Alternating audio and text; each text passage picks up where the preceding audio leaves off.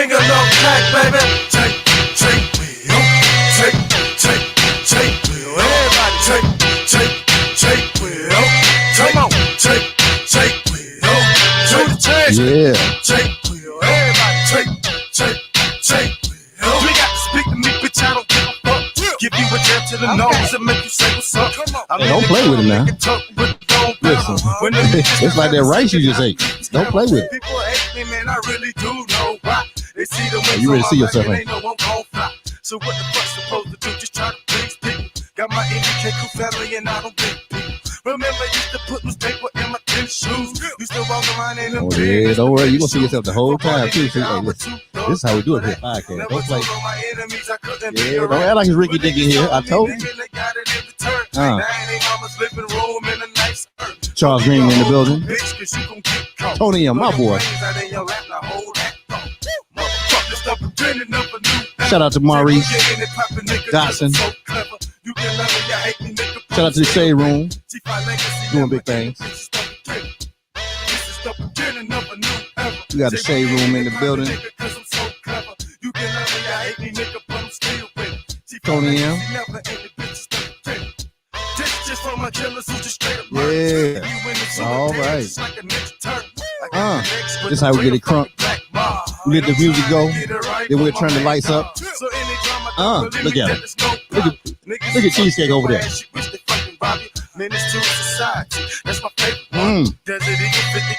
That's my favorite gun. The name of the song is New Era. That's the name of it. So it's time for a new era. Think about it. Okay? Remember that. Remember that. Jasper, you got Anita Blue, #1 best-selling author. Anita Blue in the building. She's doing it big. Yeah, I see you, Maurice. I see you doing what you do. Yeah. It's the beginning of a new era.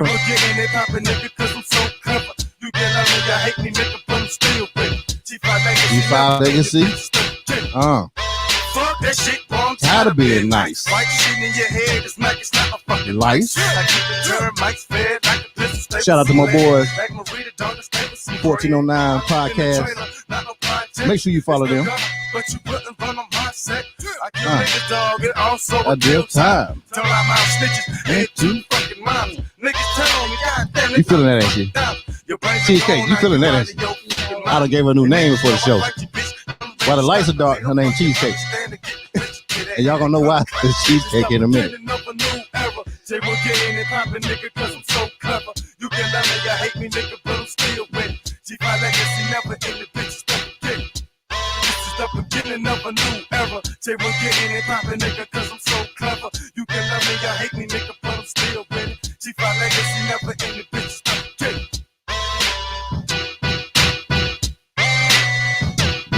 Yeah.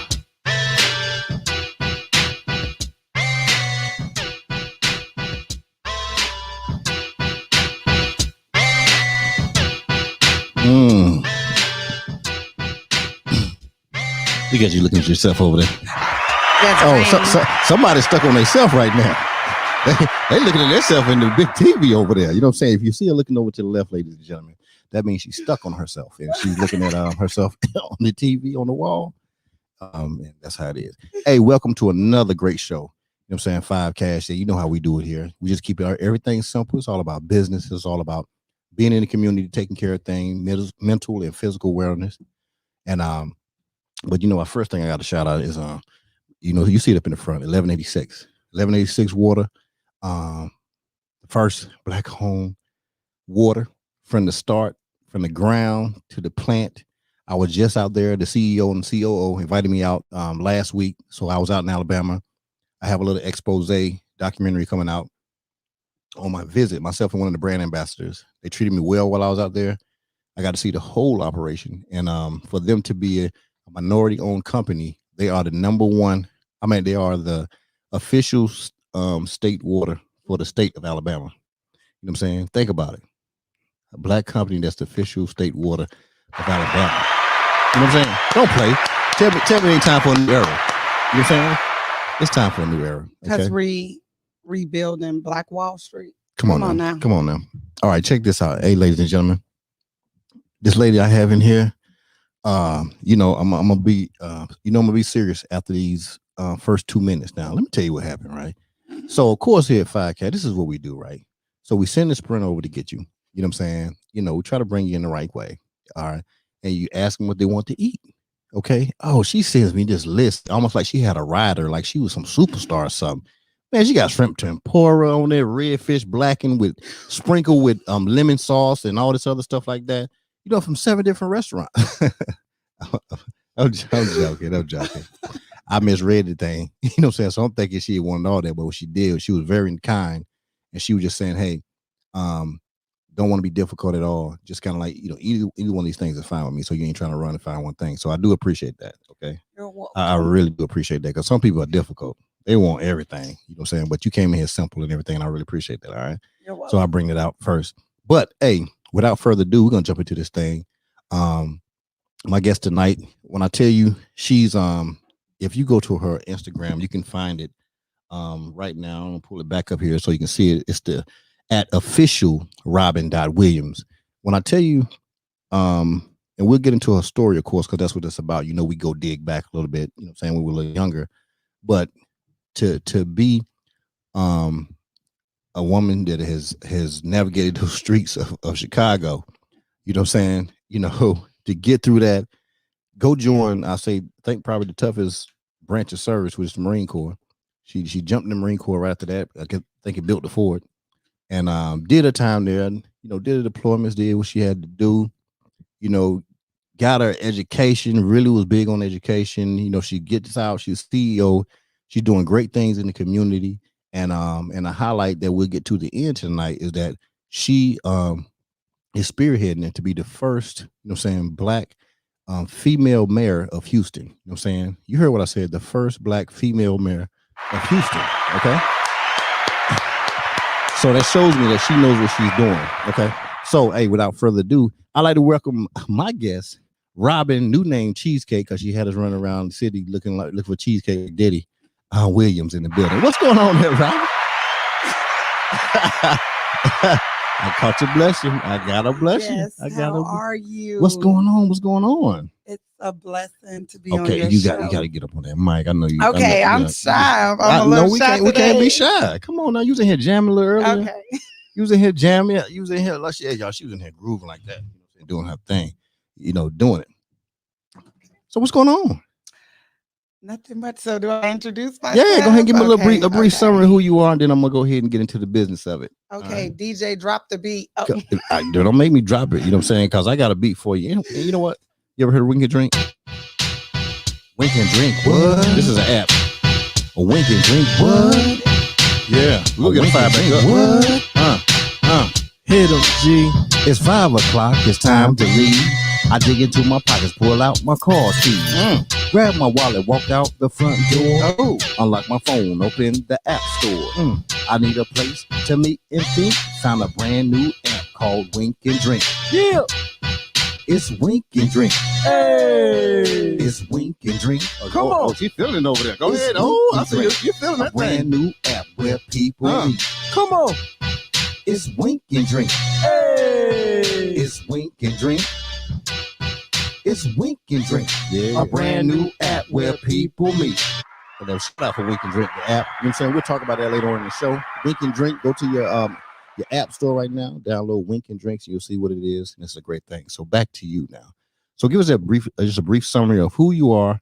You know what I'm saying? Who is Robin? Talk to us. Okay. So Robin E. That's what they say now. Williams is from the south side of Chicago. Oh, south side where? The hundreds. I went to Corliss Ooh. High School. Shout out to down the hill, but I grew up the hill. Don't try to go up the hill because you down the hill. Okay, I got to rap up the hill. I grew up the hill, but I went to school down the hill. Down the hill, okay. All right, I went to Corliss High School. At the age of 18, after finishing high school, I was like, man, what am I going to do? So don't go to see you telling the story. We don't go to the story yet because I got to take you there. We just want to know who you are right now. You know what I'm saying? All right, so I'm Robin Williams. Okay. I'm currently a police officer in Texas. Okay, shout out to the police officer in Texas. You know what I'm saying? right. I know y'all frowning right now, but they ain't frowning. Once they hear the story, they're gonna understand. Once you knock these socks off, they're gonna okay. understand what's going on. Don't worry about it. We back the blue, but never bullies. Come on, say it one more time. We back the blue, but never bullies. She don't do that bully stuff. She don't do that. She don't do that. But anyway, but you're more than that, though. I need to talk about the stuff that you are right now. Also, I am the CEO of A Hero Needs a Story. We were founded in 2016 along with my business partner, Dr. Sheena Sakib. Okay. And our unique relationship, she's actually from Pakistan. She's a doctor from Pakistan. And at the time, I was the manager at the American Red Cross. Ooh. So I meet this young lady, and we're from two different worlds. Okay, got it. And so I'm nervous. Here I am. I served in the Marines, and here it is, a young lady that endured the effects of war. Okay. So how do we come to a common ground? And so I just frankly introduced myself to her and said, "Hey, I'm Robin. How are you?" Right. And we broke the ice and we talked, and you know, I rendered some apologies because sometimes our misperceptions can really give you an altered reality. Okay, definitely. I rendered some apologies and I said, "Tell me about you." And she was like, "Hey, I'm a doctor and this is what I want to do. I want to help Black and brown children in the inner community." Right. I said, "Wow." Ooh. I said, "We need to start an organization together. We're going to take it by storm." Right. And so she was like, "What do you mean?" I said, "Listen, it's so unique because not often do you see women of Pakistani descent with women of African-American descent, but we have the exact same struggle. Just like Chicago. Our nickname, the nickname for Chicago is Chirac. True. Because they said that the death toll is equivalent to the body toll in Iraq. And here it is, a woman that was raised in Islamabad, Pakistan, and she saw the war and she saw the bodies. Here I am from the south side of Chicago. I seen my first murder victim. Okay, hold on. We don't want to go far in that because we're gonna rewind the tape now. We're gonna hit that. We're gonna hit that. So you CEO of what is it again? A Hero Needs a Story. A Hero Needs a Story. Okay. And the reason why I called it A Hero Needs a Story because I was sitting up one day and I remember everyone thanking me when I would wear my camis. Okay. When I was at the airport or if I was in my alphas. And they were like, "Man, you're such a hero. You're such a hero." And then I thought to myself, I said, well, you know what? Let's take the word hero and make it generic. The person battling with HIV that's willing to tell their story, they're a hero. That single mother that's raising 3 to 4 children, working 2 jobs, she's a hero. She's a hero in her children's eyes. She's a hero in my eyes. Let's take the kid that's battling with eating disorder and let's make them a hero, because if you're bold enough to stand up and tell your story, you're a hero. So I told my business partners, I said, "Hey, I got it. A hero needs a story." And so we gave people a platform to tell their story and share their story. Like, hey, my very first person who shared the story with me was a Marine who served with us. And man, she was a Marine to envy. She could run real fast. She was the cookie cutter image of a Marine. Hey, all y'all could do that. Nah, in my image. She could run. When I looked at, shout out to all y'all. Put them buns in the back of your head. I thought it was a speed light or something like that. Every time I seen a female Marine with that bun, I already knew she could run. Yes, but she could run. I can run fast, but she could run. Her run game was just strong. Just telling me. So I envied her a little bit. Come on, no envy now. So I was like, man, she can run fast. And so one day she told me her story. Yeah. And she said, "Hey, I'm battling with an eating disorder. Oh. And I've been struggling with it for a very long time," because anybody that knows Marines know we are slim, trim, and in shape. Come on, you started grinning when you said that right there now. Like you proud of that bun and being slim right there. Yes. Okay. And so Run around in little ass shorts on. That's what it was. Look, that's what the wind come at. No, the dudes too. Yeah, Y'all that's shorts what we are too get the small. wind. Y'all shorts too small. Everybody, male and female. Yes. Ain't no need to run around them tiny shorts. Look, basketball players did it before. But y'all's was beyond basketball. Ain't nothing wrong with a little dude. Listen, we can't do that right. Listen. So she told me her story, Yeah. And she said, man, I'm battling with an eating disorder. I said, how? You're so slim. She said, the reason I'm slim is because I make myself throw up every day.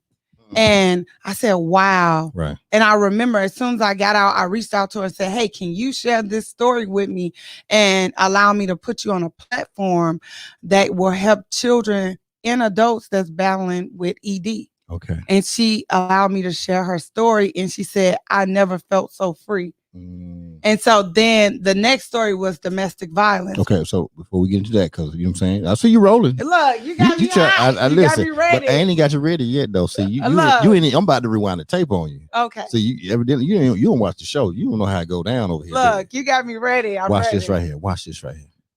All right, because we're going back to Chicago. All right, that's where we're about to go. Okay. All right. The fondest memory you had when you were 8 years old. The fondest memory you had at 8 years old in Chicago. And now we ain't gonna move to 9 and 10. We at 8 years old. I want to say my father took me to see the big Christmas tree. My father took me to see the big Christmas tree. Okay. Where was that at? Downtown Chicago. Okay, downtown. So y'all was on what area? We were in the 40s, right? No. Hold on now. You ain't gonna start that. But you bougie up in here now. You got on the Prada glasses and everything. You got to be a little bougie now. Okay, what block we on? So I want to say, Chicago, do not tear me up. Listen, look, I want to say Roosevelt. Is that where the big tree is? Look, I was 8 years old, right? Okay. I want to say Roosevelt is where the big tree was. Okay, got it. Okay. And so you went to the big tree. I saw the big tree, and it was the biggest tree I've ever saw in my life, and it was decorated. And if you've ever been to Chicago, we got really tall buildings. Okay, yeah. So we can't have a small tree in between some big old buildings, right? It just wouldn't look right. Right. And everything we do in Chicago is what big. Shout out to what y'all be doing there. That wind big too. It's called the Hawk. We call it the Hawk. You're right. The biggest Hawk I ever felt. Yes, when the Hawk get on you, you know you're from Chicago. So my dad is he's 6'9". Okay. 200 pounds solid. Okay. And that's where I get my good looks from. Go ahead, my dad. Shout out to my father. And then shout out to Dad. What's Dad's name? My daddy name is Tony. Yeah, Tony. Shout out to Tony. With your big 6'9", 2 something. He handsome too. Go ahead, Tony. I don't know what you're doing up there, but you're doing something. So I saw these trees and I began to look to the left of me and I was staring. I think this is the first time I ever probably got pinched or popped by my dad. So I was, and that was a fun memory. Yes, yeah, because it taught me a big lesson in life. So I looked to my left and I seen a group of children that was, coats wasn't up to par, shoes wasn't up to par. My dad was is still a big Jordan fan, so I have these Jordans on. Yeah, and I don't know, back then we had the big FUBU coat. Come on, shout out damn FUBU. Don't act like we don't know what's going on. Okay, you better stop playing. Get off TV. Look, she all on TV. Because I saw not the long way. I'm making sure they ain't tearing me up. Oh, they gonna get you in a minute. Okay. Listen, don't be trying to clean something up because they about to tear you up. Don't tear me up. Tear her up. Don't tear me up. Listen, I'm about to get her too. You saw she made the face when I said she stayed around 48. So she made a face. To the left of me was a group of children, maybe 3 children and a mom. Yeah. And that coats were the definition of shabby. And I was staring because I was like, why are they down here? Yeah. This is downtown. This is where the good, clean people go. This is where the rich people go. This is not where inner city children would go. And so my dad pinched me or popped me one. Yeah. I'm still upset and I'm 30. Yeah. And he pinched me. He said, don't you stare at somebody that's misfortunate because that could be you. That's right. And so I took that lesson and I learned not to stare. And if you're going to stare, you better help. You better start talking. So You know what so anybody who knows me, if I'm in a car and I make contact with somebody holding a sign on the side of the road, I'm gonna dig in my purse, turn a U-turn, say something, and give them some money, because if you're gonna stare at somebody's situation, you better help them. Okay, all right, cool. Okay, so that was a fond memory. Yes, I got pinched, discipline. Okay, you got pinched. Old pinch is your fondest memory. You know what I'm saying? In the arm, right here. Okay, all right. Kind of hurt. So check this out. So you're 8 years old. Did you have any siblings at that time? I did. Who'd you have? My oldest brother, he's deceased, DeMonte Williams. Okay, so DeMonte, all right. So we're gonna stay right here with him though. Okay. We ain't gonna go to deceased yet. Because we got to stay, we have to stay chronological. Because that's how it works. Okay. We're gonna move. So if somebody's going right now they ain't going at this time. Okay. You know what I'm saying? So we're gonna stay kind of steady. And it's gonna make sense in the end. I promise you. Because one, I'm gonna learn something about you. Okay. Two, they're gonna learn something about you in this process right here. So you just gotta rock with me. Okay. All right. So you're 8 years old. You have an older brother at the time. I have two. At that time. Yeah, and a younger sister. Okay. So it was four of us at that time. Oh, Tony wasn't playing, was he? Yeah, Tony around there. Mama around there. Huh? Look, you can talk on the applause. You can talk. What's wrong? You can talk on the applause. Mama was a Rolling Stone because the children by my mama. Let me tell you about mama, boy. I love mama. I love mama. It's all good. Happy Mother's Day. That's what I'm talking about. Those 4 children were by my mother. Okay, cool. That's what I'm saying. So the last 2, but it don't matter. I'm always gonna shout out moms. I don't care what the situation is. Okay, Mom Deuce is Mom Deuce. Okay, right? Mama was a Rolling Stone. No, we ain't got. See, you saying all this stuff. Mama she was like chill. that. She like the Temptations. She's probably dancing. Okay, right then shout out to Mama Deuce. Okay. All right. So you got your brothers, 2 brothers and a sister. Okay, then. So the oldest brother was named what? DeMonte Williams. Oh, DeMonte, and then Antonio Williams. Oh, Antonio, and then what was the sister's name? Shanice Williams. Oh, bad Shanice. Okay, she was bad. I know. Somebody told me before she got here. Mm-hmm. Okay. All right. So, yeah. What side of time y'all on at the time? When you was 8. When you was 8. Now. Look. Now you about to give me. We live 511 East 44th Street. You no address. Nah, that's how people from Chicago. So you from Chicago. So I went to Woodson. Okay, so you got to put it in there. I want to. Yes, 511 East 44th Street. 44th Street. So she about that life. Okay. You about that life right there. Okay. So during that time period, what was it like in Chicago? Just so people can understand, like the time period when you're 8. That's what we're gonna go up different numbers. During that time, I think it was dangerous, but I had no idea. Because when you were just part of the community, right? Yes. It was just an everyday thing. Right. So during that time, the projects were up. The Robert Taylor, the white building, the red building. Oh, so you really from Chicago? Yeah, you ain't playing. The Ida B. Wells was up, and the projects was thriving, and so But you were just a part of it because you was a kid at that right. time. But luckily, I have thank God I didn't grow up in the projects. Right. I just was on the low end where the projects were. Right. So I. Like the Good Times. Is it the Good Times? Which one is it? Moving on up. The Jeffersons. Okay, Jefferson. Yeah. So we moved on up. We weren't in the projects, but we was there. Oh, I see what you're saying. You was in the area. Okay, no problem like that. All right. So during that time, I mean, you was young, so you probably weren't playing no sports. So let's go ahead and let's move on up to junior high school. Okay, what's your definition of junior high school? What is it? Well, I don't know. Different states do different things. We call it grammar school. You go to school from first grade to 8th grade in one building. Okay, so 9th grade is high school for y'all. Yes. Let's go to 9th grade. So it's 9th grade year. Okay. We're still in the same area? No, in 9th grade year, I lived in the hundreds. Okay, you done moved on up. Yeah. Shoot, you moved up the block. You know what I'm saying? Somebody got the U-Haul and moved on up the street. Okay, so you up you stop playing with me here. You know what I'm saying? So you up in the 100 doing your thing. Okay, 9th grade. Were you athletic? And the reason I'm asking this stuff because you just jump into the Marine Corps later on. So I'm just trying to figure like, what did you do? Did you play sports in 9th grade? I did. I played volleyball. Oh, come on now. Was you good? I'm not gonna lie. I was mediocre. No. You mediocre? Game when that's all you did, volleyball? No, I did volleyball because I have 2 left feet. Okay. You know what, you did say something about that too. I ain't that, talented when it comes to sports. But I did volleyball. But you did it. No problem. Okay. So how were you academically? Academically, I was extremely smart. Because I couldn't play sports, and I was left-handed, so I couldn't play double dutch when we would steal our grandmother's extension cords and turn rope. So I was left-handed, and people used to say, "You double-handed." So I'm like, nah, I can't fit in with you because I'm double-handed. Right. I can't run that fast. So now Nah, I can't play the sports. She said double-handed. Yeah, that's what they call me. Shout out to the girls Yeah, that told me. Shout out to the girl told I could not play. Her name was Lucy too. Mm-hmm. Her name probably Lucy. That sounds like somebody like Lucy do that. So, so I had to use my brain, right? So I said, man, I can't run fast. I can't dance. So what can I do? Oh, she over there tearing up stuff. We're gonna talk to her in a minute. She over just tearing up all kinds of stuff. You can't bring friends to test stuff up. No, I'm joking. So I use my brain. Fun fact. Let me just backtrack a little bit, just a tiny bit. Eighth grade. Okay, no. A fun fact. So I hit a double in 6th grade and went from 6th to 8th grade.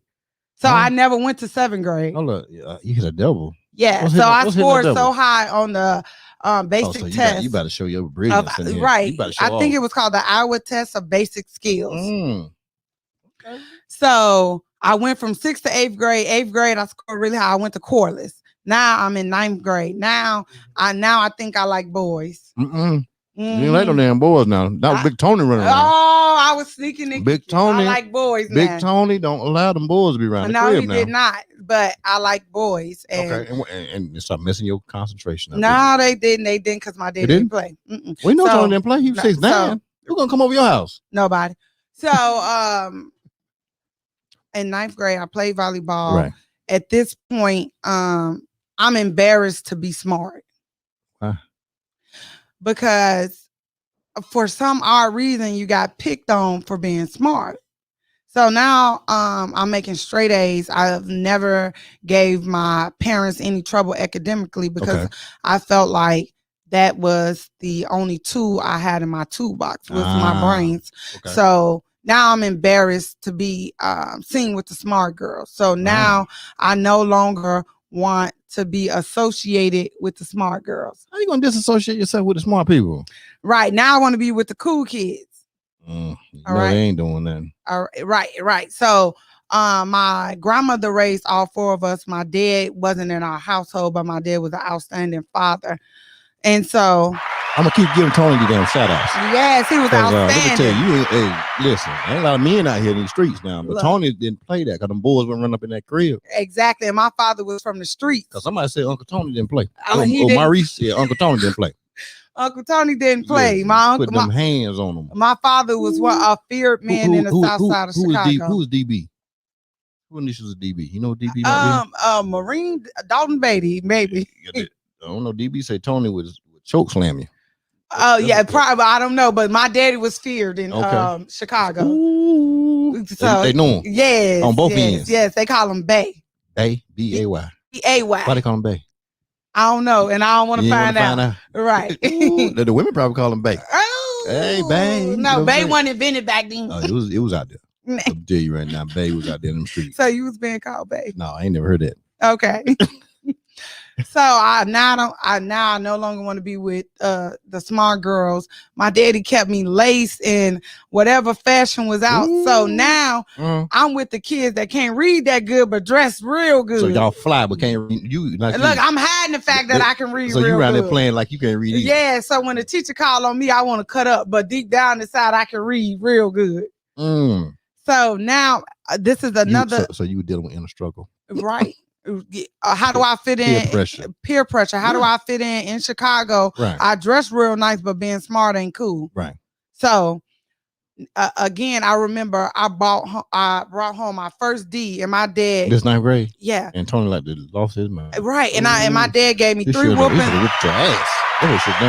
Look, my daddy gave me 3 whoopings in my life. Right. That was one of them. That was the second one. That was the second one. Mm-hmm. Okay. And my dad said, "Let me tell you something. You will not bring a baby home. You will not do drugs. So I don't know what you doing in high school, but this ain't it." That ain't it. You know what? He said, when you go to school, you better sit in the front. So I had to think of something real cool. Like, man, how am I going to fit in with the cool kids, but they can't read? So you know what? I sat up in the front and said, y'all come in the front. Uh-oh, somebody a leader. So now we sitting in the front instead of sitting in the back. Yeah. So now I'm like, man, we gotta start doing our homework, dog. Graduation, man. Y'all seen prom coming up. So now they like, man, you right. We trying to graduate. Oh, leader.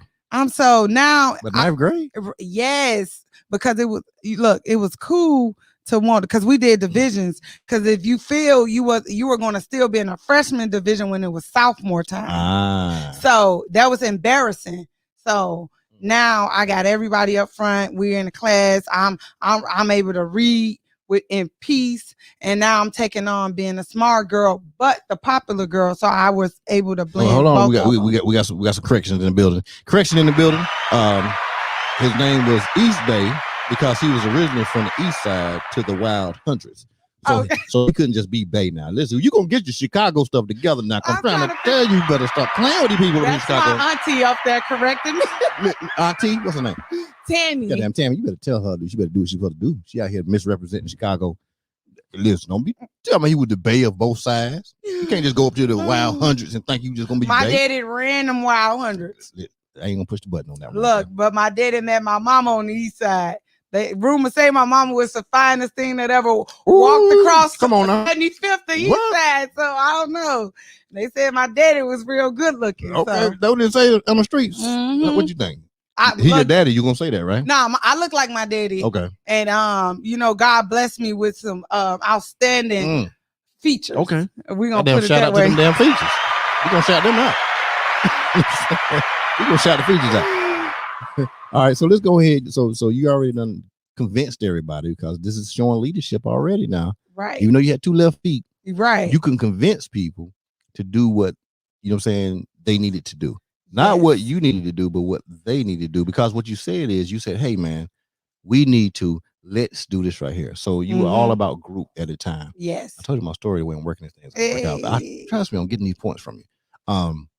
So we're going to go ahead and I'm going to see what happened. Let's jump on the senior year. What were some of them jokers from ninth grade? Ooh, what were some of them jokers from ninth some grade? Of them ninth grade, some of them dropped out, some had babies, some were arrested. Oh. Right. So this is Chicago, but the few that was around that made it to the finish line. Right. Here we are. Now it's cool to be popular. It's cool to be dressed nice. Right. And then and sit in the front. Right. And then senior year, along with Kenneth Marshall, I forgot the other guy. I hosted my senior pep rally. Let me tell y'all something. Hold up now. You get a little too excited now. Yes, that was the highlight. But you didn't play volleyball though. I did. I continued to play. You continued to play? Yeah. And you still want no better? No better. No better. But you was on the team though. I was on the team. So tell me why you was on the team. Why? I was on a team because I felt like I needed a sense of belonging. So you like I like the brotherhood. I like the sisterhood, the camaraderie. So I was like, man, it was cool to stay after school and be a part of some type of sport or organization. Right. So now I'm on the volleyball team and the Mayor Daley book club. Right. Okay. So back then, our mayor was Mayor Daley. So how you get on the book club list? Look, I just told him, hey, I like reading books. And wasn't nobody going to mess with me because now I'm popular. I'm solidified in my 12th year of high school. Hold on. So you got popular because you were not playing volleyball. Because I was smart and my daddy was nice looking. And you had some of his genes. And so it was good. It had nothing to do with your two older brothers that came to school. They went to different school. They went to the low. They stayed in the low end. Okay, shout out to them then. Don't shout out. You going to leave them alone? Damn, they were still down there doing what they had to do. So you had a pass to keep going back and forth. Right. So you had a pass. Right. We was good all through the city. So you can just go all the way down the block, come on back, hit everything. 92nd, 75th, 53rd. And I could fight real good at the time. Come on now. What? The fight game was strong? Perfect. What? My grandmother entered me into boxing. And what's grandma's name? My grandmother's name is Gwendolyn Williams. Miss Williams. And she raised me. Is she still living? Yes, she's still living. Miss Williams, what's going on, girl? You listen, you had to put that girl in a fight. You didn't have to do that. My grandmother raised me. That's why she went in the Marine Corps. She right here fight all the time. My grandma ain't play. She gave out. Well, hell, don't nobody play. Tony didn't play. Right. That's why I grandma didn't play. And narrow. What's it, Tammy? Tammy. Yeah, Aunt Tammy don't play? Nah, my auntie Tammy let me slide with everything. Hey. That's the one you get over on everything with. Oh, she called me Pooh. Y'all see my cheeks? I look like Pooh Bear, right? My auntie called me Pooh. Okay, Pooh. I'm too old to be Pooh. Her name Cheesecake today. I like that one better. You know what I'm saying? Cheesecake. That's her. Run it. Us running around in the city looking for some shrimp tempura and some red fish with some sprinkled lemons on top of it. Ooh, look zest. So senior year, I'm on the Mayor Daily Book Club. Right. I'm cool. It's cool to be popular. I'm playing softball. And I'm getting ready to pick a college to go to college. Okay. All right.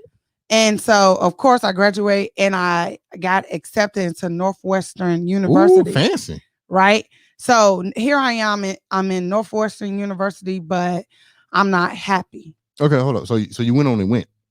I went on and went because my father was like, "Oh, everybody was telling me to go." We know East Side, East Bay. He's controlling. East Bay. Was it East Bay? What was his name? Yes. Oh, we East just Bay call him back. Look at my auntie talking shit. Yeah, listen, I'm trying to make sure auntie ain't get on me up in here. Okay, East Bay. Said you going to college. Right. So I went to Northwestern University. Okay. For a little bit. What's a little bit? I want to say first semester. Maybe half a year. Half a year. Okay. Before I said, man, this is not for me. I don't want to go to school to be a nurse. One, I'm afraid to be stuck by a needle. Okay. Okay. And this ain't for me. Mm-hmm. So I saw one of my friends, his name is Willie. I haven't heard from him in a while, but he was the first person who brought up the thought of the armed forces. He said, man, have you seen the Marines? And I'm looking like, he was like, man, they told me I had to cover my tattoo in order to get in, but I'm not going to cover my tattoo.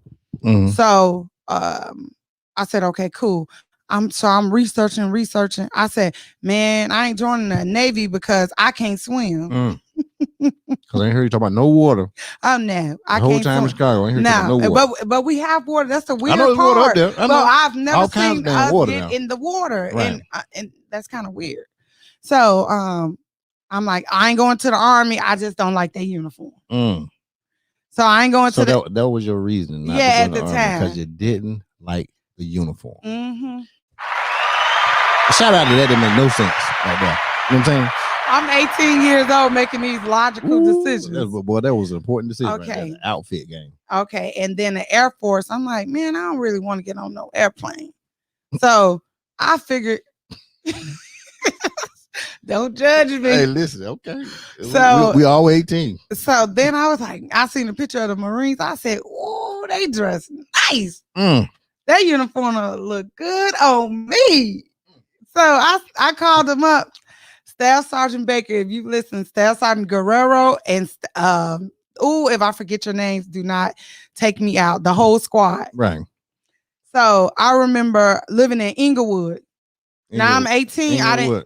Inglewood on 6758 South Loomis. Okay. Ooh, look, you be knowing addresses like listen. Because look. Like you said, you from Chicago, you got to know. You got to explain. Yes. Stuff. Because they're going to say, you know what, she ain't from no Chicago. So I live 6758 South Loomis. So I'm living in Inglewood in an apartment while I'm going to school. And so one of my friends is at the answers the door and said, the feds outside for you, Robin. Who? The feds. The feds, okay. So I'm like, the feds? I'm like, what? So I go down there. It's Staff Sergeant Baker and I want to say Staff Sergeant Guerrero. Right. And they're like, hey, are you serious about joining the Marines? I said, yeah, I am. He said, okay, we coming to get you next time to come take the test. So they come get me. I take this test called the ASVAB. So they said at the time, I think it was, you can get any score. At the time, I think you need a 35. So I scored a 50. Ooh, show off. So now I can get any job I want, right? You better show some. Them recruiters don't tell the truth, but I still love y'all because y'all helped change my life. They put you where they wanted you to go. Put me right where in logistics. I was about to say supply. I was about to say, because that's what they do. Because what they say, bullets don't fly without supply. No, look, but it's true. But it's true though. If you're in the Marines, don't knock me out for that one. That was a good corny joke. But okay. So at this point, I get my recap on you. Okay. Okay. So you got through 9th grade. You played volleyball all the way through. You showed that you were the leader already because one, you got everybody to move to the front of the room because Tony didn't play. Facts. East Bay, Tony didn't play. Facts. So you get on up there. A couple people, you lost some people. You know what I'm saying? Dropping out, pregnancy, stuff like that. But a few of you did make it. We made it. Got the senior year. You still wasn't great at volleyball, so you wanted to get a volleyball scholarship because you were smart. So you went to Northwestern. Yes. Went to school there. You figured out, hey, I didn't want to be a nurse. I don't like needles. I don't want to get stuck. So I got to look at something, right? And then kind of some type of way got hooked up with the Marine Corps recruiter because you didn't want to go to all these other ones because of you didn't want to fly. You didn't want to wear the uniform. They wasn't cute enough. But you saw the Marine Corps uniform and it was sexy to you. You said, I would look good in that uniform. Got tricked. So I jumped into the Marine Corps and I'm logistics. Did you love the Marine Corps? No, we got to go back to them yellow footprints. What's that? Yellow footprints. You talking about basic training the first day? Yeah, that's a fond memory that every Marine has is those yellow footprints. Right. And they, like I said, my recruiters went very forthcoming. They said, "Oh, it's just 6." So why would they tell you something to take away the shock and awe? So they did what they're supposed to do. They're not gonna tell you like what you're gonna go. That's not even logical. I don't even think I realized what 12 weeks was. I was like, 12 weeks ain't that bad. I can count to 12. But when you gotta think about every day for 12 weeks, it's 3 months. If they would have told me 3 months, I wouldn't have done it. Right. So I get on those yellow footprints, and this person is screaming and snatching on me and pulling on me, and you are not my mama, my grandma, or my daddy. And so now it wasn't nothing East Bay. Could do. No, the second the second we could write a letter, I'm apologizing to my grandmother, my father, because they said, "Hey, you need to think about what you're doing." The Marines ain't the one. Hey, man, you might want to go to another branch. I apologize from even. Sorry, Shanice, for pushing my sister down and busting her nose and stepping on her feet on purpose. And I'm apologizing for being a bad kid, for being a rough teenager. I'm apologizing because I didn't got myself into something I know nothing about. And the fastest way to get off of Paris Island is to graduate. Right. So now I've taken those skills I learned in Chicago to put on a tough face, push through, because it was fight or flight in Chicago. And if you ran, you was going to get beat down the next day. Right. So I put on a stone face. I made it through boot camp. And now I am a United States Marine. Okay. That damn shout out to going through all that right there. You know what I'm saying? Doing your thing. All right. So how long did you stay in active duty? I did 4 years active duty, 4 years reserve. Okay. So let's get to that 4th year of active duty. Okay. All right. So the 4th year, where were you at? The 4th year, I was in 29 Palms, California. So at that time, you feel like you were a pretty good Marine at that point, right? I thought I was an outstanding Marine. I had a black belt in mixed martial arts. Oh, come on now. What? What? You was just fighter. You just putting them skills that Pretty Tony got you, right? That was his name, Pretty Tony. I had to think of it. Oh, Pretty Tony gave you some skill sets. Right. You know what I'm saying? From that first pop down there, the daggone Christmas tree. Yes. You know what I'm saying? Stop staring. So what made you really kind of stay into the fact you want to be a physical person? Why did you think that stayed with you? I think it was more so the defense mechanism. Okay. Growing up in Chicago, I was the best fighter in my family. And I used to fight all the boys, and I could beat up every last boy in my family, and the boys were all sad. And so it was a defense mechanism because I was kind of embarrassed because I realized I was not the smartest person in the room.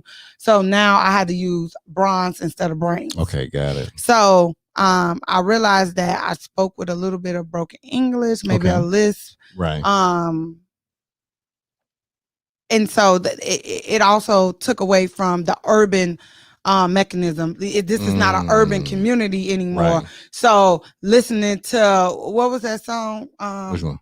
My grandma used to, we could not listen to that. I feel a little bump coming through on you. Your singing game went from you. Okay. But shout out that you can't sing, because I don't know what song that is. Hey, somebody, what's your sister's name? Shanice? Yes. Shanice, tell us what song that was, because she can't y'all remember. Y'all got it. What is it? Listen, I probably know the song now if the tone was on point. Look, I'm tone deaf. Ren got to know. Ren, what is it? Ren, what's the song? I feel a little bump. Ren don't know either. Yeah, yes. What is it, Ren? It's is it Black Street? No, that's not Black Street. Yes, it is. Yes, no, you don't try to do. You trying to clean something up? Don't try to clean it up. Ain't no daggone. No. It's there ain't no Black Street. It's next. Okay, I had to think about it. Okay, it's next. Yeah. Okay. Okay, look at you trying to tell. I had to sing it a little bit more in my head. Okay, Ren, no, I'm tone deaf. Well, G know you told that too. I believe you can fight though. I believe you can fight. Your fight game probably strong. Rand, he said he believed. No, I'm saying I believe you. No, I believe no, because you know the quote I'm going to say. Oh, okay. Miss Lorinda, what's my quote when somebody didn't push me to my level? Oh, you big dog. It's big dog this, big dog that. Oh, so when she starts saying big dog, it's about to be on. Move. You already know some swinging is about to start happening. Not necessarily swinging. Just back Just up. back it's up. About to, okay. It's the Hulk coming. She about to turn green and swell up. Okay, but that's what Maurice started laughing at you on that, right? You know Maurice Dawson? I do. That's my cousin. Shout out to Maurice. Damn, shout out to Maurice. Maurice, what's the player? Where he at? He's on the road, but he's from Chicago. He's a truck driver. He's the owner operator. Damn, shout out to you. Bro, Maurice, what I'm talking about. Truck driver game is in the building. That's what we do all day. You got to know my girl Jay Rich. Yes, that's her mentor. Shout out to Jay Rich. Give me one of them. Damn, shout out to that Jay Rich. Listen, don't act like I ain't got the Jay Rich paraphernalia around here. Huh? Yes, Maurice. Fun fact: Maurice is her mentor, and she's an outstanding Black woman who learned the game. Don't make me do this right here. See, now you playing around. Yes, now shout out. I don't know why you playing around. Don't play with me. Look, because I'm about to see if Maurice is really who Maurice is. Yes. Let me find out. Well, I don't got a FaceTime. Listen, don't play with me. Listen. Boy, don't play with me. I don't know why you doing this. I'm telling you. Hold on, I'm about to say right now. You ain't gonna just say my little sis is a mentor. I don't know him. I ain't never heard of Maurice. Okay. You know what I'm saying? I gotta see who Maurice is out here in the streets right here. Let's find out. Maurice, he's about to pour your card. No, I ain't pulling no card. I need to find out if she know who Maurice is. He's street checking like Chicago. Come on now. Listen, I call Chicago too. Look, he's street checking. Hold on. That's what y'all call it. Street checking. Y'all call it street checking? Okay. Good credibility. I don't be doing that. I can call Chicago too though. Okay. On the 40s, all in the 40s. I want some Chinese food from 87 and Dan Ryan. Hello. What up, sis? Hey, what's going on? Hey, listen, I'm trying to do a fact check real quick. You know somebody named Maurice Dotson? Yeah, that's my boy. Okay, then, all right, shout out. I just want to make sure his ass is good on these streets. Oh, yeah. Because Cheesecake in here, talk about, no, we know Jay Rich and Maurice. Maurice is in here. Oh, yeah, Maurice is family. Okay. That's my boy. That's Chi-Town right there. So he good. Come on now. So he good. Oh, yeah, he all the way in there. He's family. Like damn near close blood. That's family right there. As long as we good now, too. That's what I'm talking about, Maurice. Okay, I just want to make sure he was in the family. Make sure we good. I can call him, you know what I'm saying, a cousin, a brother, and stuff like that. Yes. I had to make sure. Yes. Okay. What you doing? Look, I'm all on your. Me? Huh? No, I just finished with a client and I was gonna hop on. Okay, go on, hop on then. Because Maurice in here we got waiting somebody that's running for mayor or whatever. I need to be on there, baby. I know that's right. Yes, ma'am. Hey, shout out Jay Rich. We ain't got that part yet, but yeah, because she bad as hell too, Jay. She was bad. Oh, yeah. She was fighting stuff. She was fighting and everything, beating people up from 48th Street all the way up through the hundreds and that. Yeah, that's how we get some H-Town girls. That's how we get down. People don't know. We gotta keep it classy, but we gotta be fast and then we're gonna do what we gotta do. We gotta do both, baby. Okay, all right, then let me get back to her. I had to do a check on Maurice, but Maurice good people, they're family now. So we good. Oh yeah, he's family. He in here. All the way. So when you come in the room, he in here. You know what I'm saying? So okay. All right, then he representing hard too. All right, cool. All right, that's what. Yeah, so don't okay, shout out. Shout out. This was it. Shout out to Reese. Hey, I only call him Maurice now. He Reese now. Right, we got some street credibility. He got that Reese right here. We got that truck credibility right here. Yes. Trucking is what we do out here. Yes. Facts. All right. So you out there in what, 29 Palms? You say? I'm in 29 Palms. 29 Palms. All right. So we recruited at the time. No. Then. This was my last leg of the Marine. So your last leg. So why did you decide to go from being active? What made you do that and not just stay active? Because I felt like the Marine Corps gave me because it raised me from 19 to 23. Okay. It gave me all the tools I needed to leave the nest. Okay. It was no more room for me. I had reached sergeant before the time I got out. Mm-hmm. I EAS early. Okay. So I felt like I fulfilled everything the Marine Corps had taught me. It taught me how to be a leader. It taught me honor, courage, and commitment. Okay. So did you decide to stay in California at the time? No. Or did you decide to leave California? I decided to leave. You said we now. He is one. No, because hold on. Shout out. You thought you might get past something. I listened to the conversations. You said we. You said we. And you ain't speaking no French. We, but I don't speak French. I was talking about my best friend. She gonna clean this up right now. Your cleanup game is strong. Politician strong. Your cleanup game is strong. Politician strong. Okay, all right. Okay. Then. So you decided to stay in California or leave California? No, I decided to leave. You decided to leave. Okay, got it. Yes. And you came or went to where? To Houston, Texas. Okay, now why Houston? Because ain't no damn base here. It is. Ain't no Marine Corps base. But you were stationed at, you were never stationed in I Texas? lived in Seabrook. Oh, okay. So you did that Seabrook piece. Yeah, so it's the basis. Oh, how can I forget? It starts with an E. I did my reserve there. How can I forget? Well, I'm having a it's all good right there. It's that damn rice you had right there. Right, so good. It ain't as good as 87 and Dan Ryan rice. Listen, you got to say that because y'all on the thing right now. That's what you got to say. Because Chicago's showing out and showing up. Listen, that's what it's supposed to do. You know what I'm saying?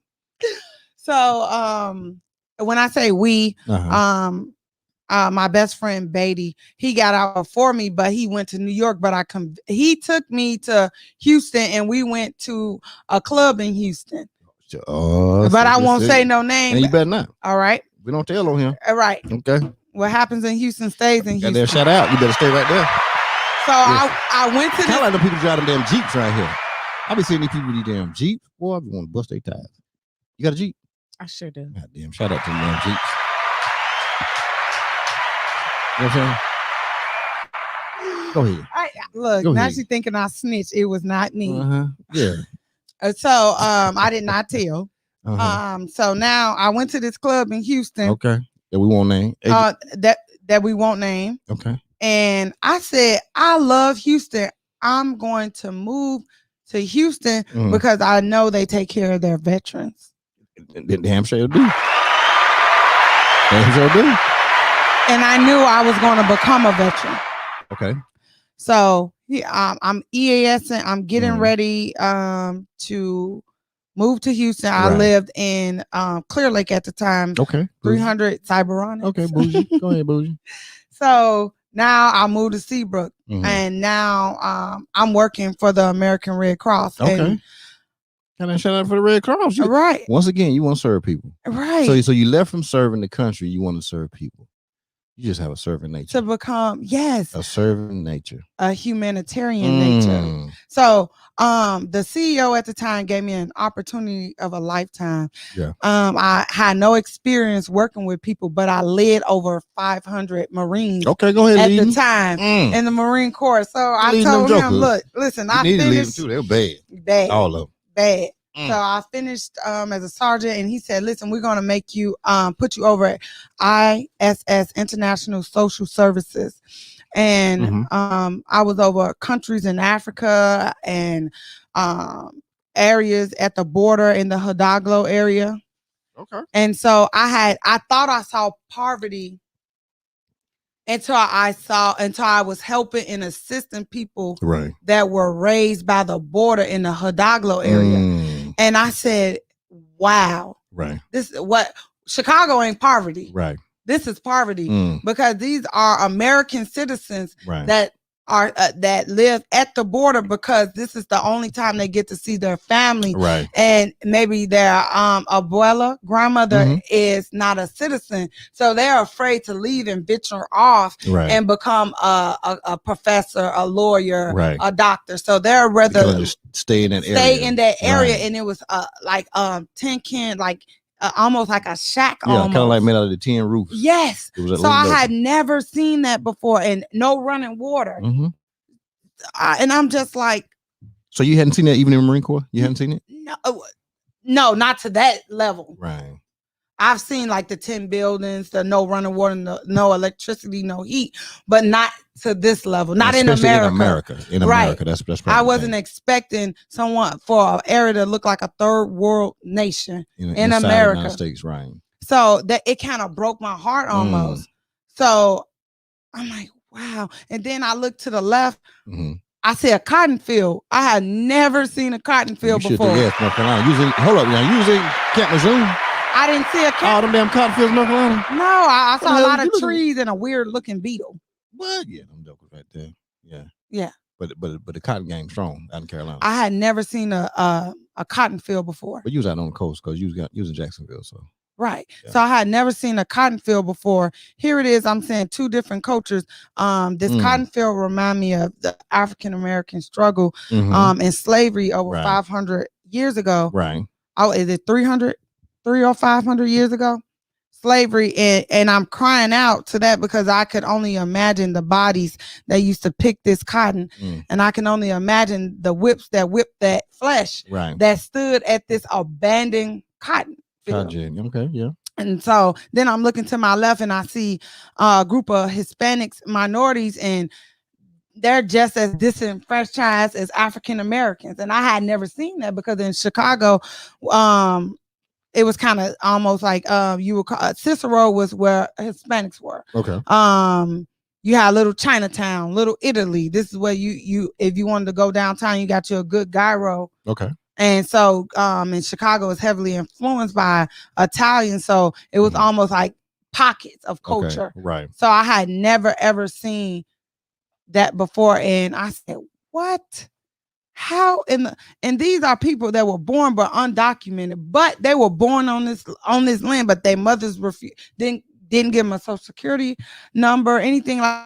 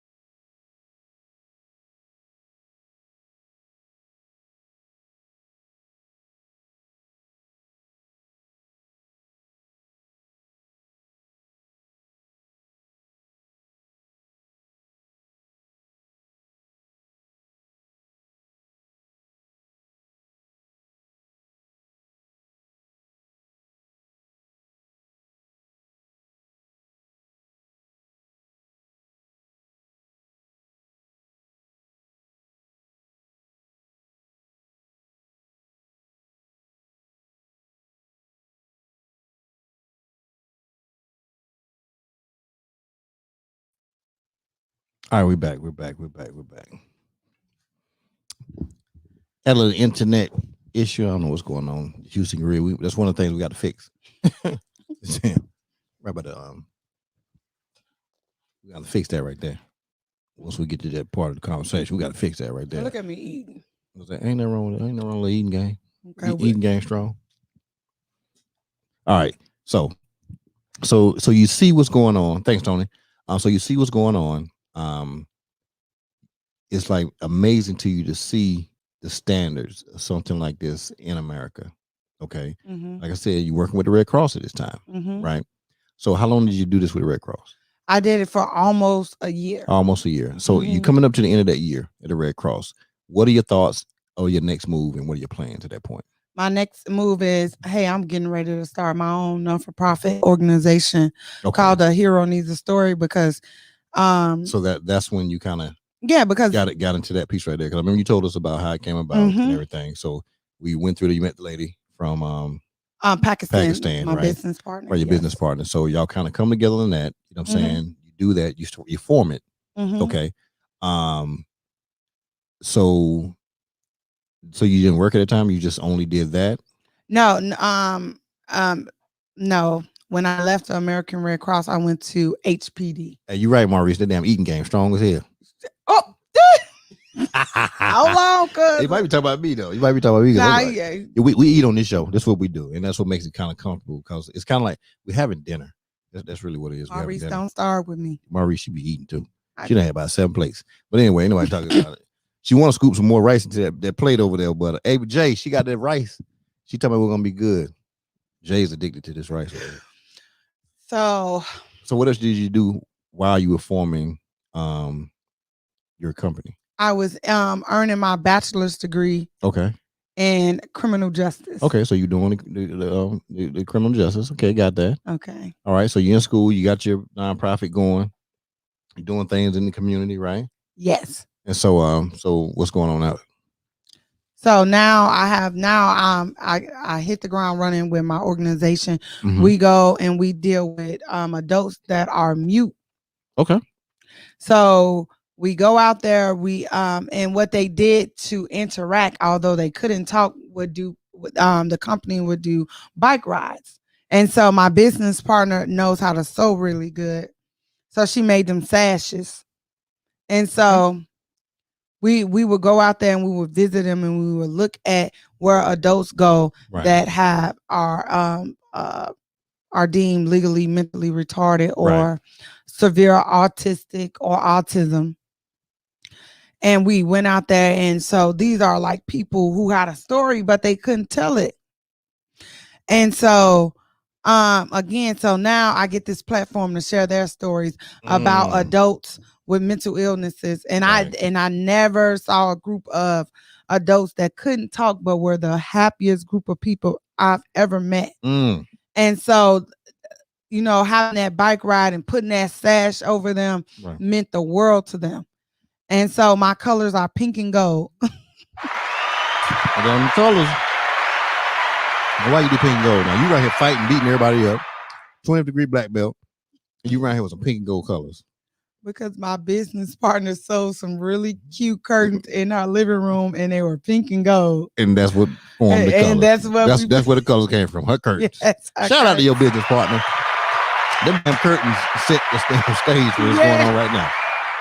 So you around there putting pink and gold around everybody. Yes, everybody getting pink and gold. So we putting the sashes up, and then we move on to the inner city of Houston, and we go to one of the schools. They say, "Man, this is a bad school." Right. Wheatley High School. Wheatley. Okay. Like wheat and LY. Okay, yeah. Wheatley High School. Wheatley High School. So I do my first prom event, and what down Fifth Ward? Yes. Yeah, I know what's that. You get up on Lockwood, hang that right, go past the store. Go up there and you hang a right and you go straight back and it kind of leads back into a cut by itself. Don't act like I don't know the damn city right here. You better act like I don't be moving around. So you better stop playing with me. Look, they said Wheatley was a terrible school. I said, man, this is like a suburb in Chicago. Chicago. Hold up. This is a big school. We ain't have no windows up in our high school. So I get a group of women. One is a Hispanic woman, two are African American. Right.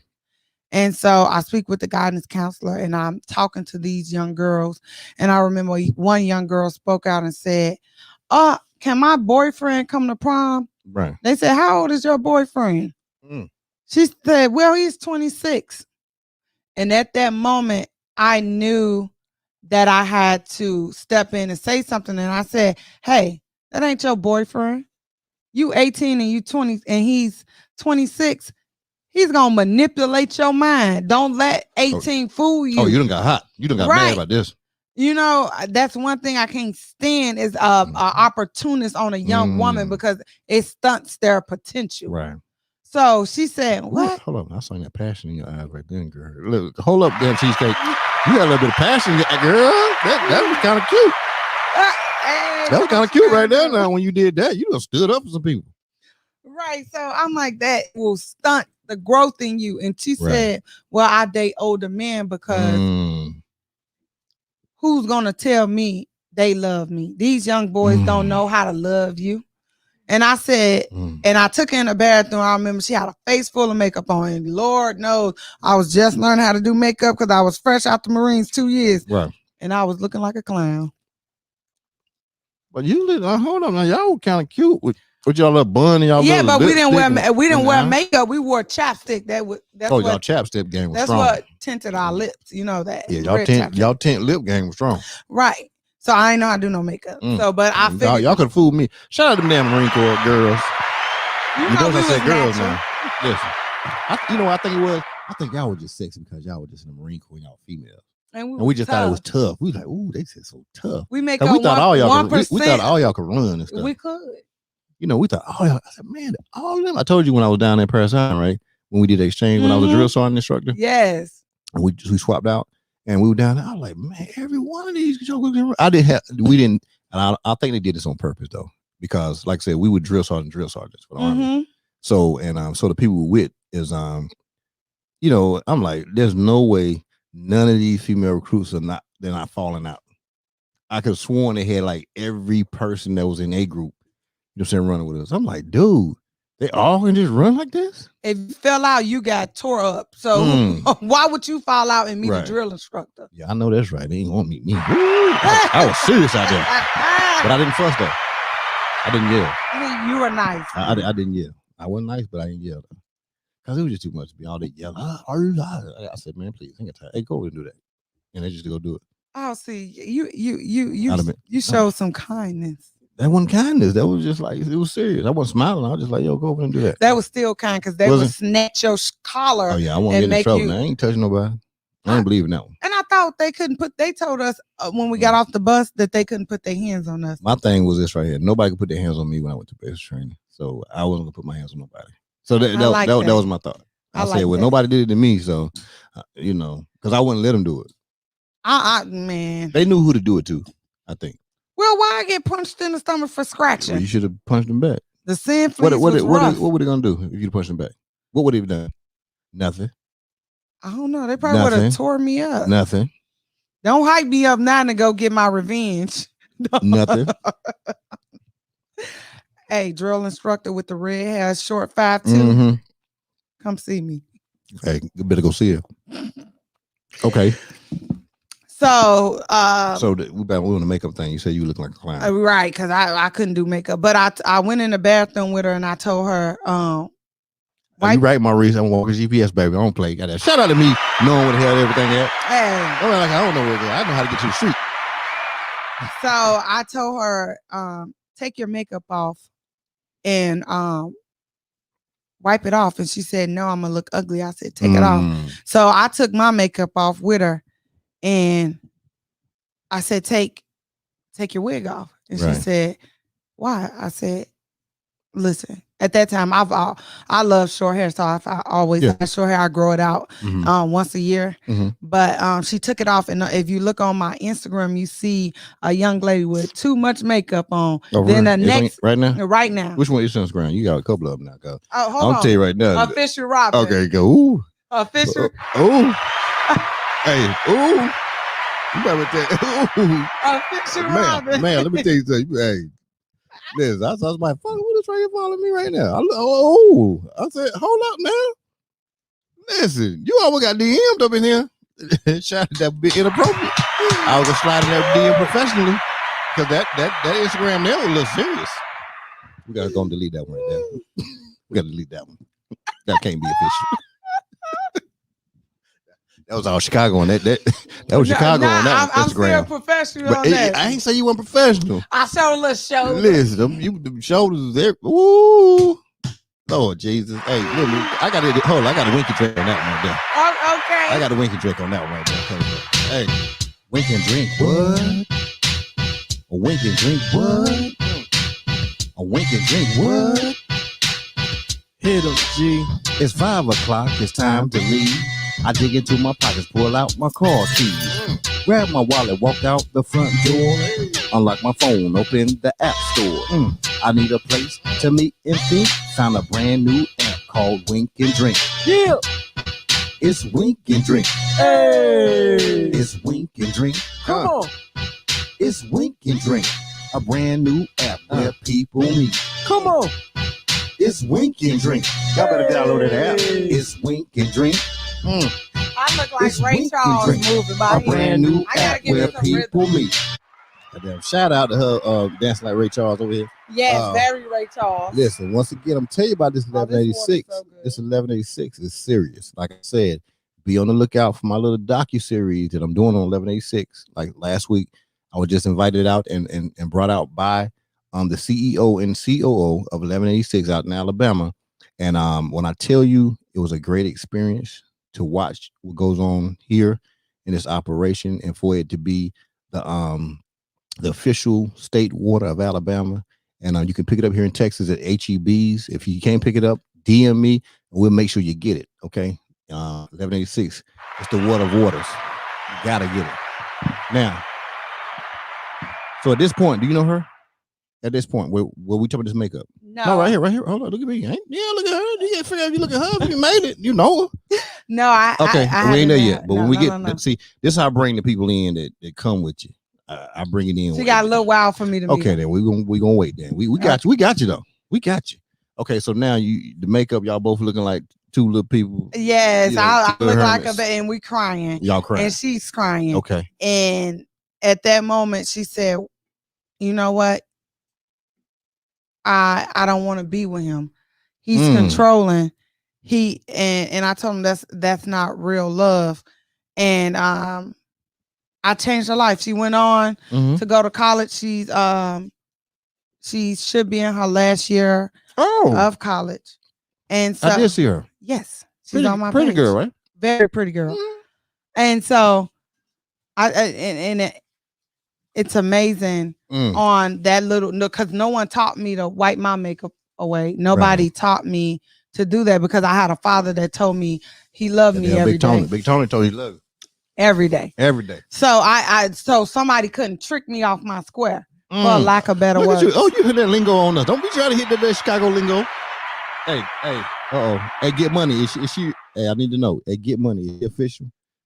Type it in the. Is she official? Let me know. Well, go ahead. You can keep talking now. Cause Get Money gonna let me know if you're official or right, not. I told you I'm deep in them Chicago streets. Hey. Don't act like it. Look. Don't act like I ain't deep in them streets now. I ain't in them, but they in them. Crumb thrower. Don't call me out on the crumb throw. Yeah. See, you ain't even right. You know that, right? Okay. Okay. Then. All right. So those are the first a group of young ladies I mentor. First prom, the next prom I do, I mentor a boy. I switch it up. I said I want to do a boy. Oh, that's when I see you on with the boy with the prom. I thought Yes. you out there being a cougar or something. I didn't know what's going on. I said she got a little cougar in her or something. What she doing hanging out at the prom? But I did notice the distance and the dancing and hugging and stuff like that. I think I would have been a puma because I was 24. But it's still cougar. No, that's still a cougar. A puma. Saying ain't no cougar. You get locked up. I would have been a puma. Shoot. So Puma. I said, no, I don't want to call me no puma. I did not do younger, older only. You know what I'm saying? So listen, if you around here. Got that man looking for you right now. He trying to find you now with his prom. no. He looking for you right now. You know that, right? No. Yeah, he gonna show up in 2024. Be like, yeah, look. No, look, bro, lifetime me. No. So I mentor a young boy, Hispanic young boy. Mhm. It was important. And I said, how was I going to judge the boys? Right. So I said, I did an essay contest and tell me why you should be selected for prom. And so he wrote this story and said, I work 2 jobs and I'm in high school and I take care of my entire family. And my mom is not able to pay for prom because what I contribute go to the children, my brothers and sisters. Right. And I'm the oldest of 5. So I said, wow. So I said, okay, bet. I'm going to sponsor him for his entire prom. And on top of him get his vest, because the boys are really cheap. You can rent their suits for like $80. $80 easy. I think that's what it was, maybe $100. Yeah, y'all expensive though. Right, the girls. You got that massage. You got to do all the extra stuff. The lashes. Go see the mom and daddy. And listen, y'all too complicated. You should have just sponsored a bunch of boys to take girls because that's what they need. Yeah, right. I should have thought of that maybe next year. So I surprised him at his prom. He's like, he's so grateful. So I show up at his prom. I said, get his guidance counselor to tell me what size shoe he wears and what shoe he wants to wear. He said he had never had a pair of Nike. Come on now. He had never had a pair of name brand shoes before. And I said, man, okay. I give him these Nikes and I give him a Nike shirt, some Nike shorts, and I show up at his prom. And I call his name because at this moment, he had never seen who sponsored him. Ah, okay. Got it. So, and he didn't have a prom date because he didn't think he was going to be able to go. Right. So here I am. I dress up. I'm in my Puma stage, joking. You know I'm about to hit you with this thing. Go ahead. So, yeah, no. Lurking always. So I dress up, and I come and they call it. I have the DJ call his name. Everybody's like, ooh, because it's an older woman up there for him. Cougar. And no, Puma. And I call him out, and he's like, what? And I hand him the shoes, and I've never been hugged like that before. Like if you in one of the pictures you see, he has my neck like this. Yeah, he put that thing on you. Like, and so I saw him put that. Listen, he saw all that walking in. Listen, shout out. Let me tell you what he saw. Yeah, he saw all that walk up in there. He sitting back there. DJ done called him. He look over there. He's like, ooh. That's what he said. DJ, won't you play this girl another? What? Okay. And he put that lock on you. Right. So he hugged it. I had showed him the shoes and he hugged me so tight. And I said, you know what? I remember telling my my best friend Beatty, I said, man, I want to be the mayor of Houston. Right then. Right then and there after finishing that. And we laughed it off. We taking some shots. I had said this, but in the back of my mind, I was so serious. I said, man, I'm 24 and I'm telling them, hey, I want to be the mayor of Houston. Right. But I continue on with A Hero Needs a Story. We became global in all 7 continents. Come on, hold on now. You said global? Global. You didn't say statewide. Global. You didn't say US wide. Global. You said global.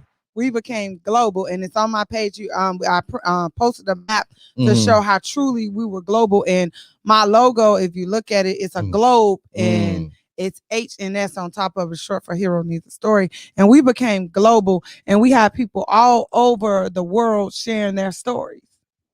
And so, not only were they sharing a story, we were donating. So y'all putting action to it, right? And then Black Panther comes out, right? So in Chicago, I sponsored over 100 people to go see. Hold on. Now you tell stories out here now. There ain't no way your global self out here sponsoring people to go see. You said over 100? Over 100 people to go see Black Panther movie. So people, and it was people I didn't know, it didn't matter. If you responded within that 100 limit, you were sponsored. Come on now. So I sponsored 100 people to go see Black Panther because it was important for them to see a depiction of post-slavery. Right. Because one of my favorite people is a Mali king named Mansa Musa. Okay, don't play with me. Listen, don't play with me.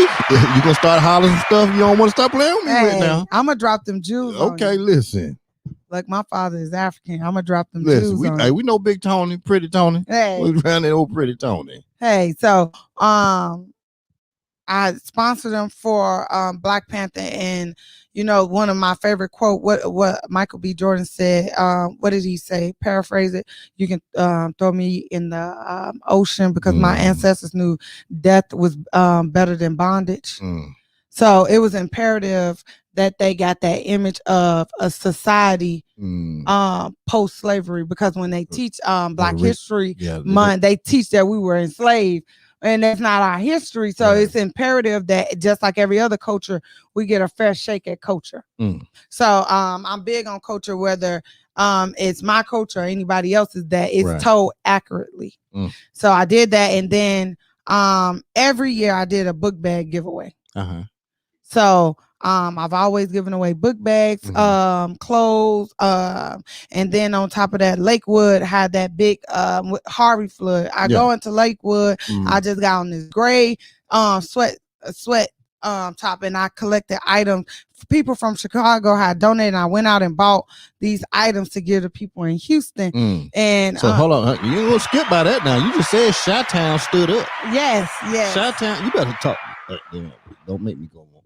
My little bro in the building right now. Hey. Okay, my little bro in the building now. Tell him. Chi-Town's finest now. You know about them wild hundreds? You know what I'm saying? Because, look, you know about them wild hundreds? Because he big stuff. I'm saying Okay. He represents. What I'm saying, he does big stuff as far as, supporting people. Yes, making sure people are straight. You know what I'm saying? Shout out to him all day long. Thank you. My little bro, he do his thing all day, every day. So we do that. I get people from Chicago to donate to me because my Facebook is not based in Houston. It's based in Chicago. Okay. All right. So they donate to me and I show them the disaster that Houston is facing. And they're like, wow, because I've never even seen a storm of that magnitude before. Nobody has. And so I'm like, wow, snow is in Chicago, but snow can melt. Right. Blizzards, it's cold, but you can stay indoors. Right. But that rain will flood someone's house out. And you gotta wait, and it's gone. Right, and you're on top of a roof, and your grandmother could be 89 on a heart monitor. Come on now. And so I showed them these pictures, and I get several donations. I go and buy these items, and I take them to Lakewood Church and to smaller churches, and I pass them out, and I just stand there, and it's on my page as well. You'll see me, smiling, and I'm standing in front of a black table, and these are items donated from Chicago to give to Houston. Come on now. So powerful. I just knew I'm a humanitarian. What man? You can hear that Mother Teresa on at that moment. Right. I'm gonna tell you right now. So listen. I do that, and now I'm working for HPD. Okay. And then shout out. Serving. Once again. Serving. So now I'm working in a jail, and I see this is the first time I've ever seen people shackled the way they were shackled from the handcuffs in the front, around their belly, down their legs, around their ankle. And so I had only seen that in the movie Roots. Right. And so I'm like, is this real? Right. And I know the history of the South. It's a very harsh history.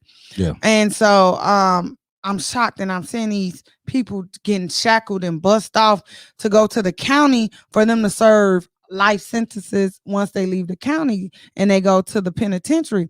So then I start seeing offenders younger and younger, 18, 19, 20, murder, and crimes. And now they taught us, not to have a heart for these people because they're con artists. Right. And so I remember we had to label their wrist. And I remember G meant HIV. So again, I gave this young guy this platform to talk about HIV in the community. So I talked to him. I said, what are you doing in here with this band on? You got to be in the wrong place, because I never saw what HIV looked like, because HIV doesn't have a face. And so he was like, I go look at his chart again. He's 20 years old with HIV. And he tells me, I caught it. I got introduced to shooting up when I was in Louisiana, and I didn't know anything about sharing needles. Right. And he is 20 years old. He kicked the drug habit, but once he kicked that drug habit, he was HIV positive from sharing needles. So now I tell my business partner, like, hey, man, what can we do? She say, hey, let's do testing in the Montrose area. So I'm like, okay, cool. She's like, let's do the HIV walk. So we walk. And my business partner is not no young lady. I call her a young lady, but she's 60 years old. Okay.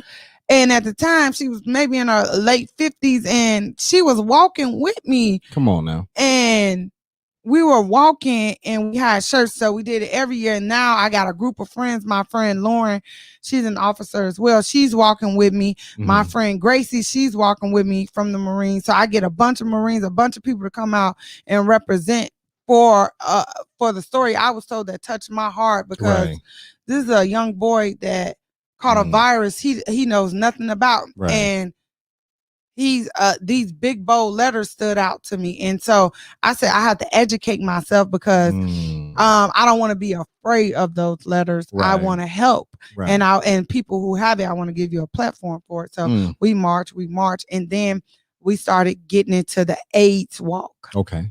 So now I'm elevating, and now I'm out there and I'm giving out shirts, and I'm telling them where we can get free testing from, and just giving out natural free resources that people don't use. And it's kind of you know, some people are like, man, I don't want to get tested. That's embarrassing. I don't want to be seeing no free clinic. And I told them I found out with a lot of free clinics down there on what they call dead end in Houston.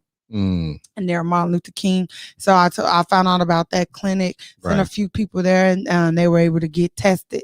So because my brother had those big bold letters attached to his name. Oh man. And so he was a young man too when I found out about those big bold letters.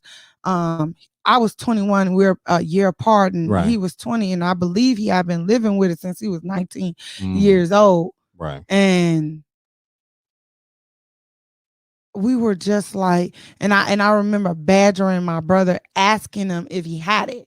And so I was like, and I was writing him while he was in prison, and he was like, no, I didn't. I know I don't have it. And then eventually, it came out. He did have it. And my biggest regret was that I didn't sit with him knee to knee and give him that same comfort that I gave that young man in the Houston jail, and that I didn't embrace my brother, because I thought those big bold letters would never reach home. So and my brother never got to tell his story on his own. A family member outed my brother.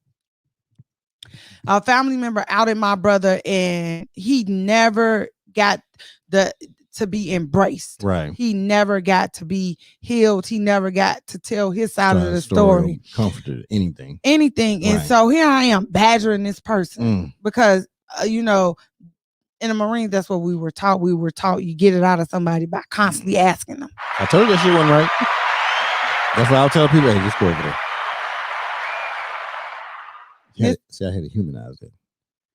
Miss Wren, what we talking about? Ran over there, doing everything else. 7 phones over there. You got about 3 phones. No, I was taking notes on the podcast. Okay, Kevin Gates, 2 phones. On how the podcast I got 2 phones. One for taking notes. I'm taking notes on. I said one for taking notes. Yeah, I'm taking notes on what she said. I didn't ask you what was going. She the one did that. Oh. Are you looking at me like I did something wrong? Okay, you don't listen. Don't be gonna direct it to me, and you the one said something. I wasn't even looking over there. You just look over there and just ask a question. Then she jump on me. Okay. Why you jumping on me for?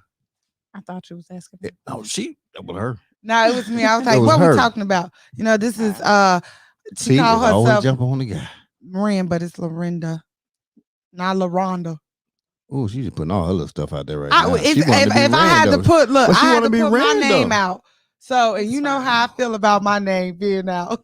Only people that love me can call me by my government name. Okay, Rand. I'm just gonna be on Rand. It's acceptable.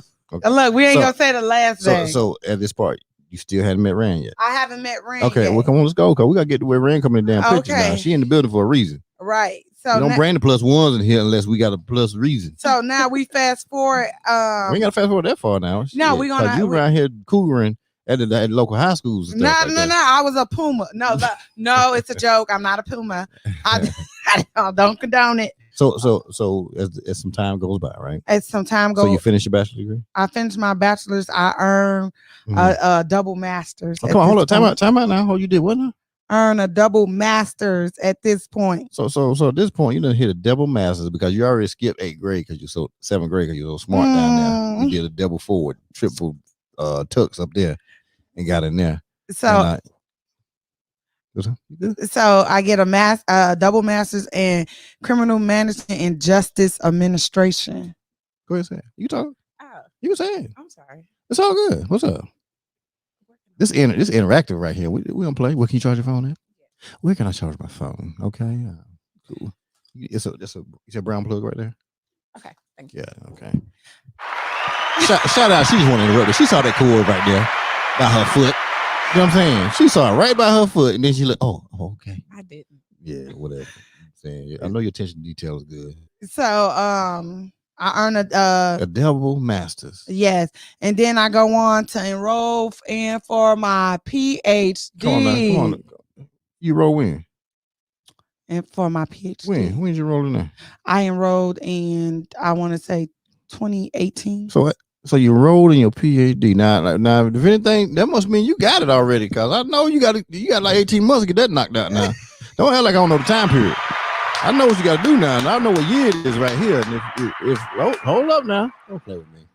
Hey, so my sister like to call me Dr. Williams. We ain't doctor yet, because we just know you enrolled.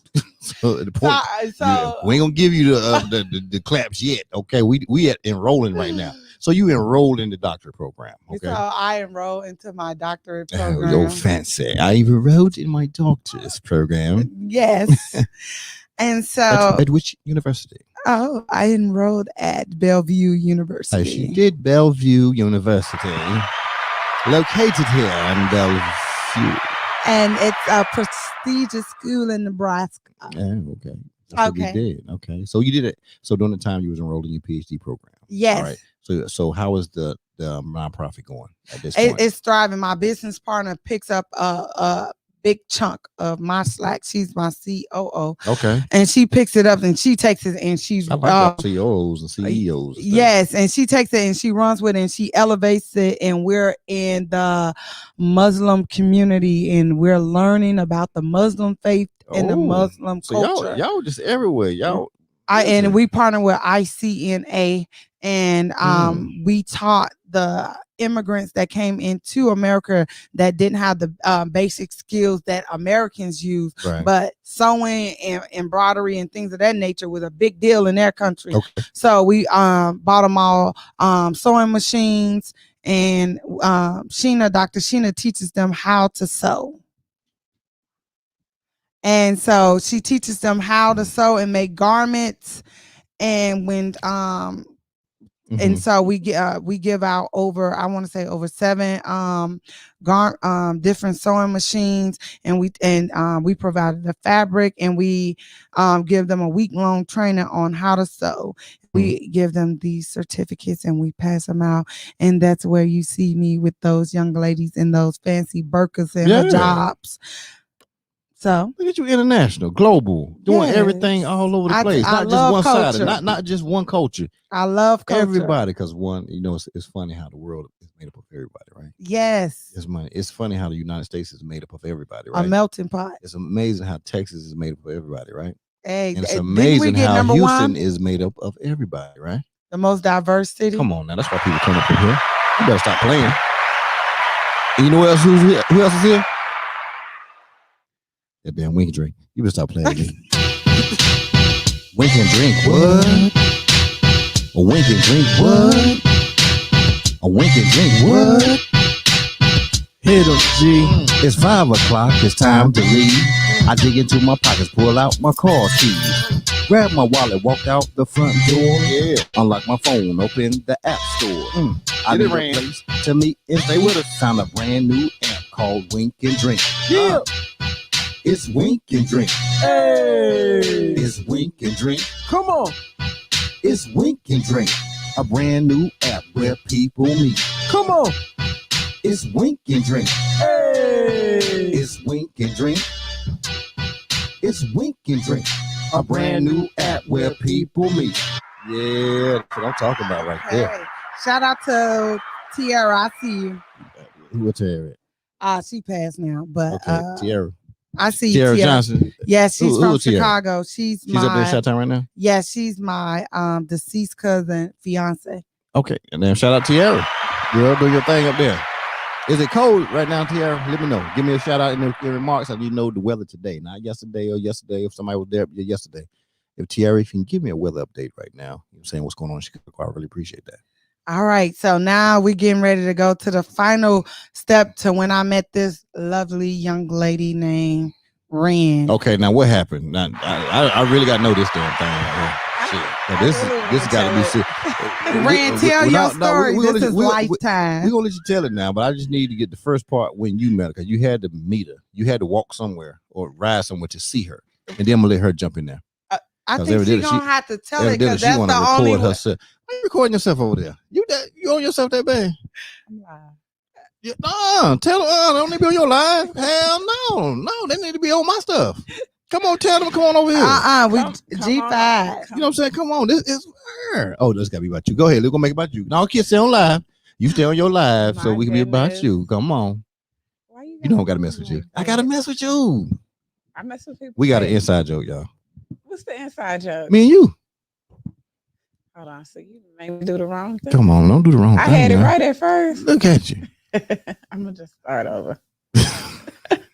Well, go ahead and talk till she figured everything out right. So,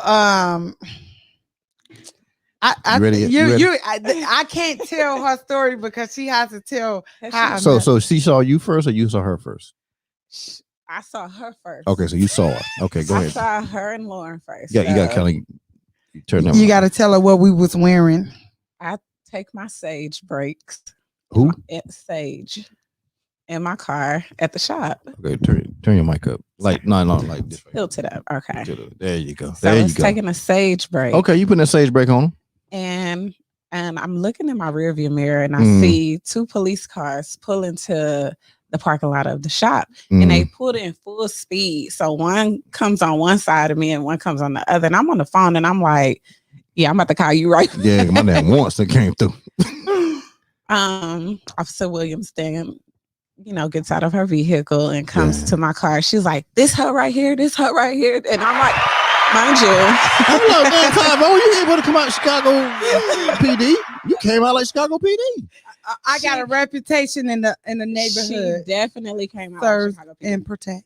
So I know I didn't do anything. So like my nervous system, I just started laughing. Appreciate that, Tiara. She said it's freezing right now in Chicago. I just bust out laughing and she was like, your name Ren? And I was like, yeah. She was like, oh, I ain't gonna say his name. She was like, such and such. Yeah, don't say my name now. Such and such sent me. He said you do tattoos. And I was like, girl, like, why you play like that? Because they came. You get full of jokes. Yeah. Full of jokes. And from her personality and everything, we just instantly hit it off. Cool. our personalities, we had a dope connection and everything as far as friendship and what we believe in and the type of people that we hang out with. What is it that you believe in that resonated with her and what she believed in, just based off of the things she said up to this point? So what made you really kind of click with her and her personality? So what made me click with her is that her drive, and I don't want to sound cliche when I say it. It ain't gonna sound cliche, but it's not like everybody else's where it's safe. Okay, got it. It's just up there. And so me, when I have goals and I have plans, I want to do something big. Okay. I don't want to just be like, you know what, I want a nice car.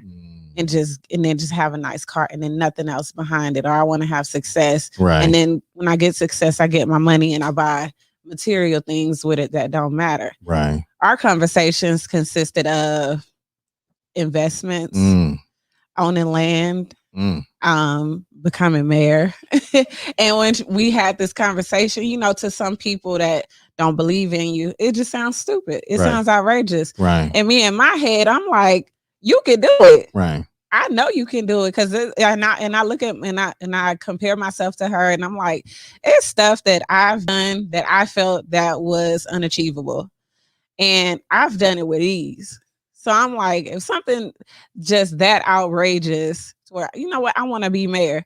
You don't have those type of conversations with everybody, and nobody has those type of dreams and aspirations. And then when she laid out her credentials and her resume and everything. And I was like, girl, you could do this. I know that's right. Like, you could really do this. And I was learning when she told me that she wanted to be there, because it just came up randomly on a crawfish date. Yeah. So damn crawfish make you think of something like that? No, they turned me out because I did not know what a crawfish was. It's a crawfish, right? It looked like a baby lobster if you're in Chicago. Right. So but we had been on trips together. We had, party and all of that stuff that girlfriends do. Right. And then we just randomly at this bar, and she was like, girl, I want to run for mayor. And I was like, For real? Like, I was like, God, and just to be in a circle with somebody that actually has that goal in mind. And then when she laid out, like I said, when she laid out her credentials, I was like, nothing is stopping you. Nothing can stop you because you have it. So that inspired you as well? Did it inspire you? It definitely inspired me. Right. So what I did was I went home and I was thinking of the people I knew and the connections that I had that could benefit her as well as her campaign. Right. And she, I just called her up one day and I was like, I was just thinking about what you said the other day. Like it was just, it really happened like that. I was like, I was thinking about what you said the other day. Right. And I was like, I think you should do this. I think you should do that. I just, between her and I. Right. And she was like, that's dope. That's this and that's that. And so, I've worked with different politicians throughout the tattoo community. A lot of people get tattooed that you wouldn't know about. And so I've worked with a lot of politicians and I was like, I'm going to connect you with this person and that person and that, so they can kind of give you the ins and outs a little bit and kind of put you in the door, with the type of people that you need to be around in order to get where you need to go. You know Ivan Sanchez? I don't know, but I definitely need to know him. No, you ain't no definitely. You have to know him. Okay, I have to. In fact, look him up on Instagram right now. I'm finna put it in my notes. No, I want you right now. I want you, Ivan Sanchez. Make sure I don't want nobody to know my pen. I'm just kidding. The camera over there. There ain't no way to see it. Ivan Sanchez. Everybody, look him up while you're on him. Ivan Sanchez. He's the president of the Houston Millennials. Anything? He's the president of the Houston Millennials. Or anything? Just straight Ivan Sanchez. Them Sanchez brothers. That's a bunch of them. Okay, NAACP. I'm pretty sure that's him, right? All day. Okay, I'm following him. Follow him and contact him. I tell him G5 sent you straight off the damn book. Okay, don't play with me. Don't play with me. My game ain't strong right now. Let me tell you. You know what I'm saying? He was just a congressional candidate 2 years ago. But when I tell you he has a power, you know what I'm saying? Like once you see who he's under right now, still who he's been under, you know what I'm saying? You know him too. You know her. Beast. He's a beast. When I tell you, he can't be denied on nothing he does. And like I say, he's the president of the Houston who? Millennials. Yes, and I'm a millennial. So think about the movement that that they're about. Oh, they make things move. Yes. And these are not a group of people who just got together. It ain't like that. No, not just. They many thousands strong, and they're doing it. They're millennials that are doing it. You know what I'm saying? So shout out to the Houston Millennials all day. Ivan Sanchez, my dog, the Sanchez brothers. You know what I'm saying? If you need commercial real estate done, you better go through them. You know what I'm saying? They did over $400 million just last year. You know what I'm saying? In lending and giving for the infrastructure. So the infrastructure you've seen around here in this great city, the Sanchez brothers. Oh, I definitely need to link with him because I just finished my real estate school. Okay, well, I'm just telling you, want to link with him on the commercial side and the residential too, but mainly commercial. But that's what you boys do. They be like that. But anyway, so that's somebody you really need. Okay. All right. We linking. You need to link them. Okay. But okay, so you said you linked up with some people because everybody get tattoos and stuff like that. They had them. Yes. And okay, yeah. Everybody tatted up, you know what I'm saying? So, shout out to them damn tattoos. Okay. Thank you. My tattoo game's strong, you know what I'm saying? But we gotta keep it under the wraps. Right. It's strong out here on these streets. So she had the ideals and the mindset of somebody that you wanted to be around. Was it unlike other people that you've been around currently from the time she probably pulled up on you?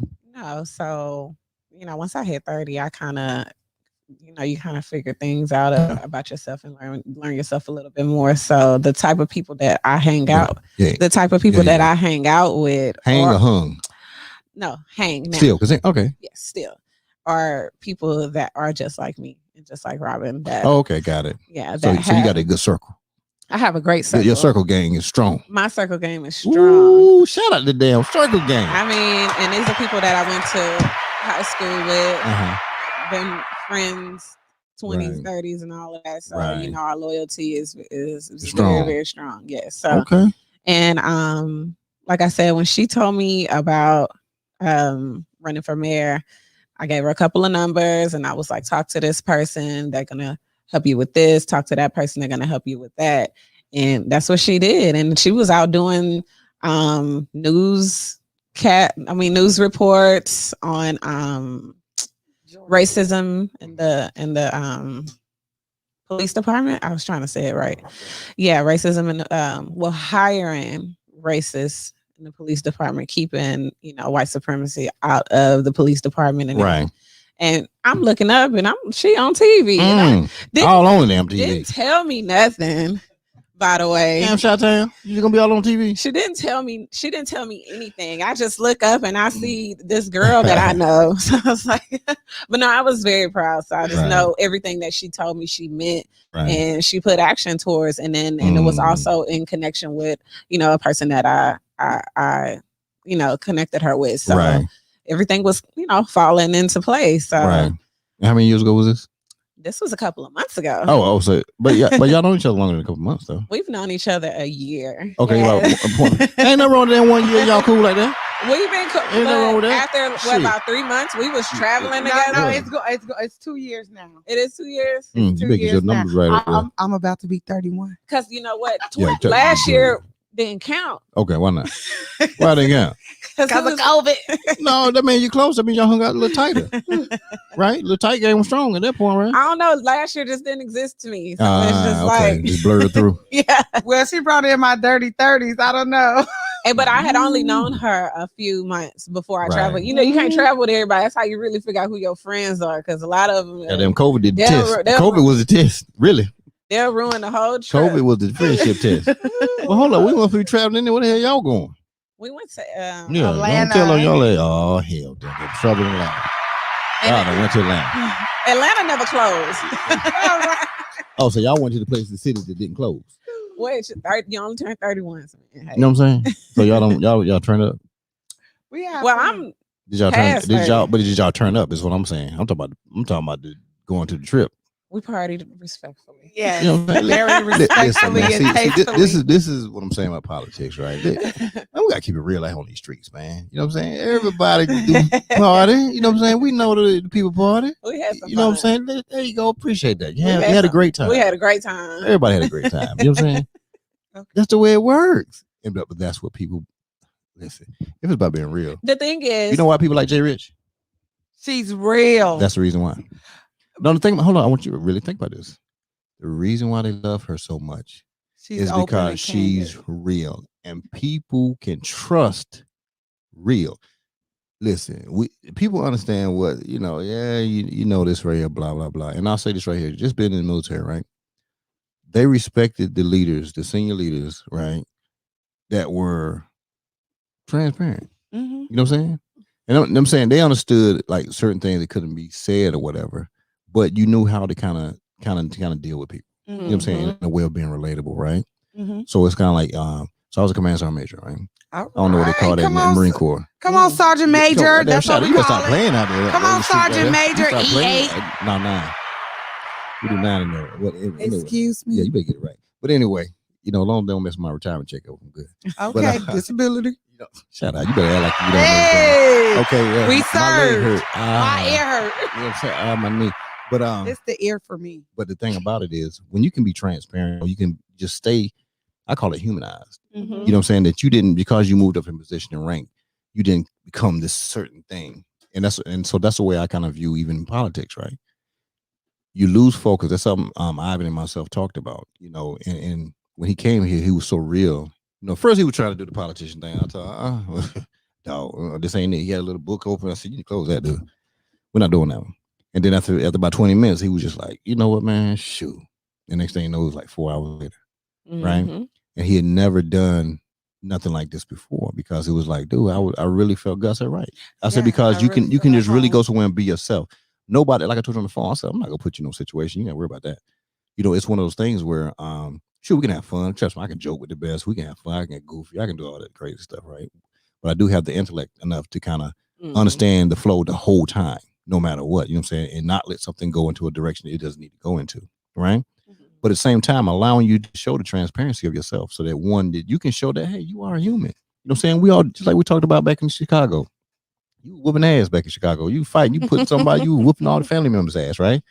That was just something a part of life. You know what I'm saying? We all probably got in fights in high school. We all probably got in fights in middle school, grammar school, right? Those are the things that happen. We went in the Marine Corps. We whooped some ass. We got in trouble. We did some stuff in the Army. I didn't do everything right. You know what I'm saying? I didn't do everything right. And if everything I done was probably seen, I probably wouldn't have made it to the rank I made it. So I have to have an understanding that people do make mistakes and things do happen. And life is real, right? You know, and we don't always think the same way we thought at different times in our life. You know what I'm saying? I don't think the same way now as I thought last year. Absolutely. Right? So we have to keep the realness on it. And I think that's what people, and it brings me back to my girl Jay, because it's one of those things where if we can really believe and relate with the person that, you know what, you're human just like I am. You know what I'm saying? It's kind of like celebrities and stars and stuff like that. You know, at the end of the day, or at the beginning of the day, it doesn't matter. We all the same. We all breathe air. You feel what I'm saying? So that means nobody's any better than anybody. Some people just probably on Earth a little longer than other people, right? Some people on Earth a shorter time period. But at the end of the day, we all breathe the same air. You understand? So that means we are going to make mistakes. We aren't going to do the best at things all the time. You know what I'm saying? And so that applies to our politicians. It applies to people that are running for public office or whatever it is. You know what I'm saying? People have hiccups. It's life. You know what I'm saying? Not saying that every hiccup is excusable. You know what I'm saying? Especially if it's something that could have been prevented. But I like the fact that one, you're here. You know what I'm saying? And we're going to continue to talk. We're not done. I'm just kind of making probably my little serious point before I get back acting crazy again, right? Okay. But it's just the fact that you are willing to come in here and humanize yourself, which a lot of people will not do. They won't show that side of them. Why? Because they want to, yeah, this is the way it is. And, go by the book. You know, I don't have time to listen to that. You know what I'm saying? Especially, you know, just probably me being in my positions I've been in. I know the bullshit when I see the bullshit. So as soon as they start this shit, I'll be like, okay, bye. I'm saying, okay, bye. I'll holler at you later. Because one, you're not even being real. And I don't have time for that. Period. Right? And so there's a lot of people like me. You know what I'm saying? You know what I'm saying? A lot of thousands and millions of people just like me who can read right through the BS. But when we see that real, we see the Jay Riches of the world, right? And we see the transparency of that sister. You know what I'm saying? We see her struggles. You know what I'm saying? She ain't always made the best decisions. She did this right here. She, you know, the credit was ruined. You know what I'm saying? Lost the trucks. But now building the empire now. Yeah. And everybody's like, whoa. She's and whatever she does, and whatever she does, people stand behind it. You know what I'm saying? It probably ain't got to be the best thing, but the fact that they stand behind that, because that's what the American dream is right there. Yeah. Tripping and falling, busting your head to the white meat. You understand? You know what I'm saying? To the gray matter. Patching it back up. You know what I'm saying? And moving, not overnight, not on a microwave, but through a slow, steady process, right? And young girls are watching her. Young men are watching her. You know what I'm saying? People are watching her. You know what I'm saying? And see, when they see that, it's great. And they root for her. Whether they agree with everything she does or whether they agree with everything she says, because nobody's going to agree with everything anybody says or does. This just ain't going to happen. Period. But people can believe in you enough to see that one, that you're transparent and you're genuine. You know what I'm saying? And that's what people will fall for. You know what I'm saying? Yeah, now shout out for me. Shout out to you. I just said that. Come on now. I just said that right there now. I need to be on somebody's speech team or something. I felt like I was listening to a modern day Malcolm X. Come on now, yeah. Modern day all day. You know what I'm saying? Don't come running for me in the stage though, because I got some killers on my side. You know what I'm saying? And shout out to my little bro, Chicago all day. Let me tell you, just like y'all, right? Me and my little bro, we probably known each other probably over 2 years, right? But when I tell you, it ain't nobody like that dude. Fact. There's nobody like him. You understand? I don't play. Chicago is different. I don't. We built different. And that's true. And it might be has something to do with Chicago. I don't know. But I think it's just from the time we first ever met. You know what I'm saying? We met at his house. I was getting something from him. And but from that moment, he made sure, he told me, he said, I don't know what it was, bro. He said, but God told him, he said, I need to keep this dude in my life. And so he always just kept reaching out to me. And when I tell you we like this right here, we don't play when it comes to each other. You know what I'm saying? Don't play. We ain't got to see each other all the time. You know what I'm saying? Well, I do. We probably gonna talk every day though, and we talk about FaceTime too. Like that's how serious it is. We say we love each other. She FaceTime. We say we love each other. You know what I'm saying? Because that's how we roll with each other. Neither one else would need anything. We'll stop, drop, and roll, and do what we got to do. And you know why? And it's gonna go to this thing with what you got and what you're doing is we're transparent. We're honest with each other. You know what I'm saying? We can talk to each other like people. Yes. We can totally undress ourselves. Oh Lord, have mercy. So calling. No, I'm gonna have to. Who got on the line? Hold on a second. Doing it. I apologize. What's going on, big bro? What's going on? Goddamn, shout out to my little bro. Chicago's finest, all the way in there. Okay, if he's really from Chicago. Don't do this. Don't do this. If he's really from Chicago. Hey, turn your stuff down. I'm getting a bad feed. I hear you, big bro. But we hearing the feedback though. I ain't hear you, big bro. Go ahead. Yeah, the feedback is coming. Can you turn your other devices down? The feedback is coming back, so we can't hear you. Hold on. I ain't hear you, big bro. Go ahead. You hear me now? I got you. She trying to do a check on you. What's your question? Go ahead, your question. Since you doing a check. I hear in the background talking about if he's from Chicago. Go ahead, look, you calling. First of all, I'm gonna cut you off, but I am Chicago. Okay, let me say my line. See, you don't even know what I'm about to say. You called him and he was like, who's this on the line? They thought, who's this on the birthday line? Got you. You got to say your name. What's going on, man? I see you in there cutting up like that. You definitely got my vote, man. Thank you. You got my vote early. I don't even go in the building to vote. I'm going in to vote for you. Thank you. Because who's that on the birthday line?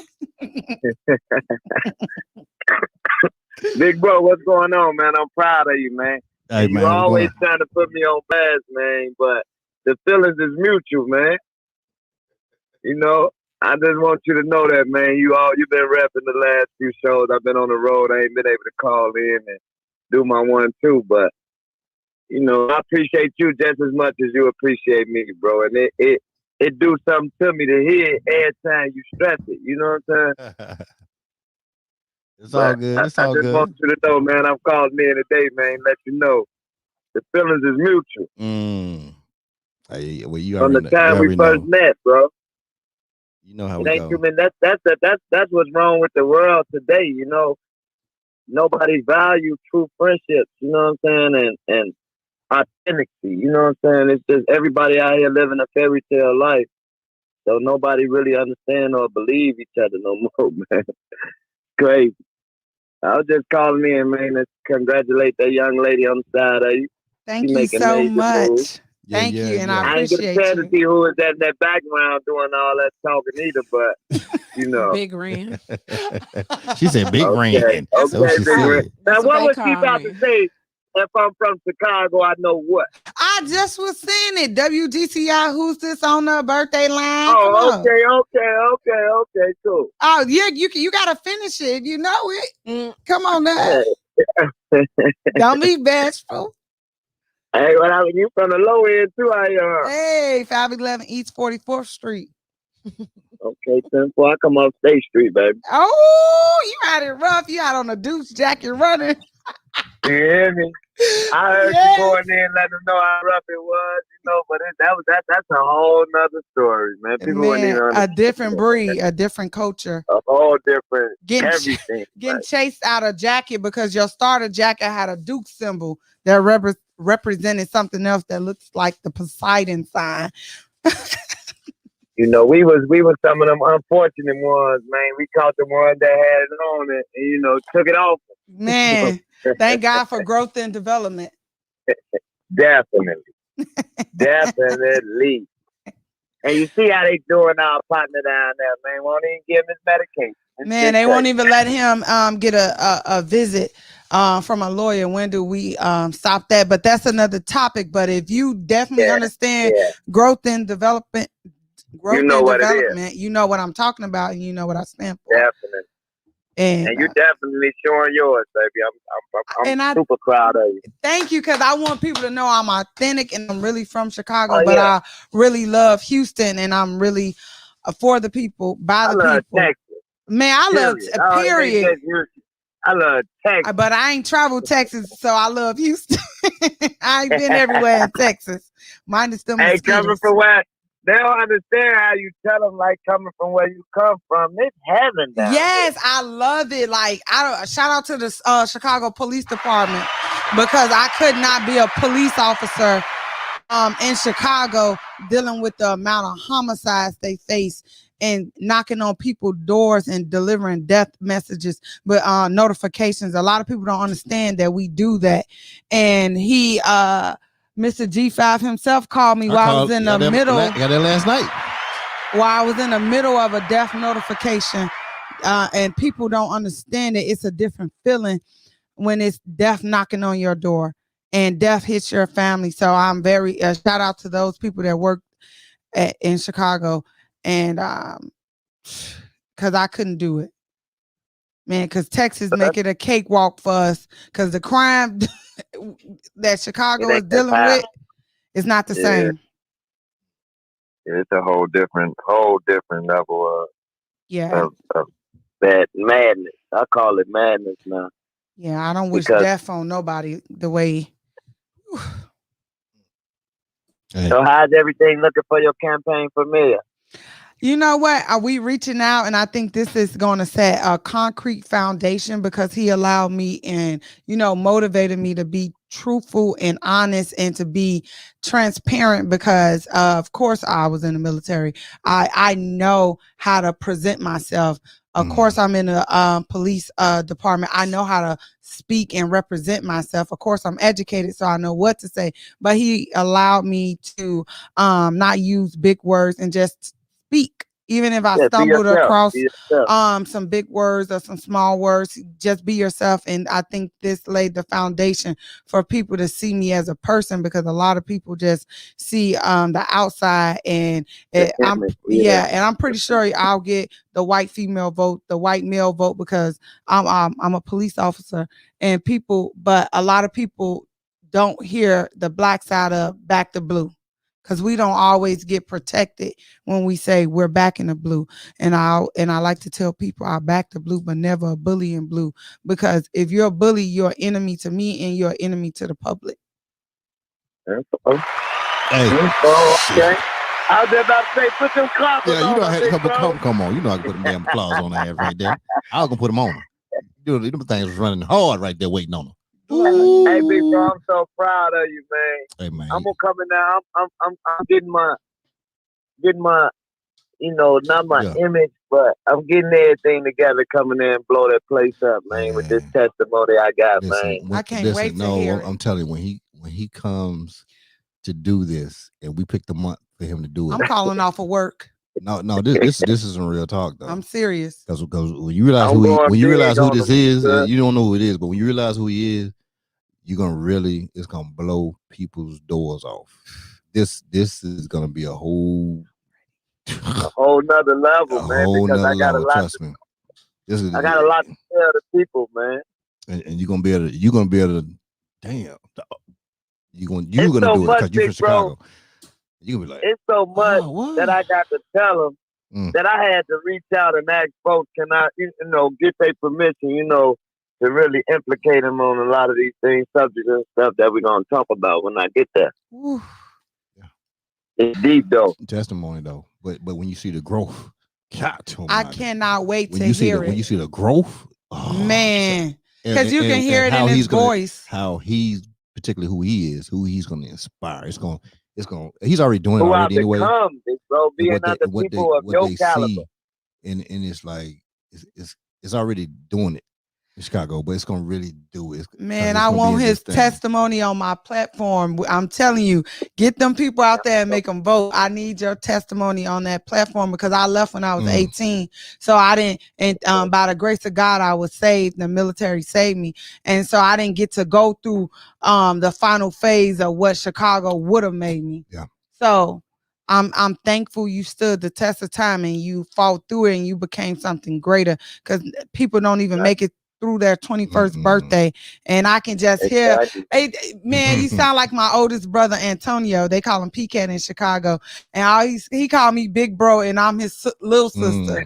And he'd be like, Big Bro, man, you remind me of my brother.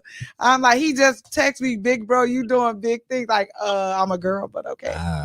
You know, and that's you making major moves and none go unnoticed. And people, you never know how people, sometimes, you know, the things that we say and do push other people. You know what I'm saying? It touches them sometimes in different ways in different places that you don't even have an idea.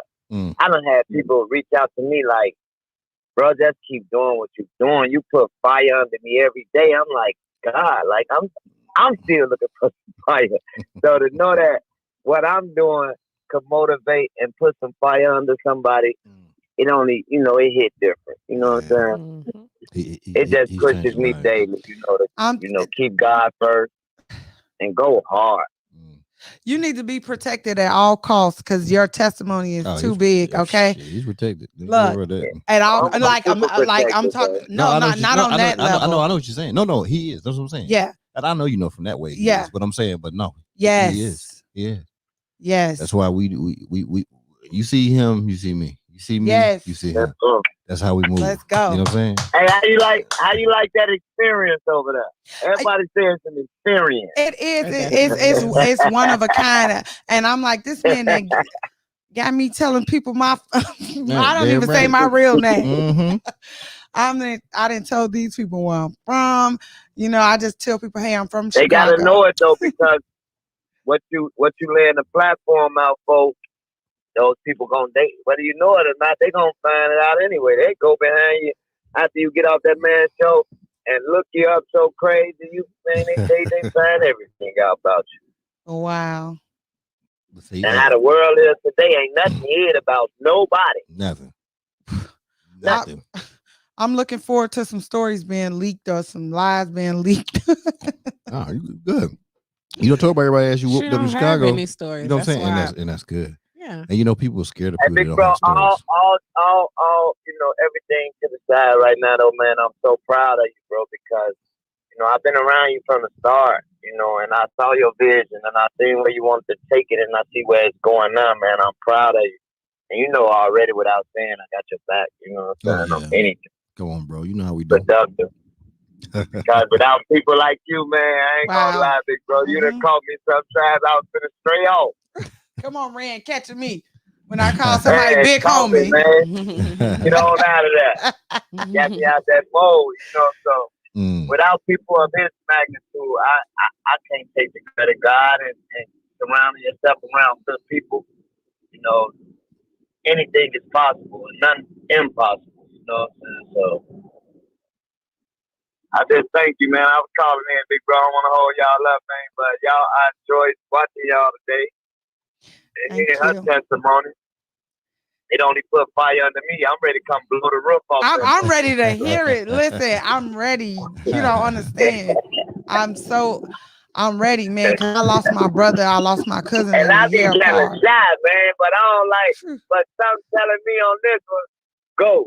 So I'm gonna go all in on it. You know, I can't wait. My first podcast, first time really able to, you know, get my testimony out. You know, certain people know me. A lot of people know me. I'm gonna say back home, everybody know me. So they know what I've been through. They know where I come from, and they know what I'm going with this.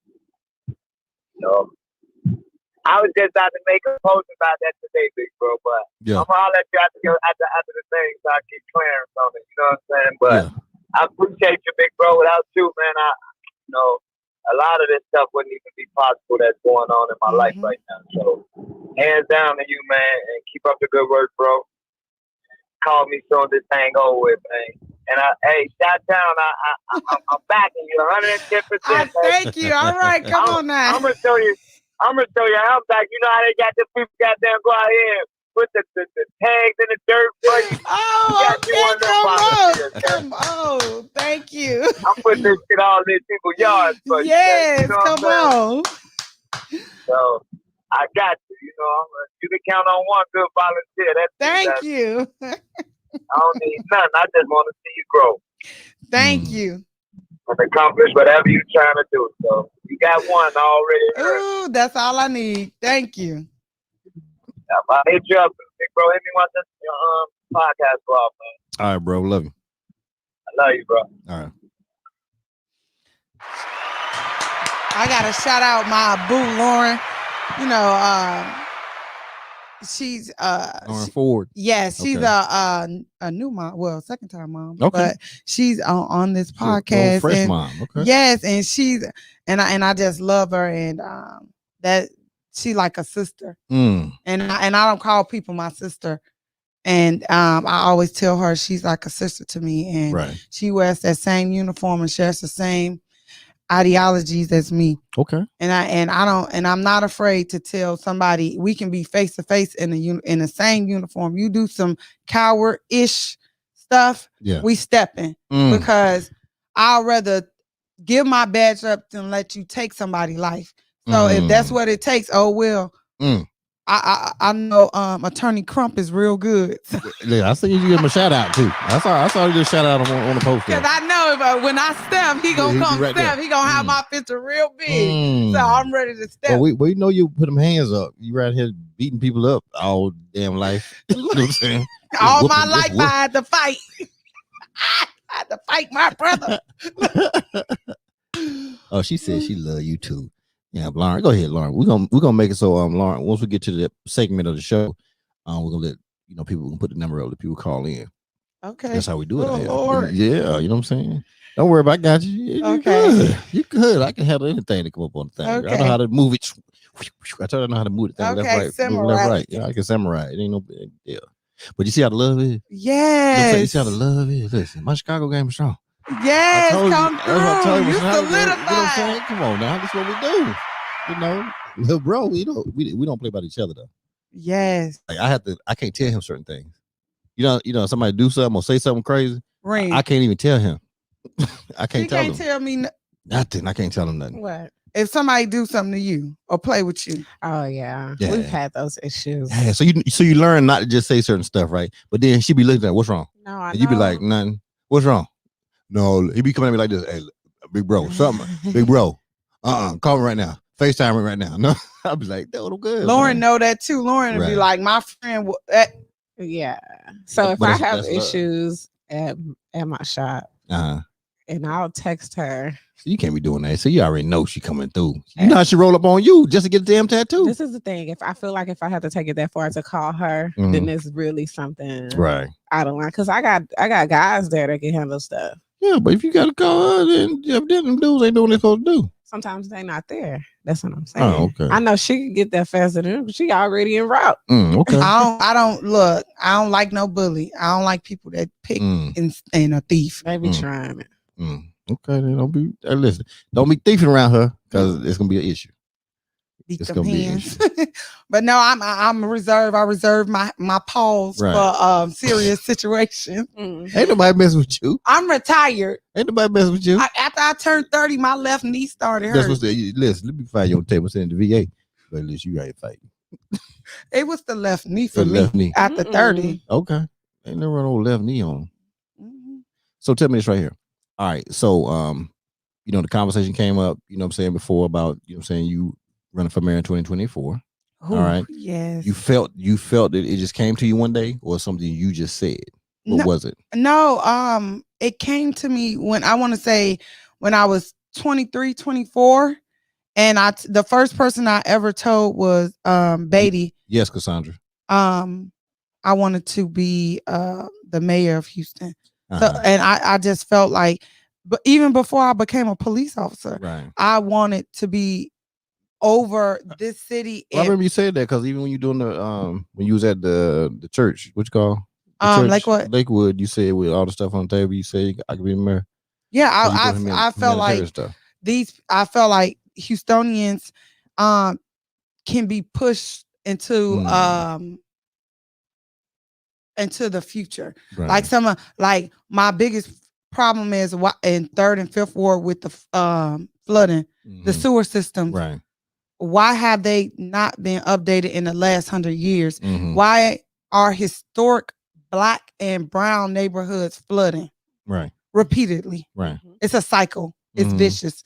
It's somebody's grandmother losing a home, and then you break in generational wealth because she can't pass that home down because it done flooded. Well, you wash that neighborhood out on purpose, right? Then you go and then you rebuild it. What is it? Regentrification. You gentrified. Right, that's been going on. But I guess you know what? I guess it's probably just been going on here not too long. But see, I'm from North Carolina. So that's the game. They've been playing that game for years. So people like me come here and we understand that. Like I can go anywhere and see what's going on. Because I'm gonna go down to the city. See, you always go down to the city, right? You look at the 5-year and 10-year plans for any city. It doesn't matter. You go there. That's how you know where to go buy real estate from. You're saying you go there and you ask those questions. Hey, can I see the 5-year plans? Can I see the 10-year plans? You know, they look at you like, what do you why? It's public knowledge.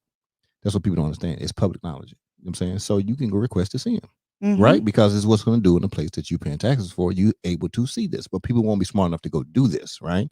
So you can figure out what area to go buy land in or what they're planning on doing, right? So when people understand or they look at them, why are they not? Why does this place just keep flooding? Well, the reason why is they're trying to get you out of there. Yeah. Because at a while you keep getting pushed out or flooded out, right? Then you're going to keep leaving and pushing away. The same thing that happened in Atlanta. If you go to Atlanta right now, right, and this has been going on for years, so you have an area that's pretty good. Well, used to be real good, called Fayetteville, Georgia, right? Like you got heart of Atlanta, and you got Fayetteville, right? Wow. So what happened initially was everybody moved out. You know what I'm saying? People didn't look like us. They moved out, further out, right? They had these nice houses built, blah, blah, blah. So over the course of, it was like 10-year increments. So now what's happening is they're leaving those houses because they want to move back into Atlanta. You know what I'm saying? So now all these houses are opening up. So you see a lot of realtors, you know what I'm saying, like us, they selling these big old homes. See, they don't see what's going on. They're like, oh man, these big homes, they're out there, they're $500,000-$600,000 or $800,000. Look what you get. They don't see what's happening.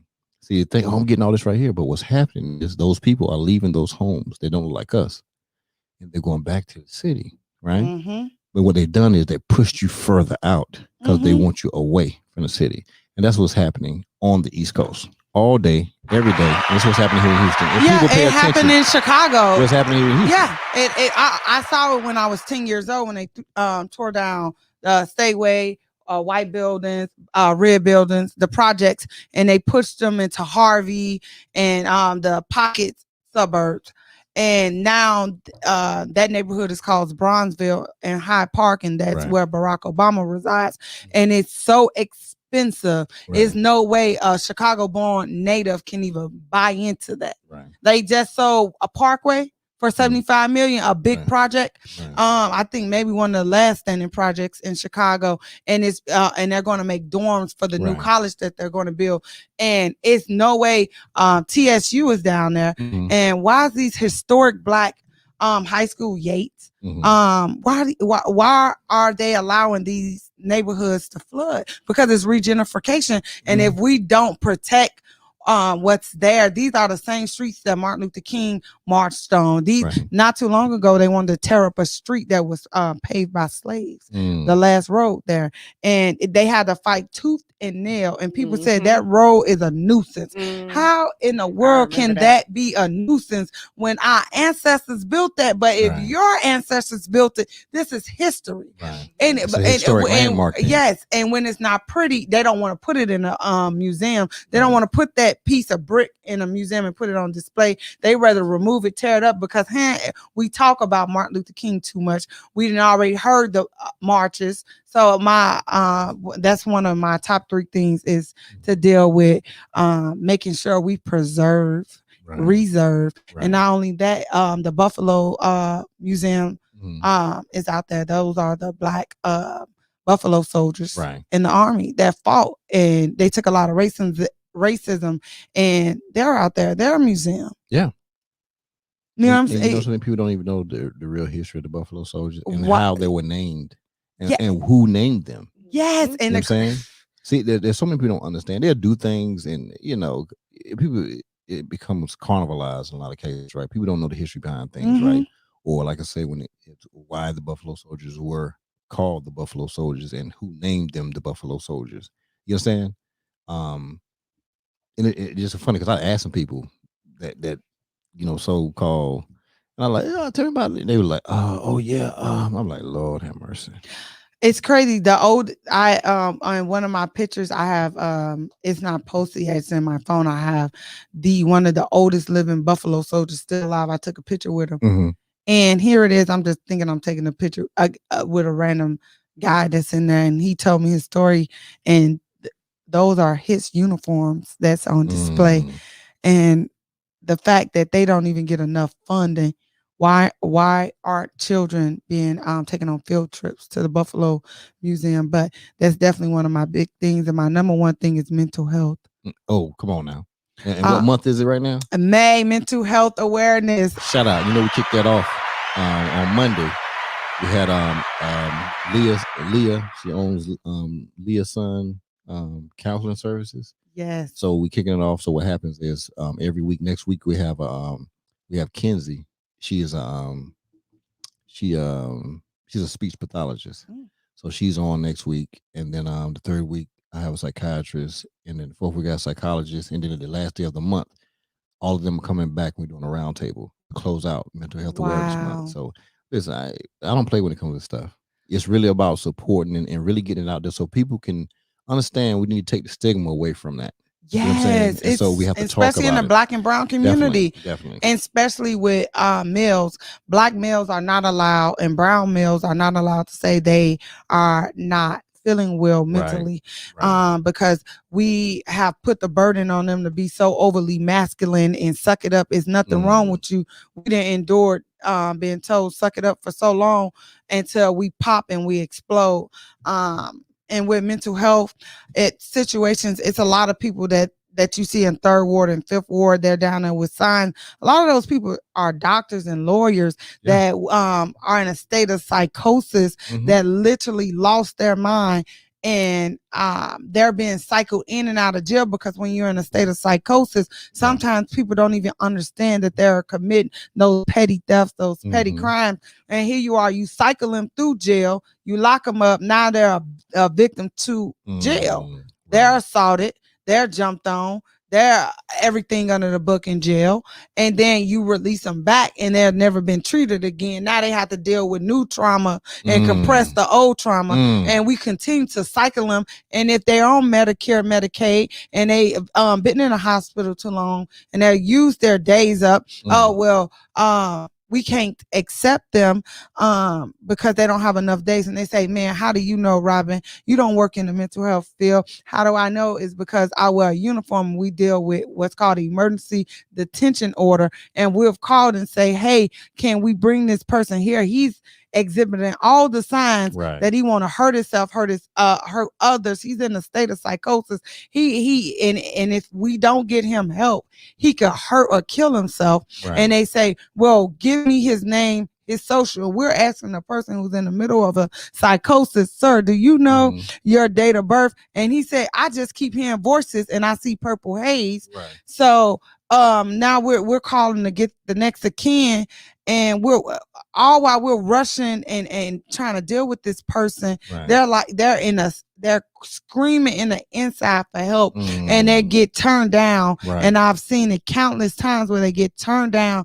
Oh, well, officer, you're gonna have to take them somewhere else. So we can't take them to a mental facility because they set out their days. So now we got to take them to a local hospital, and well, he's not a priority. And the person who cut their finger that may need 2 stitches but this person that may need some medicine that'll bring him down out of his psychosis is not important. How dare you? How dare we disrespect the people that could have paved the way for us? These are people, lost gems of society. Let's clean them up. And so many times we show like the Black anchor man who had the $1 million voice. They cleaned him up. Right. Put them on there, put a mic in front of them, and they praised them. But there's so many other people that fell into a psychosis too. Right. Let's not throw away our hidden gems because they're holding up a sign. They're dirty. They look misplaced. Right. So that's a big thing for me. For mental health awareness, everything goes back full circle. Full circle back to my brother. My brother was diagnosed with a mental illness, but my grandmother didn't want to put him on medication because she said it will make him a zombie. So he went through life dealing with a mental illness, and he became violent, and he became a criminal. And I believe this: if you live by the sword, so shall you die by the sword. Right. And I'm not taking up for the crime that he committed. Right. But had he been given the right medication and the right treatment, then he may have become a productive member of society. Right. But we never got to see what he would become because he was cycled in and out of jail and ultimately died at the hands of gun violence in Chicago at the age of 29 years old. Young man. So it's imperative, it's important, because so many times we allow other races to get a pass when they commit atrocious crime. And they say, well, he's dealing with mental illness, he's dealing with bipolar, he's dealing with depression. But when it comes to African American and brown people, they over criminalize them. And they don't allow them to say they're having a bad day or that they need mental health, or maybe he robbed the convenience store because it was a cry for help. Right. Oh no, he's a criminal. This is what he does. But if you allow another race to do it, oh no, he did a mass shooting, but he has a mental illness. If you look back, he's maybe schizoaffective. What we do for one, we do for all. Right. So if we're truly a melting pot in a progressive United States, and we no longer want the stigma of being racist, we got to do it for everybody. Right. And bottom line, and that's the number one thing I want to do. Number 2 is the sewer. Number 3, police reform. Oh, how do you know about this, Robin? I'm a police officer. We need to reform it. Police officers don't trust citizens. Citizens don't trust police officers. I pulled a male over. I came up to his car. He gave me everything he needed, shaking so bad he urinated on himself. Come on now. And if I was out of my uniform, he wouldn't be afraid of me, but yet he was. And how do we stop this? We gotta build trust back into the communities.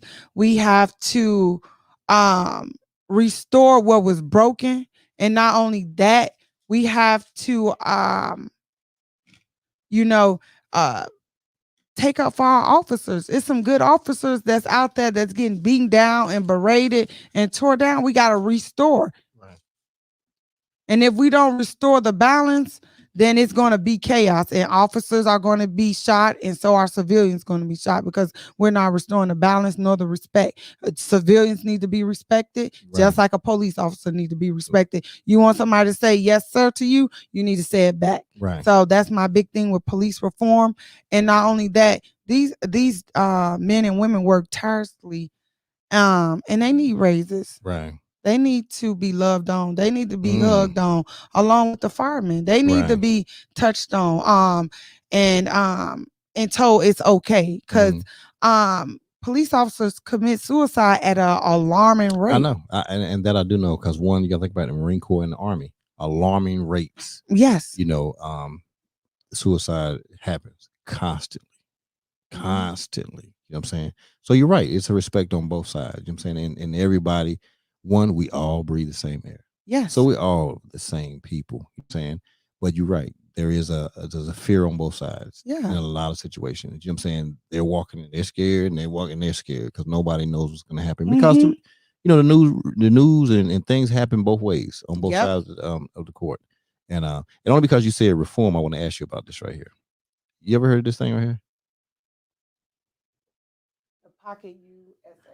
No, okay, I've never heard of it. Okay, so I'm gonna ask you a question, right? So imagine if you just said you stopped somebody, right? Dude was scared. So imagine if you would you stopped him, and right as you pulled You hit him with the lights, whatever.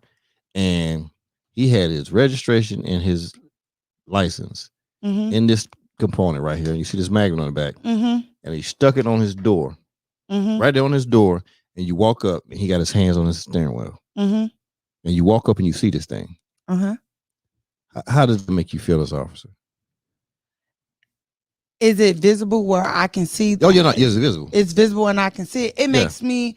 It will make me cringe as an officer. Okay. Because it would make me cringe because this person is so afraid of me in my uniform that he went and got a device and he's already have a premeditated mind that I'm going to get pulled over today. And so let me buy this. Put my driver's license in there, put my registration in there and have it so that I won't get harmed on a traffic stop. Right. And I understand the cringe part. I got that part. You cringe, but do you think it could be something to kind of mitigate? It needs the comfort for it will some officers. Both. I think it's both ways. It's a cringe worthy because we digress so bad that we have to do something like this. And on the up and up side, in modern day society, we need this. And if we had this readily available and this was taught in class and taught in driver's education on how to put this on your hey. This would make people feel so comfortable. People would say, hey, do you have your pocket? Instead of teaching us, hey, I'm Officer Williams with blank, blank department. Do you have your driver's license and registration? Or car insurance? I would say, hey, I'm Officer Williams with the blank, blank department. Do you have your pocket available? And he said, yes, officer, I'm going to reach right here in the door handle and give it to you. Oh, if it was already there. It visible. It sticks on the outside of the door. It's magnetized. I know. It's the fact that you reach it. We still have to say, you know. I'm talking about no, there won't be no reaching. So before you got out of your car, before you get out of your car. Oh, he sticks it on the outside. This is on the outside. That's why the magnet's here. Oh, yes. This would be amazing. And so when Officer Williams walked up to my car, this is what I have. I have this. Okay. So if I get pulled over, you ever hear about me getting pulled over? They're gonna say, "Girl, you know what? I went into this dude's car, and his windows were down, and his hands was on the steering wheel, and he had this Pocket USA stuck on the outside of his door, and it had his registration and his ID in it." And you know what I would say to them? Girl, it cut down the time on a traffic stop from 7 minutes to 4 minutes. And I was able to check back into service and take another call. Come on now. Come on, let's talk about them fumbling because civilians fumbling, and it's taking nervous, you. They're so scared. Remember, he used to just say, "My man, say he urinated on himself." Right. So this is what I'm gonna do right here.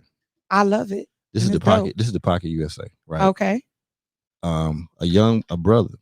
Can I bring that to my department? No, check this out. No, okay, hear me out. Okay, come on. Shout out, because I want this to be one of your initiatives.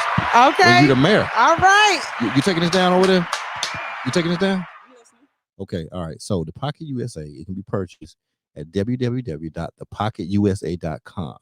A young brother named Brian, okay, who has a son, he created this thing. Okay. And you can look at him on Instagram. Instagram is the Pocket USA. Okay. And so good friend of mine, he's been on the show and everything, because you can't fix everything, right? But some things you can put in, in the military, we try to do things to mitigate. Yes. You know what I'm saying? We want to mitigate.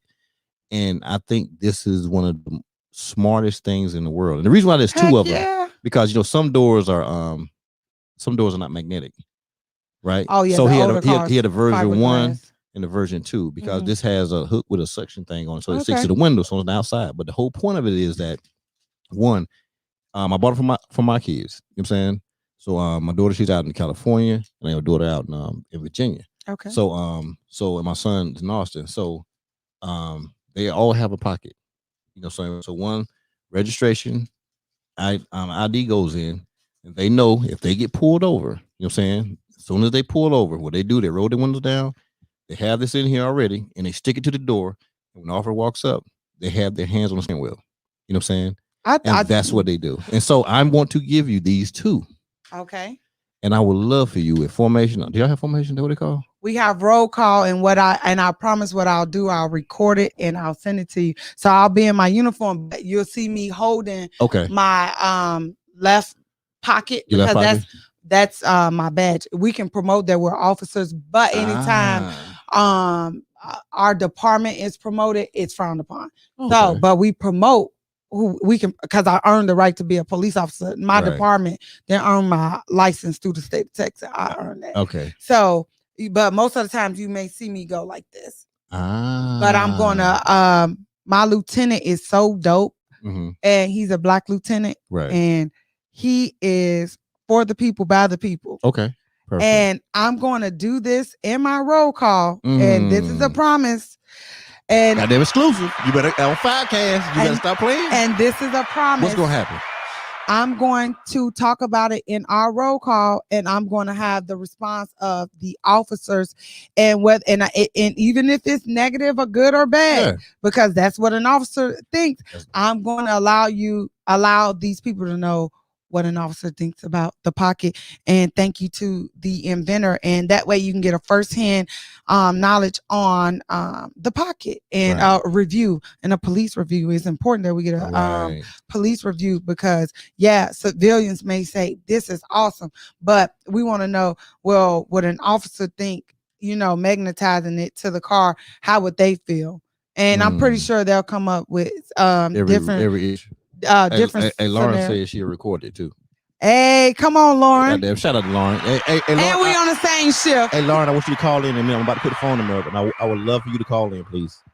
You know what I'm saying? But I'm telling you, anything to mitigate the safety for our officers and for the public. And for the public. So it's double-sided. You know what I'm saying? Let's do this. We're about to rock this. No, I'm for real. I'm so serious. And I ask you, and I'm gonna put this on you right here now, because you shooting for it, you know what I'm saying, in 2024. You know what I'm saying?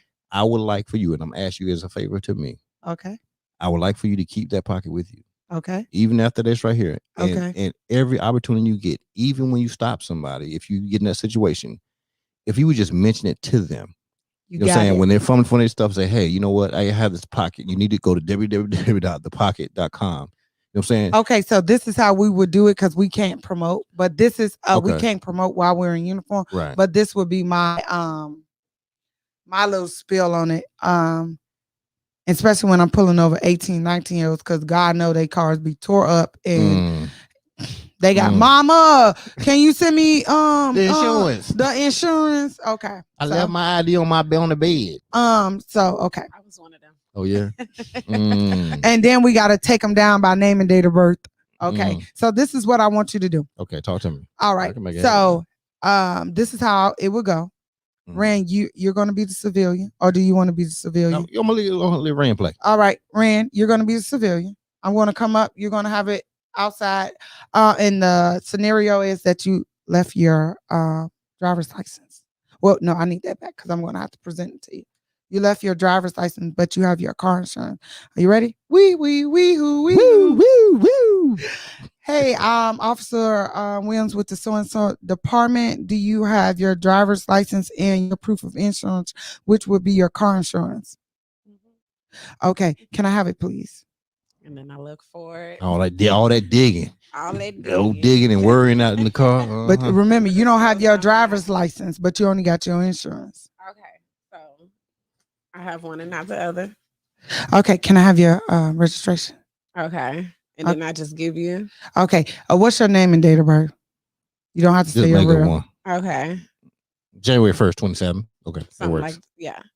And your name is Apple Bottom? Yes. Okay, Apple Bottom. All right. All right, Apple Bottom. Have you heard of the pocket? No. Okay, so listen, because you fumbling, you digging, and all of that. Okay, for your safety and my safety.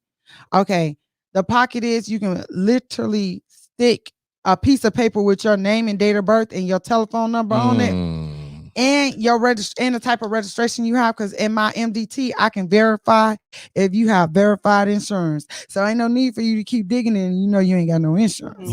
Okay. So I want you to get that, and I want you to stick it in there. And you know how you keep it on the side where you keep your air freshener and your perfume? When you see me coming, bam, it's right there. Even if you don't have your driver's license, I know that sheet of paper. I can run it over the air, and I can know you have a verified driver's license, so I can run it in my car. So those are scenarios we need to talk about.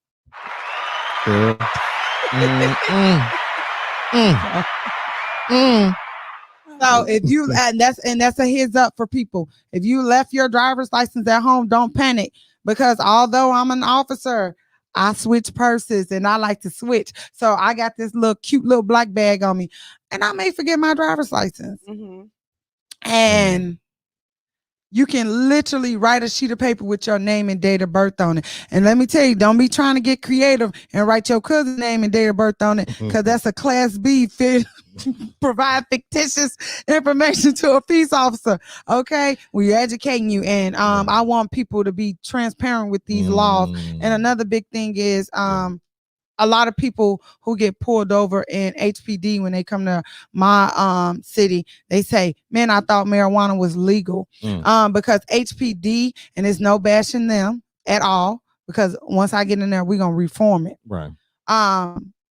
They may pull them out the car and say, hey, where's the marijuana? Oh, it's here, it's in a cup handle. And we have the right to have them stump it out or destroy it on scene. Because y'all do have the option. Yes, we have the option to arrest. Right, option. All right. Only if you got, not if you got a TCIC, NCIC, you didn't stole some, or you got a warrant. We don't do stuff like that. We don't do that. But we got we have a right to give you a fair chance, right? I want you to understand that when you sign that ticket, that you're assigning your admission and guilt to a Class B possession of marijuana. So when you go on to that job and you check, I've never been arrested, a ticket is a form of guilt. Okay. And also you sign that ticket for possession of marijuana. So now you have a drug charge on your record that nothing, that you're unaware about until somebody tell you. Remember, you signed here, it says you got a ticket in 2015. Oh, what? They told me it was just a ticket. So we have to be transparent with our citizens. And that's a big thing.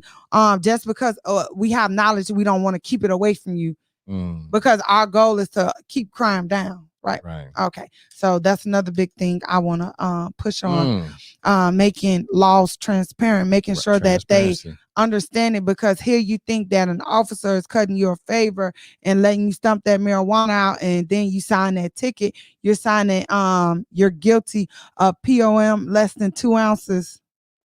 So you got a charge. And you have a drug charge, and here you are applying for FAFSA to go to college, because now you want to be a college student, and you got that drug charge because they asked you, have you ever been convicted of a drug charge? You know that you never stepped foot in jail, but you forgot you signed a ticket. Okay, that's one of my big things has been police reform. Let's be transparent. Let's teach them. Let's not find a way to screw you over in the end, because now you're saying, oh, we're not arresting for marijuana. Yeah, you're not arresting and taking them into custody, but you are tarnishing their criminal record, because they don't even know. They thinking they just signing something. Oh, he let me go. And later down the road, this person wants to become a lawyer, but this person has a drug charge. So now you have to work with expungement. That's something I also push to, expunging your criminal record. There's so many people that have criminal records that can be expunged, but we don't teach that as well. This girl be doing it right here. Woo! Cat almighty. Ooh. Okay. So. Ooh. I'm big on that. So. I see. I see. You know what I'm saying? I really see. So let me trip some people up right here. You teach stuff about real estate too. I flip do. It. Talk about that for a minute. Okay, so here we have people are like, man, do I have to have a real estate license to sell real estate? The answer is no. What you need are promulgated forms. What are promulgated forms? Those are the forms that you have to use if you're selling for reselling a home. All right, except if you're buying a new home from a builder, then you use builder's form. But you don't have to go to real estate school. What you can do is a group of 3 or group of 2, or if you got it like that, you can go and get into what's wholesaling. So that home that's in 3rd Ward, that white house that's maybe shabby looking, and the grandmother is maybe 75 years old. Knock on the door. That's me knocking. Hello, Miss Jones. My name is Robin Williams. I noticed that lately as I drive by, it's been hard for you to keep the yard up. Mm-hmm. Yes, baby, it's hard for me to keep the yard up. My husband passed away, and my children don't come by here often. Have you ever thought about selling your home?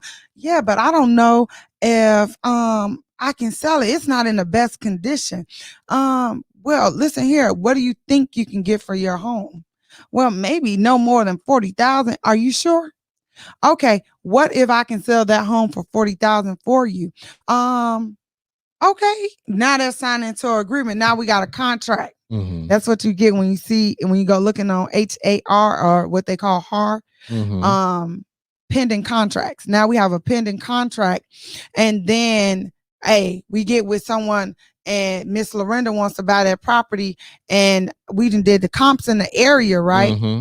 And the comps in the area for Third Ward is probably 300,000, but we done sold that home and guarantee her 40,000, and the rest is yours. That's wholesaling. So look at educated, whip your ass, Marine Corps, you don't lock your ass up. You know what I'm saying? Help save you. You flip your house, PhD. Damn. Okay. Look, don't make me blush. Listen. You're going to show my bracelets. Come on now. Damn. So that's another big thing with starting and generating generational wealth and breaking generational curses. Right. Because many times we were born into a family and we didn't decide to take on that baggage. We were born into that baggage. Mm-hmm. And it's just like my family. You know, right. I was the first person to graduate from high school in my family. First person to graduate from college. The first and so far the only person to go through the military. And so it's imperative. And I'm big on, especially with my younger cousin Imani. You know, I've always stood by her and told her that she can do it, right. And giving life and speaking life into her. And that not only that, I just dropped my mentee off, Alex, and it was a crazy story. I arrested Alex. Oh, okay. All right. And I just said I dropped her off at from my house. Right. So I arrested this girl. And I heard her cry for help in the back of my car. And she said, "Officer, can I ask you something?" And I pushed my window back. And I'm like, "Lord, I hope she don't spit on me." And she started telling me her story. And I said, "You know what? If you promise me you going to graduate from high school, I'll be your mentor." She said, "I promise you." So I've not only... She's living in House of Hope right now, shelter. And it's not like the movie shelter. It's really nice. She's living there. She's going to graduate June 9th. That's a Sunday. And she's in works, want to join the, not the Marines, the military. And she wants to be a model. So what I did was called, this is a form of police reform and police presence and police command. She saw my uniform. She feared her. I saw her. I had to arrest her because it was no way around it. Yeah. But I made a promise to her that when she turned 18, she can call the police department and I'll give you my real name and you can ask for me and I'm going to be your mentor. 2 years later, I've still stood by that. Come on now. Now you going to get them. I'm about to give you them right there. So... And she done been on holidays with me, right? Alex. Oh yeah. Christmas. We was together. Are you here? We was together for Christmas. Okay. What you mean? We call her the delay. You take her on your campaign. Listen, you about your problems. But Alex was here for she's been for Christmas because no one her family. I caught that. I know that's what I'm trying to tell you because you ain't on your sleep. I was delayed on purpose. You was delayed. I love no, Christmas. It's gotta be the relief to come. You know what I'm saying? Oh yeah, it's the way it works. It's how it works. It's all love. Trust me. It's all love. Yeah. Birthdays. I brought in her birthday when it's just me Look and at her. You. Christmas. She's got Christmas. What gifts. don't you do? She does it all. Like, what don't you do? She does for real. It all. Real talk. What don't you do? I can't dance that good. Yeah, we already know 2 left feet. We got 2 left feet. And I'm tone deaf. Singing game just toe up right now. You know what I'm saying? Nothing wrong. There's nothing wrong with that though. No. Everybody can't be perfect on everything. Yeah. But and I got a big head. What don't you do? can't dance, can't sing in my head a little bit. But that's why I wear a short cut, because it compliments my little circle face. Looking like Tony. Yes. Looking like Tony. Yes, but other than Eastside Bay. my auntie, Lord. Hey, we gotta make sure the Eastside is in there. We ain't got time to play with y'all. But but you know, I ain't trying to cut that. No, I'm just trying to say, girl, you just too much. You know what I'm saying? In the too much. Like what? And she didn't tell me this until we had crawfish that day. She just sprung it all. It's like I knew about her. I knew a little bit about her and what she told me. And she really just like sprung this out of nowhere. And was like, but what was the gap between that from the time you met her to crawfish to getting all this? How long was that? It was a while because I got this shit. The crawfish was this year, and I got it in one night. You know what I'm saying? The crawfish was this year, so this so this just came out of nowhere. Damn. Because I felt like I needed to trust somebody. You got to vet a little bit first. No. Yeah, vet. Are you a trusting person? Do you trust people easy? No, I'm not, because I don't want to be misused. Because so your vulnerability you keep it to yourself. Because I feel like I have a gift and I don't want it to be perverse. And of course I can go get with somebody and be the token African American, right, and do it that way. But I said no, I'm gonna do it and put my feet on the ground, and I'm gonna not let somebody use me and make me a puppet.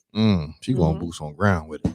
And so it's hard to tell somebody that you want to be the mayor of Houston when that dream is so big and you need a community and a nation to stand behind you. So how do you trust somebody without somebody laughing and saying, girl, that's stupid? Like, it's outrageous. Right. Yeah, that's what I was saying. But does it bother you though? I don't care. I be having some outlandish stuff, right? But I do them though.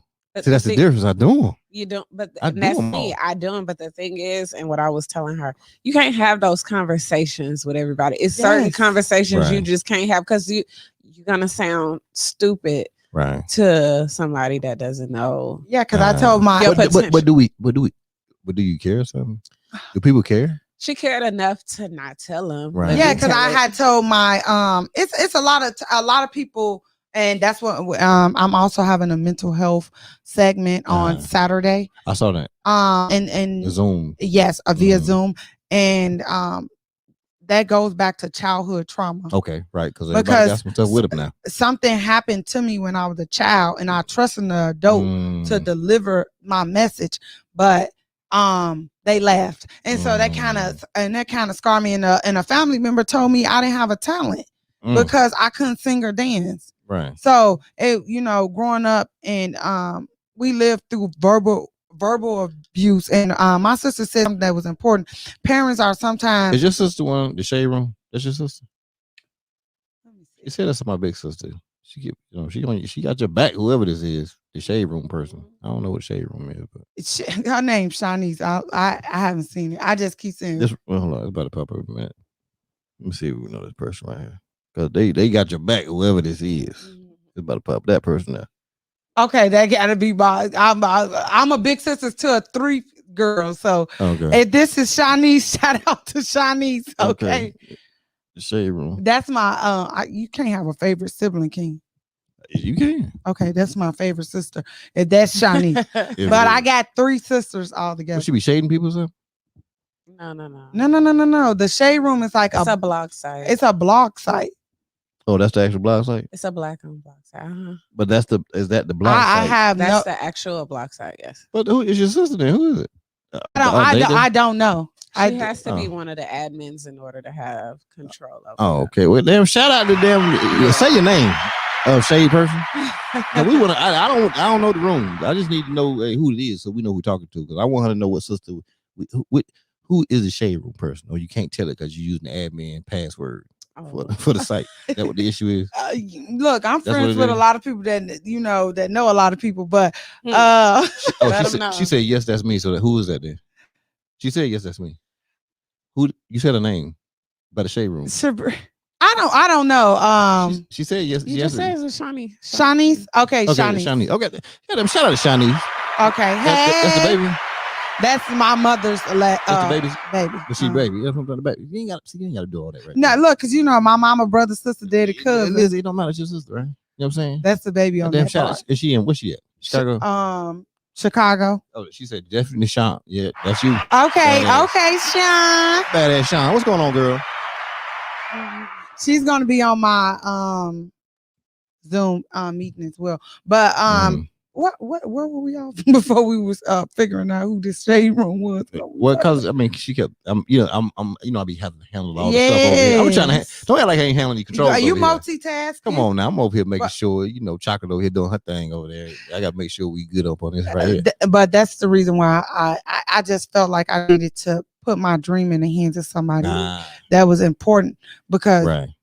I didn't want it to be perverse because like, in the military, I told somebody I wanted to be a sergeant and I made sergeant in 3.5 years. Go ahead. In the Marine Corps too. Yes, but it was also backfire and Beatty saved my life because they gave me a page 11 that could have ruined my civilian life and could have ruined the potential for me to even be a police officer. Yeah, so what are we trying to do now? So it's hard for me to just come out and tell somebody this because people, especially in the police department, people don't want you to be bigger or greater than them. Yeah. That's life, ain't it? Yeah, that's damn life right there. And I told an ex-boyfriend of mine, and damn shout out to his ass. We ain't saying his name. We don't say no names now. You know that. You ain't noticed that? We don't say names. Okay. We don't do that over here. But hold up, one more time, damn it. We don't say no damn names. He would never get no free publicity out of it. We ain't give him shit. But he here in Houston. Yeah, he watching tonight too. You ain't he crying. But anyway, look, if you see this necklace, it's my future husband initials. Is it? So boy, that boy doing it too. So king right there. He right now he in the running to being the mayor husband. Come on now, he gonna be the first man. The first man. Shout out to the first man. Look, and he willing to take that role. I love him for that because that's what I'm saying right there. He know how to play position. Yes, he plays his position play game is strong. Yes, and he lets me do this. You got one playing the position too? My friend Ren is single and she accomplished. And she wants you with good credit. Hold up. See, hold up now. Damn 8:20s and 8:30s ain't gonna need nothing right here. But no, Ma, just get back to this thing you just said, right? You said he understands how to play his position. Yes. You know what I'm saying? It's kind of like what's my girl and the vice president, her husband. He know how to play that position. Come on. He know how to play that position. I be shouting him out. Yes, he know how to play when I tell you he played the position,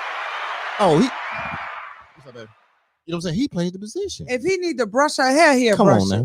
So, and that's why it's imperative, and especially I needed somebody, I can trust with this dream of mine, and I didn't want somebody to perverse it. And I just wanted to see where he was at when I told him. Yeah.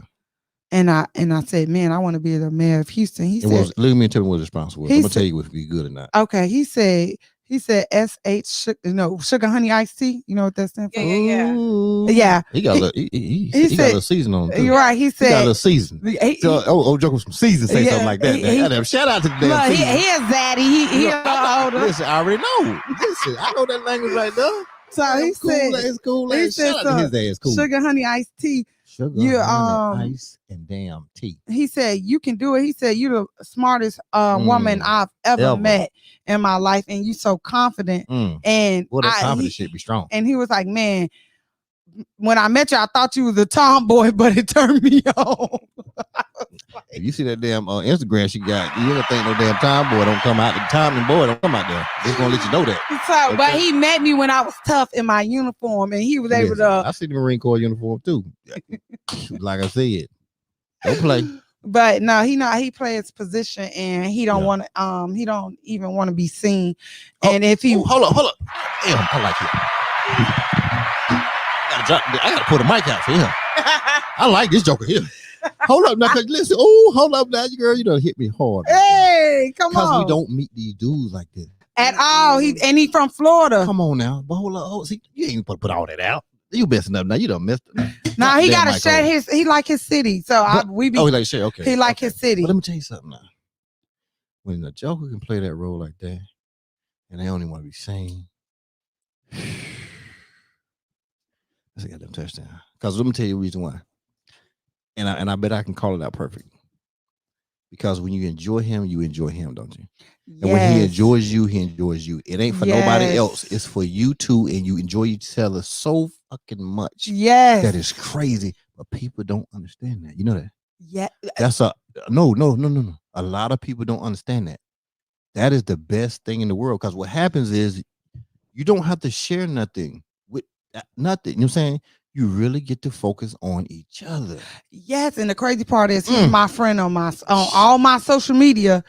He's my friend on all my social media, and they be hard eyes and dropping googly eyes. And he don't breathe up. Even care because he's solidified. You know who he is on it. Yeah, they must be my brother. I'm gonna find out his damn name because he got a G.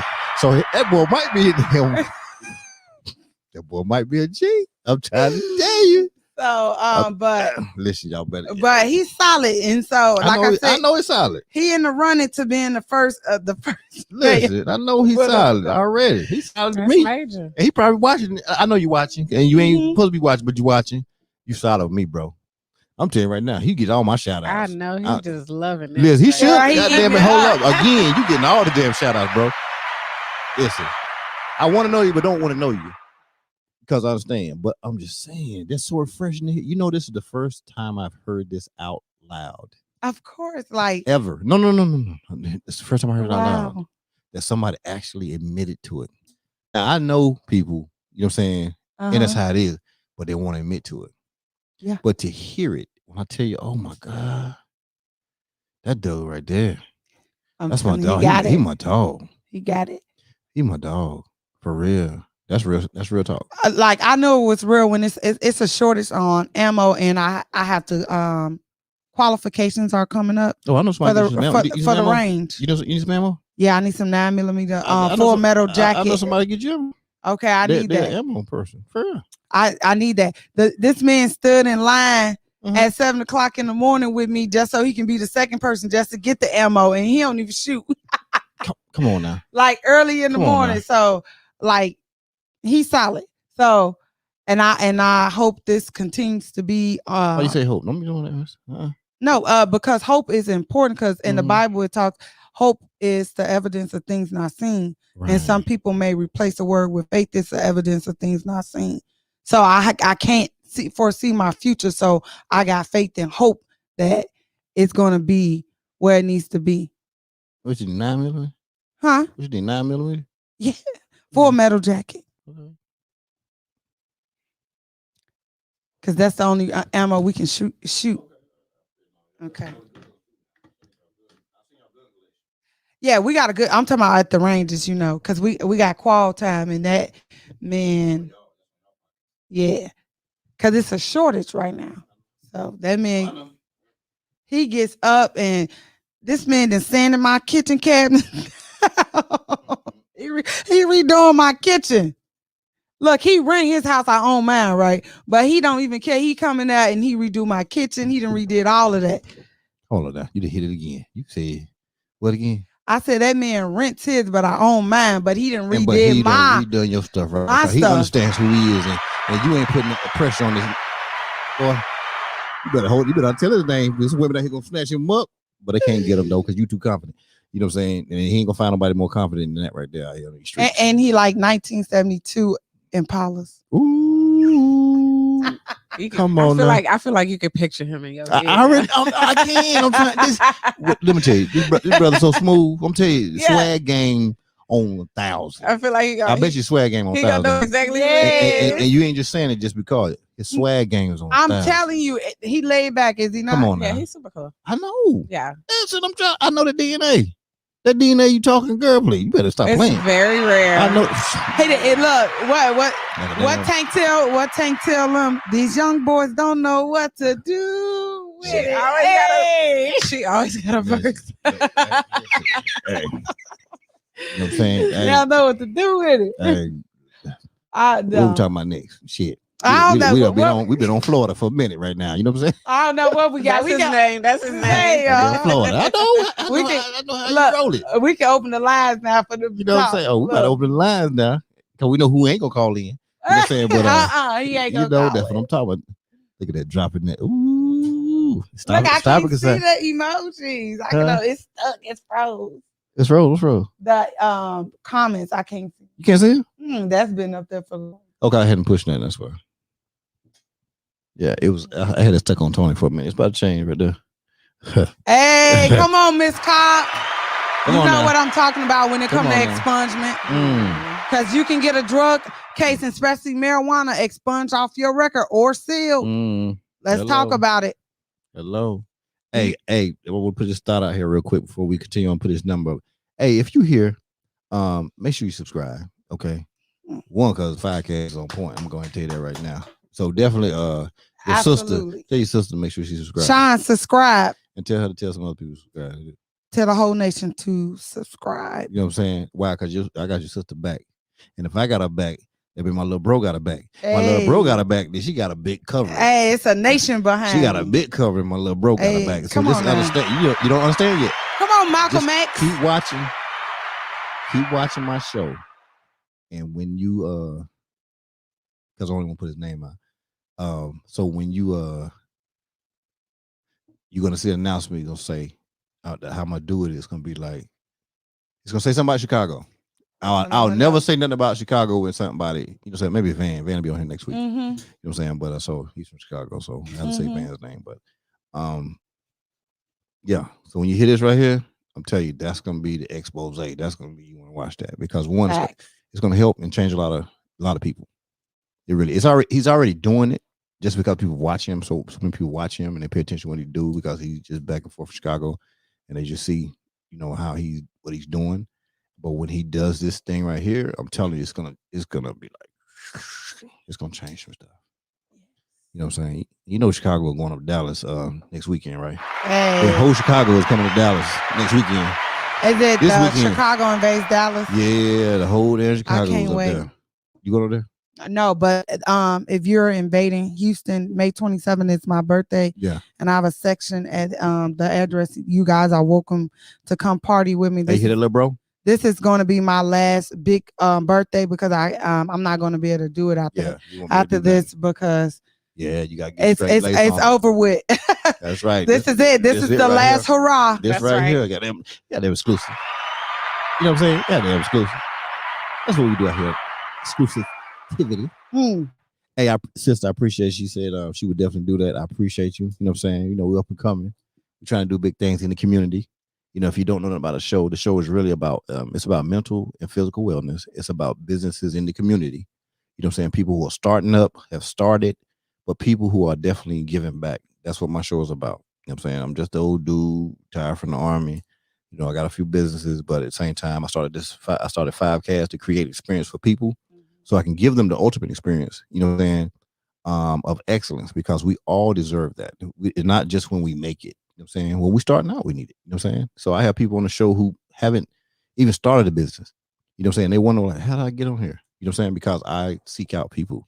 You know what I'm saying? I'm like, yo, I think hey, come on, I want you to have the 5Cast experience. You know, and they say, well, I only have a business. I say, it doesn't matter, but you're doing something. You know, and everybody, they love it, and it's really their story helps other people. You know what I'm saying? Like your story is gonna help so many people. You know what I'm saying? And everybody's story helps everybody. Trust me. You know what I'm saying? And it happens. And so been doing this for like I think it's officially like 7.5 weeks now. Wow. You know what I'm saying? I've been doing this. And so and I have to give a shout out to 1409 podcast because those young brothers, you know, they've been doing it for a while. So even when I bought my little road, I didn't know what to do. You look at my first episode, you know, I just had this. I ain't have nothing on the wall or whatever. And my homeboy, who he came to my first show, and you know, it was just kind of like, hey, I'm gonna start off with you, bro. Wow, 7.5 weeks. Yeah, and we trying to do a little something. Progress. You know, so we gotta get some lights in here. We trying to do a little something. Oh, you know it's nice. I know. Don't try to play with me like it ain't nice. Listen, I'm gonna keep it real. This shit nice. Look, he got his logo on all his furniture. It's real nice. Oh, we talking about that's custom right there. That's custom done right there. Now the G5. I think his favorite color is red and black. Ooh.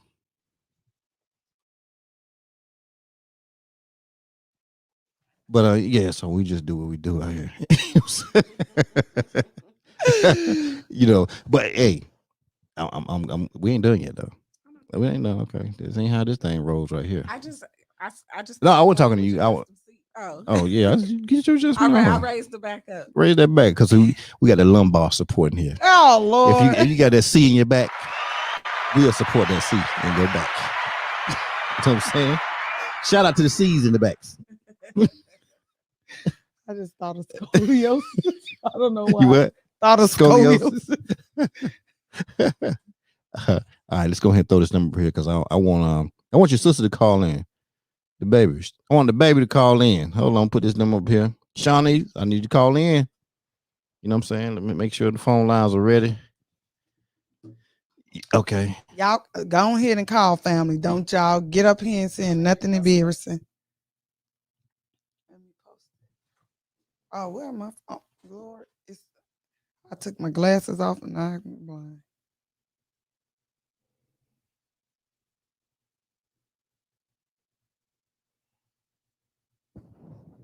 Yeah. How much you need?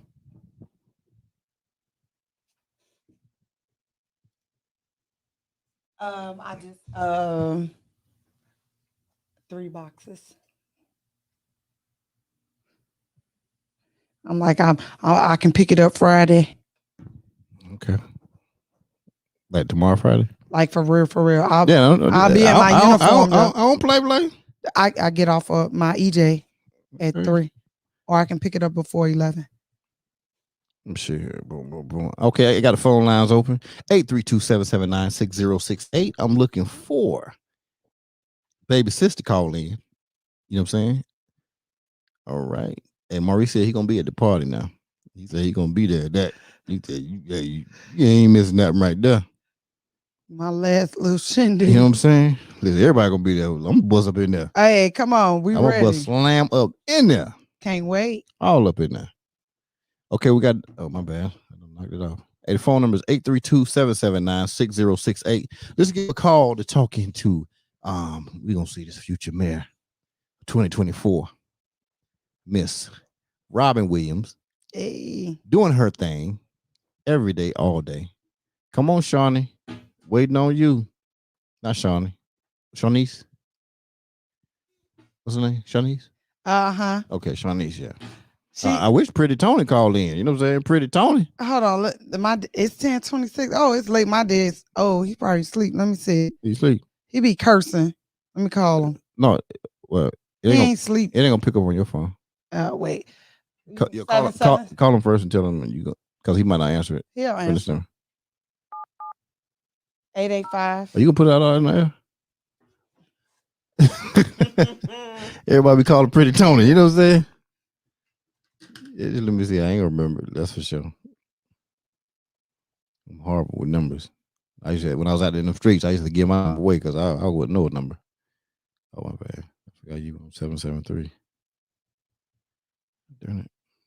Hold on.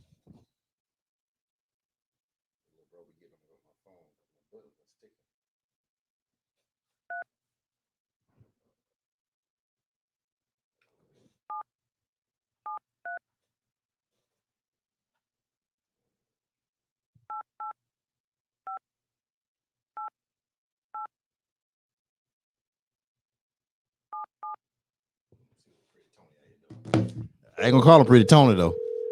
What they call him? Bay? Yeah, you can say Bay. Mr. Bay. You think he watching? Hello? Hey, Mr. Tony. Who? Mr. Tony? I can't hear you. Is this Bay? Who is this? Hey, how you doing, sir? I'm good, but who is this? This is G5. I'm with your daughter. U5. I said this is G5. I'm with your daughter right now. Robin? Yeah. Yeah, Robin's on my show right now. She's Oh. Yes, sir. Hold on. Okay. Yeah. Now, what you say? I She's said on your show. Yes, sir. She's on my podcast right now. This is 5Cast down here in Houston. Yeah. And so we're doing a show right now. So she wanted to talk. She wanted to call you. So I called her. Go ahead, Robin. Hey, Dad. Hey. Hey, Mufasa. I call my dad Mufasa. Uh-huh. So I was just letting them know how you took me to go see the Christmas tree, and I was just staring at people, and you pinched me, and you was like, "Hey, it's not, you don't stare at people," and that was a big lesson you taught me, and not only that you told me I was beautiful every day, and so and this is where I get the confidence in my look, and not only the confidence in how to greet a man, and you always told me look a man straight in the eyes. So it's imperative that young girls grow up with their fathers so that they can be confident and stand before any man. Exactly. That is the absolute way it should be, and hopefully one day it will be with every father and his daughter. So do you want to share something about the future mayor of Houston? Well, speaking outside the fact that you bear my daughter, just as a person, I think you are and will be a great mayor with the fairness and presenting an even field for all colors and creeds. Okay, Mufasa. Fun fact: my father is Egyptian, so. Right. Oh, hey, listen, he got that voice is killer right here. James Earl Jones ain't got nothing on your dad. I'm trying to tell you. Good gracious. Oh no. Hey, listen, you jumped on him, Mr. Tony. I heard about you. I heard you the man out there in Chicago. Oh yeah. Out there on 48, 48 going up Wherever to 100. I go, I got a flag. I heard you went from 48 up to 100. You ain't nothing changed. Ain't nothing changed at all. Nothing but my size. Ooh. Medium to get my daddy. I gotta get your applause on that. Y'all about to get my daddy in rap form. Listen, I heard you wasn't nothing but the truth. Oh yeah. The truth. Uncut. Uncut. Why you get my daddy started? Ain't no more cloth like you. I already listen. I heard now. There's some people here. They were talking about Uncle Tony. Listen, and who was the aunt name? What was her name? Tammy. Oh, Tammy talking about call him East Side Bay or East Bay. Dad, that got you started. You know what I'm saying? What's up with that? What's up with East Bay? What was that name come from, Mr. Tony? Oh yeah. To the east, the sun shall rise, and nothing. He went there. You went there with it. You went there with it. Okay. He went Egyptian on me for real. Oh, he talking to pyramids. Oh yeah, I'm talking to river people before Giza. I see. Oh Lord, y'all. Before the temples of Giza. That's what I'm talking about. But let me tell you something, sir. When I tell you, you have raised a warrior. I'm talking about a straight warrior. Just her being on the show tonight and listening to her story and listening to the respect that she has for you, to the point where when she got that bad grade and that wasn't a good moment for her, to the point where she was a leader in those group of kids she was hanging with, and she got them to no. My daddy said I got to sit in the front of the classroom. Well, no, I don't think she told him that. She just knew she had to sit in the front of the classroom because you told her. And she made all that crew sit up in the front as well and focus so they could graduate. Well, the truth behind that is leaders lead leaders and followers follow. You know, she's a born leader because she bears my bloodline. Why y'all got my daddy? Well, no. And it's 3 rules in my family. Yes, sir. And that's God first, family, and school. Anything less than that, it's unacceptable. And you don't even play. Oh no. He whooped girls. Hey, the dogs bark before they to see if it's cool to come play with me. Ooh. Remember they used to do this? Ooh. Oh Lord, y'all done got my daddy started. Come on now. I like that. that. Listen, I'm just giving you the uncut version. You know, and that's what my show is about. It's about that raw. Oh yeah, ready and willing. Listen, so you still up in Chicago now? Oh no, I'm in Colorado now. Oh, what part you in? What part you in? I'm in Denver. You're in Denver? Okay, shout out to that. I was in Colorado Springs for a couple of years. I just left from there a couple of years ago. I used to hit up there. I used to hit Colorado. I used to hit Denver, Aurora, hang around there a little bit. Go to the Glass House. You know what I'm saying? You know, every once in a while. Yeah. Know a little something about that. Out there. Yeah. Good eating. Yeah. Oh, look at you know. So come on now. We don't hit the same spots. Hold up now. You know about the Glass House. See, hey. Oh yeah, wherever I go, you know, I plant my flag. Ooh, okay. Look at see. Look at me and Pops already. We in the same spots.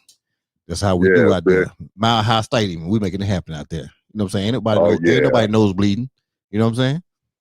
Oh no, real players nose don't bleed. We may sniffle, but we don't leak. It's airtight. All right, Dad. Hey, listen. hey, Dad Cool is on the what? Listen. All right, Mufasa. Ooh, he said the dogs bark to see if it's cool to come out to play with them. You can't beat that right there. Absolutely. You can't beat that right there. Listen. Ooh, and you can't even say you don't act like your dad because you do. Because you don't play. My dad over the top. Can a man come to you and ask you, can he marry your daughter? I would. They're going to have to do that. I know they got to do it, but I mean, are they going to be ready for that? They're going to have to be. If they ain't ready, then they better bring a parachute. Ooh. Goodbye, Dad. Enjoy your night. I'll call you tomorrow. All right, sweetie. You be safe and you stay, man. Take a deep breath and get it done. That's the bottom line. All right. Bye, Mufasa. Hey, we appreciate you there, Mr. Tony. We appreciate you. You have a good night, all right? All right. Yes, sir. Yes, sir. Listen, James Earl Jones ain't got shit on your daddy. Let me tell you. Listen, he ain't got nothing. He ain't got nothing on your daddy. When I tell you cool, come on now. I'm a dude, and he had me pausing because his voice was just, because it meant if we have a divorce and another man comes in with that, you know, with that thing right there. Listen, we have the pause. I know what it does to people now. He put it on me. You know what I'm saying? That's like looking at Prince's eyes. You can't do that. And man, listen here. All I know, my daddy got a big voice. That's it. I call him Mufasa. Hey, listen, he came out. I swear I saw him like hold up the Lion King right there. My daddy used to always talk about some you Simba. I said, Daddy, I have my Simba and I'm the girl. He talking about it don't matter, you Simba. You Simba. You know what I'm saying? I'm sorry, you Simba. That's a bit, shout out to them, you being Simba today. Listen, you gotta let it loose tonight because you can't do it in a couple of weeks. You gotta be straight. You gotta be straight laced. 2 weeks. You gotta be straight laced. You know what I'm saying? That's what's gonna happen. You know what I'm saying? Oh Lord, let's go on these phone lines. Because before we have to call back Pops. Get on these phone lines right here.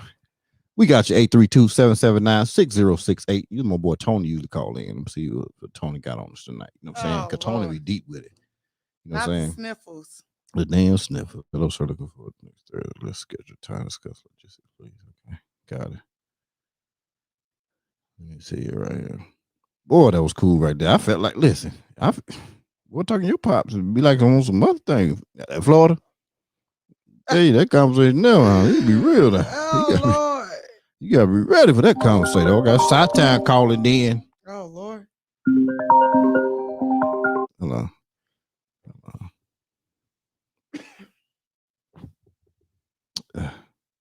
I got you. Don't worry about it. I got you. Yeah, let's see what we got calling in right here. Shoot, you hot right now. You popping right now. Let's see you popping. Hello. Hey, who we got on the phone lines? This is Shanice. What's going on, Shanice? Hey, shout out to Shanice. Hey. Goddamn, Shanice done called in on us. Hey, Sean. What's up, girl? What's up? None, chilling, watching my sisters. Man, it's just showing out. Greatness. Showing out, yes. Ain't she? Yes, it's always. Ooh. That's my big sister, my super Shira. She doing her dang. She called me her super Shiro. So tell me this right here. You are. 2 minutes right here. What does she mean to you, and what she's about to embark on? Like, what does that mean to you? Can you repeat that? I said, what does she mean to you? And what you get me? Mm-hmm. Okay. What does she mean to you, and what does this mean to you as far as the journey she's about to embark on? My words really can't explain how much my sister means to me and the journey that she's on. She said, I'm lost for words. I'm lost for words. And my sister knows when it comes down to me explaining my love, it's just like it's no word. That's my baby. No word. That love is serious, huh? We talk every day for hours. Every day? Every day for hours. You don't play? Shanice, explain to them why you call me Super Shiro. Since I was a little kid, mm-hmm. anything that I asked my big sister, like I used to ask her certain things, like sis, how your brick feel or something like that, and she used to just understand anything that I like was trying to say or try to express and things of that nature. And she's like super smart. You know, I used to come to her with anything I needed help with. She helped me with it. She's like my teacher. You know? Oh, have mercy. You right. Like she's smart now. I mean, brilliant. She teaches me so much. And you just don't meet people like that operates at this level. You know what I'm saying? And everything she's done, she seems like she's operated at a high level. You know, whether it's getting an education, whether it's just being in the Marine Corps, whether it's just growing up in Chicago, whether it's just, working with American Red Cross, you know what I'm saying? Starting her nonprofit, just everything she's done. This was her since a little person, a little kid. This was her since a little kid. She was, words cannot explain. That's my panda. Hey. I was telling her how Auntie Tammy called me Pooh. Pooh. Yeah. You're right. She said, and she told me I look I like find a little comment. panda. She said, ain't nothing wrong. But I'm not going to hold you guys up, but I just want to say I'm honored and I'm more than grateful and thankful for my big sister and setting the bars high as she's setting them and breaking every last one of them. I'm grateful for my sister. I pray for the journey. Sis, we got it. I'm behind you 100%, 1,000,000%. Oh my goodness. We got it. That's love right there. Hey, you doing big things too. What you do, Shawnee? More about this. Who? She's shy. She ain't gonna say it. What you do? What you do? What's your sister? My Brag sister, on your sister. My sister is a business owner. Okay, hell, shout out to you, girl. Shit, you talking about your hero. My sister. Hey, Jay Rich. My sister is out of. She lives in Chicago. Yeah. My sister's currently earning her degree in business administration. That's what I'm she talking runs about. 3 businesses. She's a young female with a liquor license. Damn, shout out. Go ahead, give me something else. And not only that, she's about to release her first skincare with aloe in it. So it's all organic. My sister is not going to let me release the name yet. Then but it's my brother's middle name. If you know my brother's I don't know him, but we're going to find out what the middle name is. Okay. We're going to know what's going on with this thing. And she also has Shay Latay's hair extensions as well. Goddamn Shay Latay. Give me the spelling on that. Shay. Shanice, how do you spell it? She ain't gonna do it. She ain't gonna tell us. I think it's S-H-A. I don't know how to spell it. It's fancy spell. Spell it for me there, please. S-H-A-T-A-E extensions. I think it's. Is that right? I don't know. She done hung up on me. Oh yeah, Shani got shy. Shani got shy. Oh, is that her? She better not be. You hang up on me.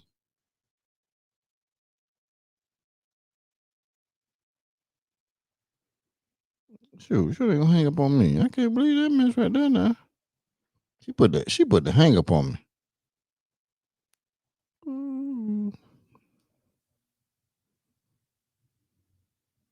She hung up on me. My sister is shy. She hung up. Somebody else call us though. Let's see who this is. Hey. Hello? Hey, who we got on the line? Oh, you got Maurice on the line. What's up, Reese? Shit, got that shout out to Reese out there on the road. Got them Reese out there making the moves out there. You know what I'm saying? Where you at, Reese? Yes, sir. Right now, this crossover in Minnesota got it delivering at a Costco in the morning. Okay, shout out to damn Costco getting deliveries from Maurice tonight. You know what I'm saying? Straight out of Yes, Chi-Town, sir. doing it big. What's going on, man? What you got for your sister in here, man? Man, I just want to call her, man, and let her know how proud of I am. You know what I'm saying? Because she talked about this med thing for a while. If she came to me, I said, "What you waiting for?" I mean, ain't nothing to talk about. It's time to do it. You know what I'm saying? I mean, like you know, as long as I've known her, you know what I'm saying? You know, we call each other cousins, each other family, we've been best friends for a long time. So It's like you got all the qualifications, you know what I'm saying? You look good on paper. You know, you got the poise. You're the type of person that, you know, you can look up to.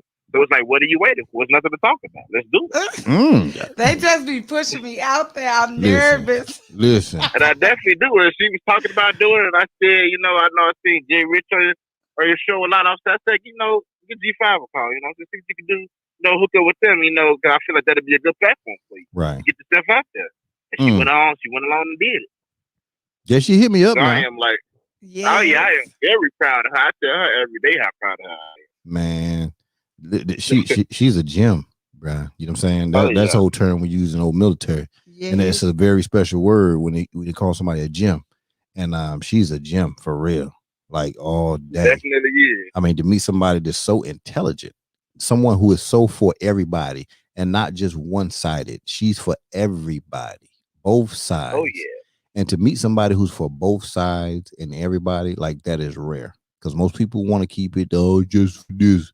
No, it's about humanity. You know what I'm saying? And when you find people who care about humanity, that's an amazing thing. You know? It is. And she is. And I'm grateful for you, brother. Because one, you know, and it just goes with the testament of people, like you just said. You know Jay, Jay, my girl, and Jay been up here more than a few times. You know, she probably got a 7.0 at this point, been on the show. But just for the fact that you say, hey, man, reach out to this dude right here. You know what I'm saying? I think his platform might be good. Hey, I appreciate you for even saying that to allow her greatness to even come in here, man, on my little humble little show. You know what I'm saying? And so I want to thank you for real. I really want to thank you, brother. And no problem. My thing is, when she told me about what she wants to do, you know, like I said, I've been following you for a while, and I said, hey, this is where we can start at right here. You know what I'm saying? We get you. This is where you need to go to, you know, to get your voice heard. You know, start on this platform and then see where it takes you. Because I'm pretty sure you get a lot of connections. You got that shout out to damn connection. You better stop playing, Reese. Act like I ain't got no damn connections. Reese know what's going on out here. Reese know what's going on. Reese know. He know what's going on now. So, hey, wake up. Ring. Ren, we gotta do something, Ren, over here. I got you, Ren. Don't even worry about it. I got you. Ren taking them notes. I got you, Ren. Ren thumb moving up and down. Ain't no note in that thumb moving up and down. I know. See, you told you had a thumb move. I was scrolling. She was. Ren, so what? Done. Nonchalant. Mm. Oh, I get that a lot. No, I don't even think that. No. You pay attention more than people think you pay attention. I sure do. I know. I noticed that. Trust me. Shout out to me doing everything going on in my building, Maurice. I know what's going on in here. You know what I'm saying? Oh yeah. I know what's going on, man. So let me ask you this right here. So what's some advice would you give her? And I know you give it to her all the time because you talk to her. But from this setting and listening tonight, I'm sure you've heard some of the things she'd already said previously. But what is some advice that you would give her at this point right here? My advice to her: continue the ideology that she has right now. Mm-hmm. Stay grounded. You know, like she said, put the boots on the ground and work with the people. You know, never forget who the people are. Never lose sight of the initial goal or the reason why you wanted to become mayor. You set that goal, you know, stick to it. Never lose sight of it. Other than that, she can handle everything else on her own. She got it. You're right. You got them 12th degree black belt right here beating up people right where good gracious. Oh, I know it. My reason, the reason I lost my first job at Jules. Them hands. Yeah. Them hands. Yes, sir. It was those hands. Woo. Boy, look, she got the phone lines burning up in here, boy. Everybody want to talk to her. East Coast, West Coast, man. You got everybody calling in. Look, my phone ain't stopped blowing up. I got to write numbers down so I can make sure I call people back. Good gracious.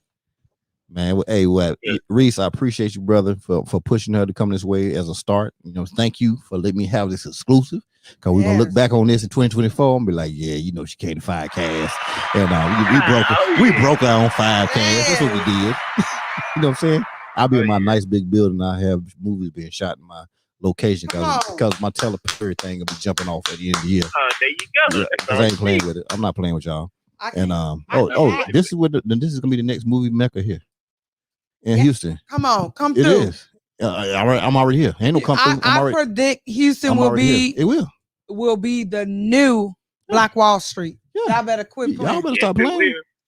And I'm moving down there next year. Houston will be the next Black Wall Street. Y'all better stop playing because I'm telling you, this is what's happening. If we don't connect now, you're gonna be lost. Listen, you don't get. But I done said that all year. I've said that what you just said all year. I'm telling you. I said it all year. And if you're scared, you don't need to be doing that right now. If anybody is scared, you need to just sit at home. Don't come out here scared right now. This is my lieutenant. Like I literally sent him this. And he's been watching. Yeah. Your passion will definitely show in your campaign all day long. Like, you know what I'm saying? LT, damn right. This is a lieutenant. Your female? No, this is a male. Dude. Okay, I want to make sure I'm telling him right. Wait, dude, LT. He said I will knock on the doors for you. Come on now, we already knocking. Tell him we knocking too. And this is a lieutenant, and you know, in being a Black officer in a predominantly white field, it's hard to have that, and for you to gain the trust of your superiors. Right. And sometimes he'll ask me a question, and for me to mentor him. Mm-hmm. It's never been he's strictly mentoring me. It's never been he's strictly mentoring me because eventually the student will become the teacher all day long. Exactly. That's the natural process. So, and I'm so very thankful for the people because like I said, I don't trust people all the time. I could have probably went to the VFW and said, hey, this is what I want to do. Yeah. And sure enough, it's probably a blue collar white Marine that served and say, hey, I can stand behind you. Right. But I did not want to be a puppet and I wanted to put my own boots on the ground. Oh, you got to don't act like you ain't got the veterans out here now. Now we got them veterans and we gonna stand because that's where the most coming from. You better veteran game strong out here on these streets now. Yes, veteran game strong now. Look, I'm gonna be all up in the VA hospital, the Great American Smokeout, with my shirt on, cast them votes. Hey Reese, man, we appreciate you, man. We got a couple calls came in, so we're gonna go hit them back. Problem. You know what I'm saying? Hey, I appreciate you. Hey, be safe out on that road, bro. For real. All right, thank you. I appreciate you. Okay. We eating this food. I thought she was trying. If she only trying to be cute and stuff, like, you better go eat. Trying to be cute. Look at my with her lashes. Yeah, over there, big blinking. Girl, listen, you gonna be cute tomorrow and tonight. Y'all gonna make me the butter. You know what I'm saying? No, she doing the same thing. I'm getting on her. Hello. Hey, what's going on? Who we got over here? This is Cassandra Cobb. Oh, you trying to come strong with this damn conversation right here now. You just came a little assertive on that right there. Who you are? Okay. Look, P5, you know, I watch your podcast all the time, and I never call in, but I had to call in. And she don't be calling in. Mayor Robin Williams, and I'm gonna call you Mayor Robin Williams. Come on, because it's coming.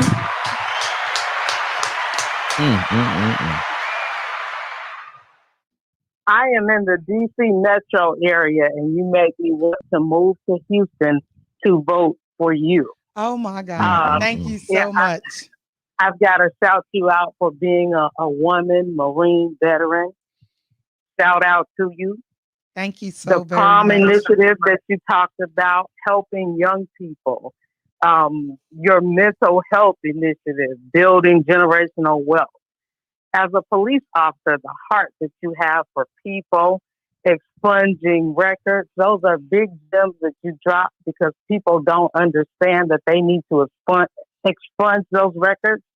And also, they don't understand what's being done to them when they don't know that the record's not expunged, as you talked about. So thank you for that. Just everything about you, who you are, how real you are. I'm pulling for you and praying for you. And thank you for all you've done and all that you're going to do. Thank you so very much. That means the world to me because I hear it from my loved ones. It hits differently when you hear it from a total stranger, and I really, really, really do appreciate it. You're welcome. You've moved me tonight. You've touched my heart, and I know you're going to do great things on the horizon. All right. And I'll Thank free you up the so line much. so your sister can call. You're welcome, Mayor. Oh, my God. That's Condoleezza Rice calling from D.C. area. You know what I'm saying? Come on. Listen, she's the Condoleezza Rice. She's 30 years Army. Wow. You know what I'm saying? Was enlisted. Cleveland, Ohio. You know what I'm saying? Came enlisted. E1. Did a thing. Became an officer. Come on, Mustang. Became a field grade. Come on. Running things. I can't tell you what she do, but like that. Thank you, G5. Killer.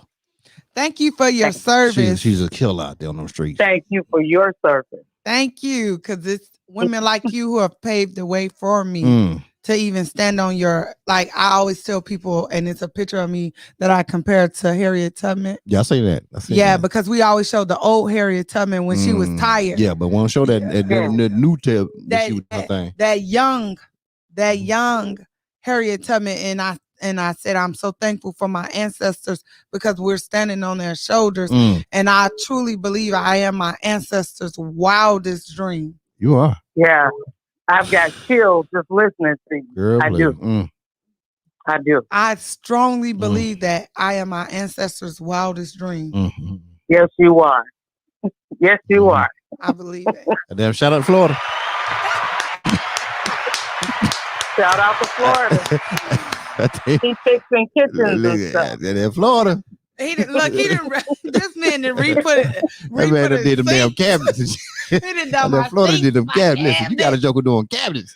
Yes. Ooh, he did water in my grass. He take my car and wash it and put gas in it. Well, he real good. I got to work on that one. I go to the car wash. I go to the car wash. Maybe.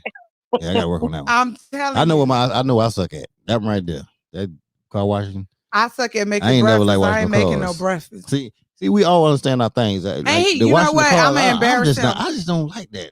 Can I embarrass him? But I don't know because that's a man. This a good one. Okay, go ahead. Okay, y'all don't know his name, so it don't matter. He gonna tell me, chew me out, but here it is. Yeah, ass up. What you got on? Look, he has never cooked for a woman a day in his life. Y'all know I be posting my men making my red fish grits and shrimp on my Instagram. I'll post it.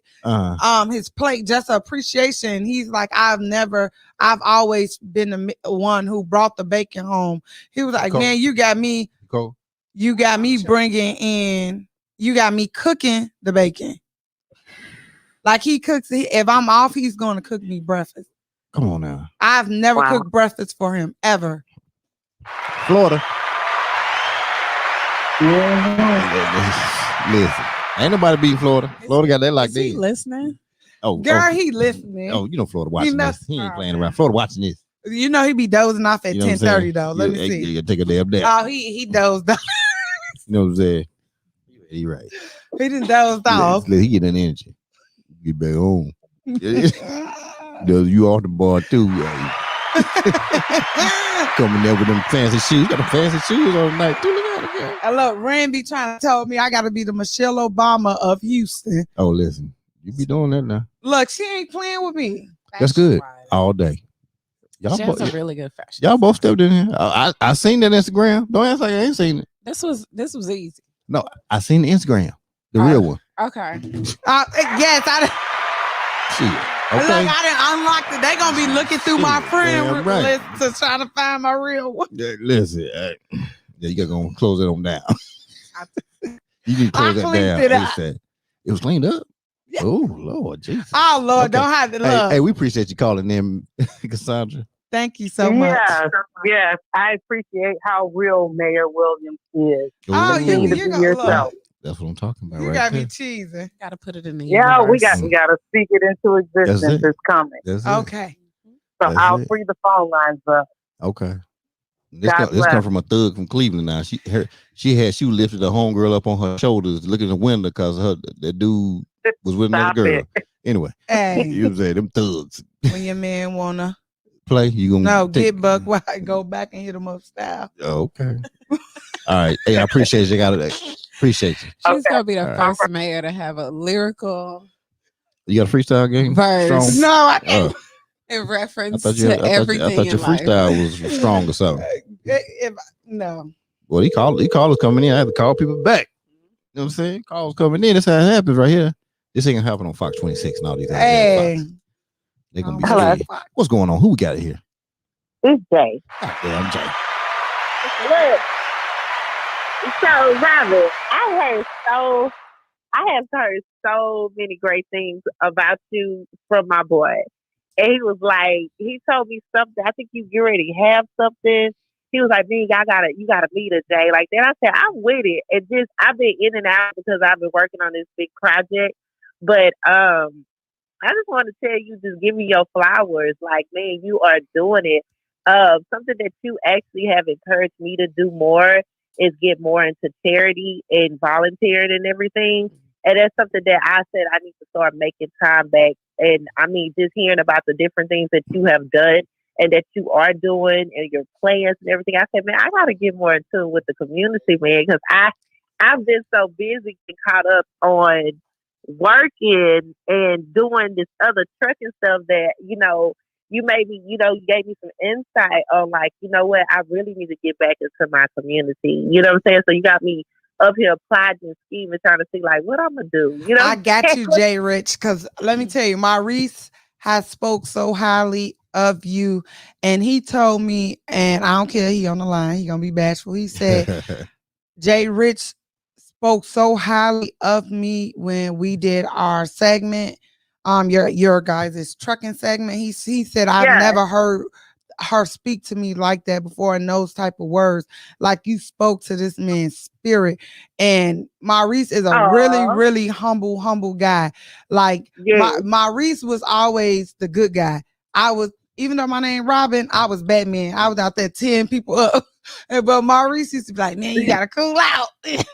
Cool out. Yeah, that sound like him. Yes, Maurice, no, I would tear you up, but I didn't reserve myself. I am reserved.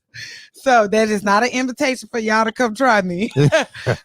At all. Hands still ready. Yeah, so this is what we're getting ready to do, our next big thing, and it's going to be so easy for you to do with charity. So me and Ren, we're going to take pictures May 11th, and it's going to be used for me to, I want to give away business suits and business attire to younger adults so that they can get back into the workforce and that they can know how to do it and what to expect. Because I see so many people tell me, hey, I can't get this job, and I want to teach them how to do resumes, and I know you come from a corporate world, and I want to teach them how to do cover letters and how to talk to people in order to get the position they need. And in the process, I'm going to write them their resume as I sit down with them and talk to them, or at least give them an outline and let them go to the rack and pick out suits and dresses so that they can take it home with them and have that suit.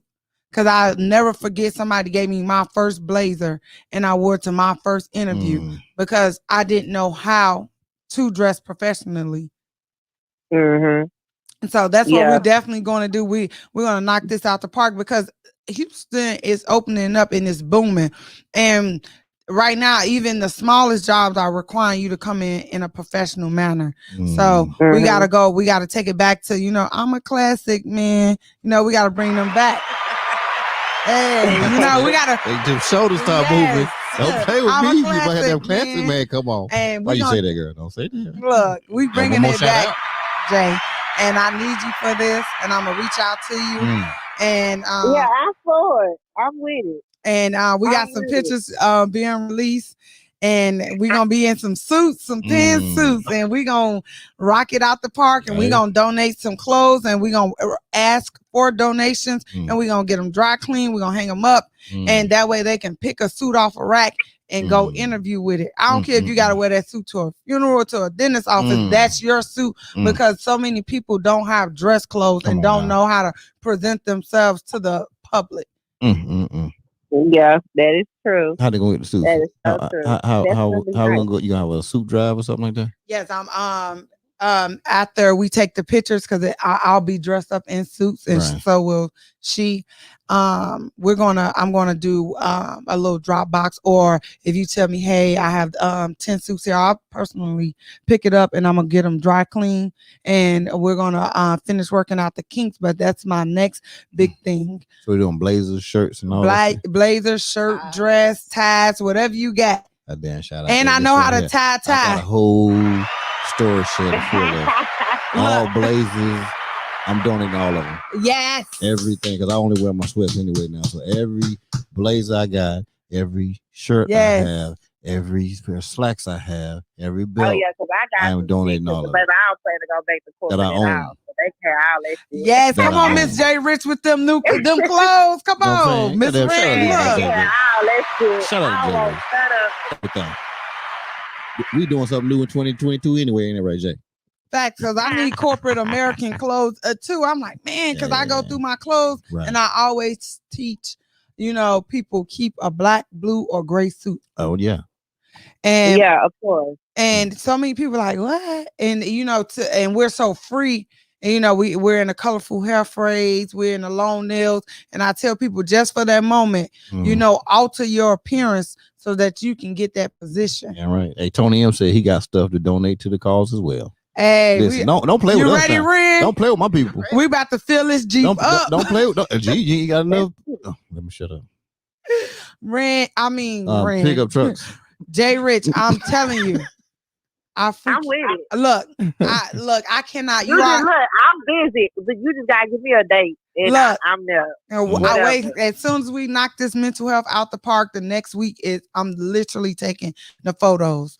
So it's probably going to be June because the last 2 weeks is my birthday celebration. My boo taking me to the DR for the week. I'm going to DR. Yeah, that's Sasua. We're going to Sasua. That's where we're going. Don't go to resorts, but I know he Florida, so he ain't going to no resorts. I know how he rolls. Don't try to act like I don't know this dude. Don't try to act like I don't know how Florida rolls.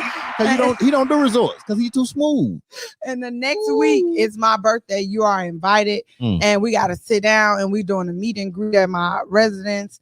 And man, we're going to knock it out because just as much as I need you, man, you need me because we're sisters. And man, of course. Look what just happened. Damn it. Man, I'm with it. And I love you for this. I'm telling you, I've heard so much. It's like baby. I can write a book behind you. Like this man he speaks so highly of you. That's my bro. Like, let me tell you something. When I was like struggling in trucking, like me and him, we had built like this bond. And it was many times I just wanted to quit. I mean, his advice, and I told everybody on my platform, like, this is one of my mentors, one of my main mentors when I was in, what I'm saying, when I'm trying to figure it out or whatever. So, I wanted people, and some people don't do that. You know what I'm saying? People don't be like, no, I'm giving you your flowers because I remember it was a time where I was struggling. I'm trying to figure it out. And he didn't even have to do half of the stuff or, even help me direct. Like, still today, I call Maurice, I need help with this. Oh, hey, do this and do that. You know what I'm saying? So it's like, and I told him he's so knowledgeable. That's why I want to open up my platform to him, even though I got to get the link and everything together. But still, it's like I said, man, if I do this mentorship program in my academy, it's only right that you be the one that's over it because, bro, you help me out. Like, I know these people need, need your help or whatever, like you help me and everything. So, it's just what they call recycling. Yes. Everything all over again, and I never forget them times where I'm trying to figure it out and he was just an open book for me, So it's like, basically just, hey, bro, this what I got going on. I want you to be a part of it. You got to be a part of it. This is you, this your lane or whatever. He was like, I didn't want to do it. It's like, all right, bro, let's go. Yes. How busy I am, but still, he know he's gonna be over that. You know what I'm saying? There's only so much I can handle. So I'm just like, bro, this shit. We're gonna get this link, we're gonna get it popping for Road to Riches. And you know, he's gonna be one of the main, you know, people that's gonna be running that mentorship program in the academy or whatever. So yeah, he spoke very highly of you. Yeah, man, my best friend is my best friend, and my best friend is or whatever like that. So he told me about something that you was having. I didn't know if it was your birthday or not because I be forgetting, girl. But he told me, he was like, man, yeah, you need to come through. And I'm like, bet. I was supposed to Absolutely. leave the time last time, but I was I think I was driving this time. I was still on the road driving or whatever. So I told him, I said, I bet, you know, so just let me know ahead of time. I'm about So to I send make you sure. the invitation. Look, I'm giving you the Addy. Okay. You know, ain't nobody too many people come to my house because what my rug say, my little doormat ring. I can't remember. They say, think before you ring my doorbell. I'm from Listen, Chicago. I know that's right. Don't you Oh, show yeah, up. that's that Chi-Town. Oh, Lord, yeah. I know all about Chi-Town, girl. You know, but I love Houston, and I tell people they in good hands. I'm telling you. AJ, little bro called in and talked to her. Oh, he did? Yeah, man. So, you know, she Fisher now. She in the family now. Oh, that's what's up. That's good.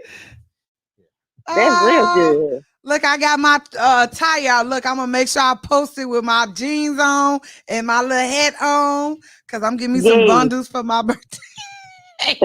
So if y'all see the future mayor with some 32 inches, just let me live these last 2 weeks of May. No, baby.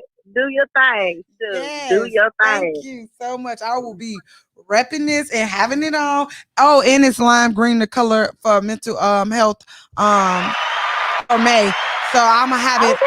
You know what? What's even better? I'm gonna wear it for my mental health Zoom panel, and I'm gonna have it on. So. And make sure I have it on. Because I was wondering, what can I wear that's lime green? Because I ain't got nothing lime green. Look how it worked. But I'm going to make sure I have this shirt on. And I'll make sure it's beat. And it's just a transfer of energy from one black woman to another. Because Malcolm X said we're the most unprotected species in America and in the world. Because, you know, the humans are the number one species, right? We outrank even the lions. And for us to be the most unprotected, that's scary. Yep. That is so true. That is some real shit right there. But that's all right though. Show the people the shirt right there, because this is exclusive. Nobody has seen this. So y'all gonna see me Saturday with my shirt on. Where's it? The camera in front of you. I'm blind. I ain't got my glasses on. That's that road to riches right there. You know what I'm saying? Exclusive. Yeah, baby. I will big have road this. to riches. Look, come on. The yellow big road, baby. Come on. And road to riches, honey. Yes. I will have this on this Saturday. Face beat with my slacks on. Talking about mental health. Yeah. I'm with it, man. I'm so happy. I mean, girl, that is major. You say you running for mayor, baby. I'm for that. I can't wait. I'm for outfit. Look, I cannot wait for, you know, other people. And I just know people, when they meet me, they just automatically say, man, you just got a dope vibe. And I just hope people know it's authentic, it's real. And man, I'm like I tell people, I'm not afraid to lay it all on the line. I got education behind me. So if my badge got to go bye-bye, it's for the cause. Absolutely. And that's the deal. Like you say, you know, people will know, like people give the feeling on, you know, if you authentic or not, you know. So it's like that's something you don't even have to worry about. Then who you around means a lot too, because they're gonna check out your people too, and who you call a friend or who you call a supporter, and what kind of people you got. So I mean that's everything too. So girl, I think you're gonna do awesome. I think that is awesome. That's on a whole nother level, girl. Let's go. And we need that in the city, man. We need some new flavor in the city. Like, look, seriously. I'm gonna wear a cowboy hat in a minute. Yeah, do all that, baby. You gotta represent the Texas, baby. You got to represent the Texas some way, somehow. So make sure you get you a shiny buckle. Girl. Make sure you get the Texas highlight. You gotta get it blinged out. Make sure you get that. Yeah, baby, I'm for all that, honey. Yes, look, I already got a grill. I got some braces.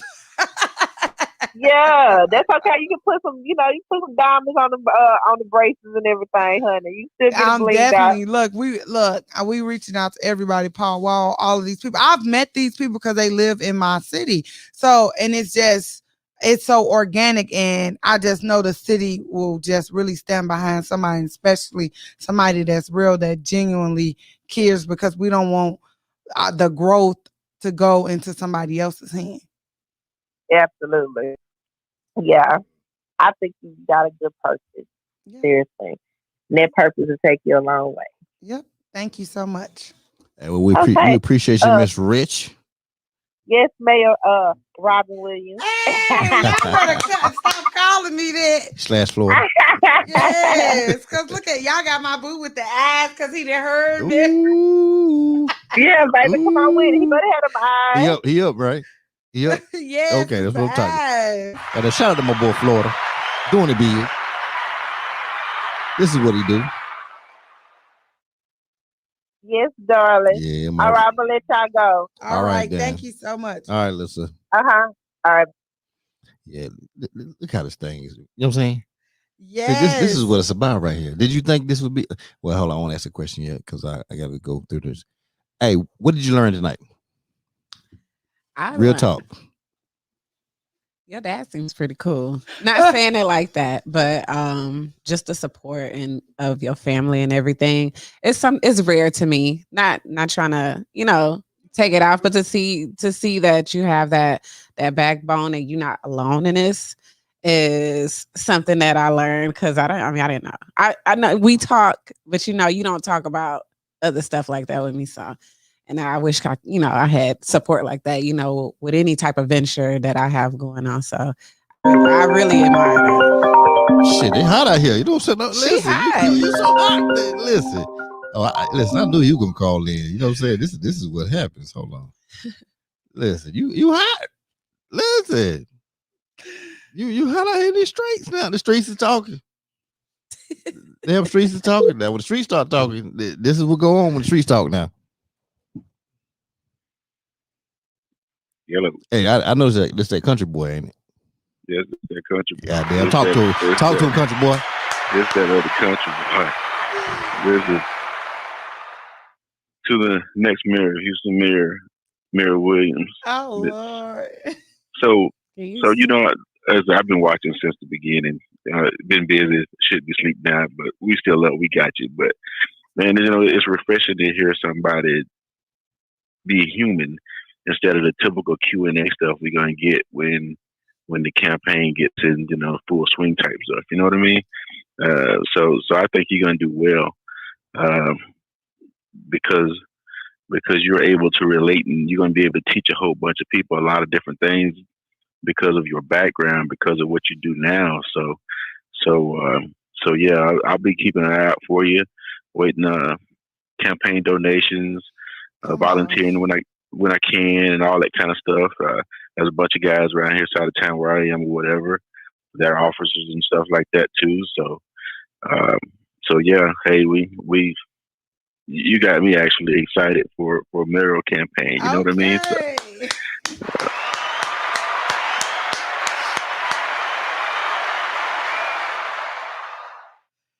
oh, y'all make it like I am so it feels so good to not be, even though I was kind of nervous to be not born and raised from Houston, to be a transplant.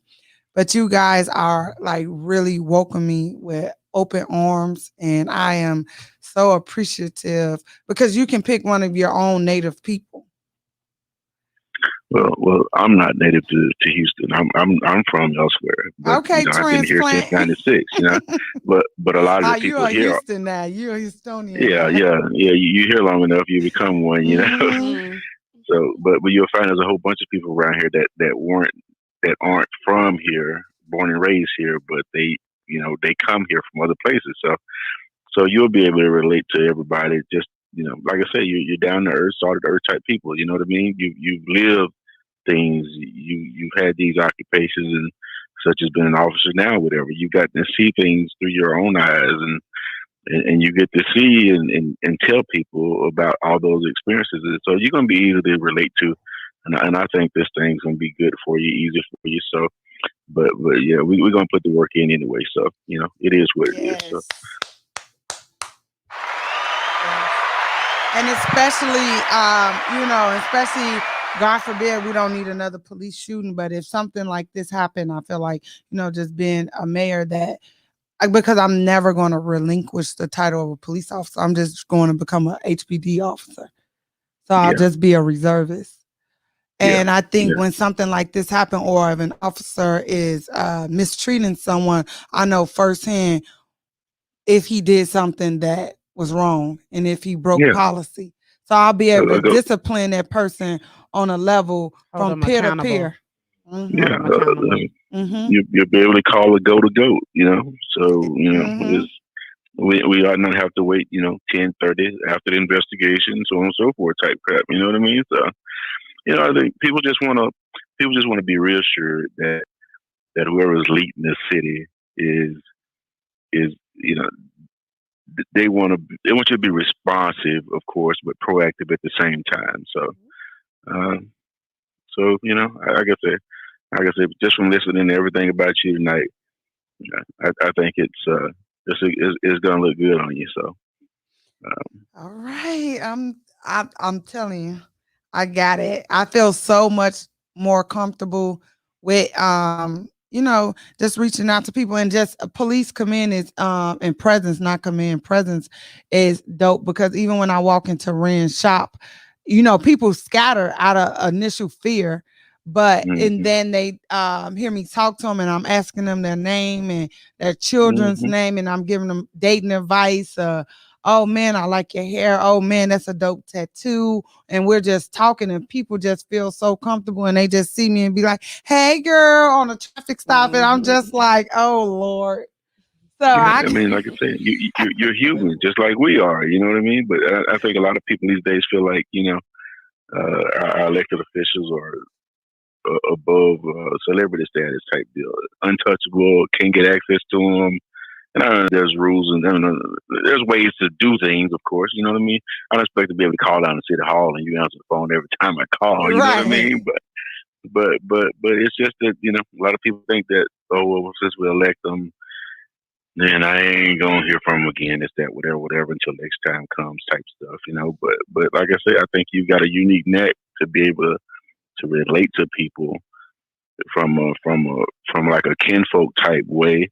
Listen, guys, like I say, we're all human. Hey, I breathe the same air as you. I walk on the same ground as you. You know what I mean? So it's all about working together. Everybody, we got to work together. So but that's about all I had. So I just want to say, like I say, as Miss Cobb then already spoke it into the atmosphere, and Jay Rich and Maurice and everybody else. So you come to Fivecast. We're gonna cut for you. You know what I mean? So it's just the way it is. And I really, really, really, really, really do appreciate it. And I can just hear y'all excitement, like y'all ready for a rebirth. And so let's do it. Let's shake it up. Because I'm young enough to shake it up, but old enough to know better. So let's do it. Let's shake it up. Hey, you got dad like Mufasa out here. Shit. Listen, he called in. My baby, the man. We already know what's gonna happen. He come down and get my baby speech. Listen, he gonna shut everybody down. Everybody like, yeah, we gotta get him down for a campaign rally or something. You know what I mean? Yeah, man. My daddy don't play about me ever since I was a kid. Like he you ain't got to tell me. I heard.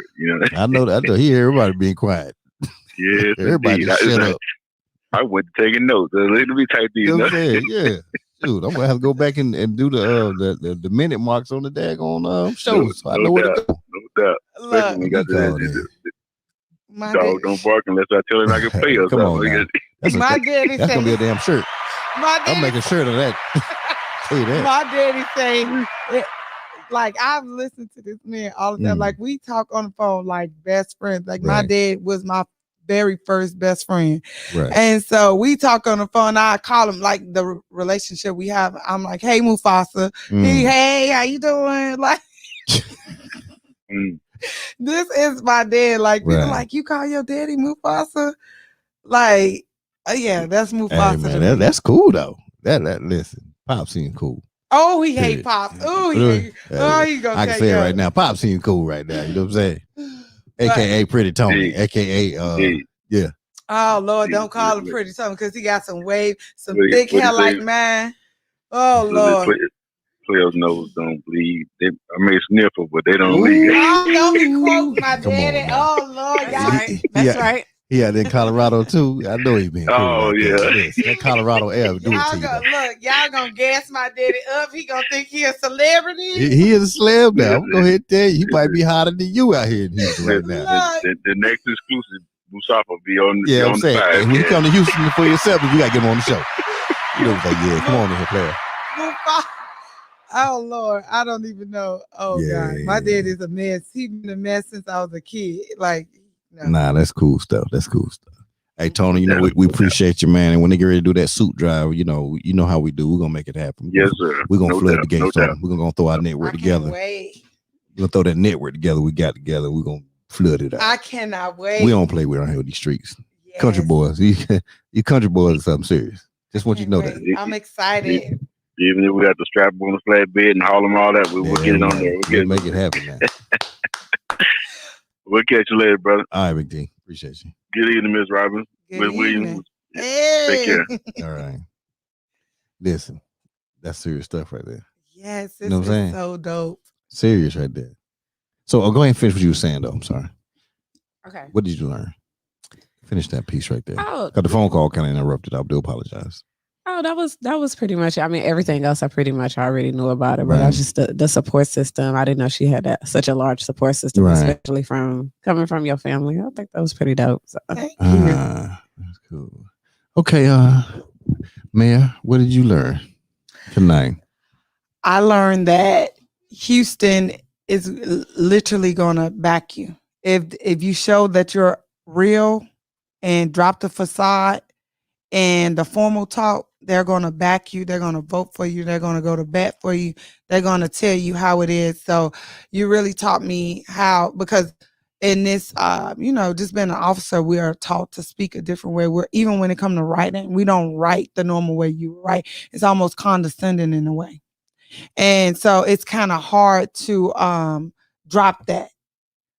So because I go to work and that's the mindset I have to write, just to describe blood, we say this a substance that's red that resembles. I know it's blood, but the fact that we got to get so creative with it, just in case we're wrong, that we still was right.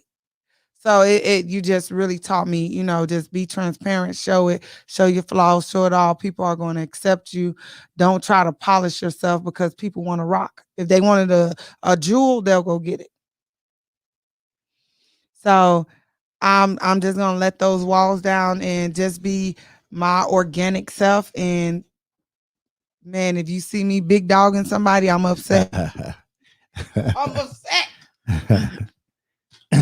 Yeah, I don't know if you remember this movie. It was Richard Pryor. It was called Brewster's Million. No. I'm just saying. When you get a chance, go watch it. Okay, Jermaine probably pulled it up for me. You know what I'm saying? Watch the movie. And I'm not saying just from because I'm one of the people, I watch movies, but I look at them totally different, right? So even like the Wizard of Oz and the Wiz, I look at it in a total different way. But if you go back and look at Brewster's Million, you will understand what I was saying before. When people can just see who you are, you know what I'm saying? People, that applies.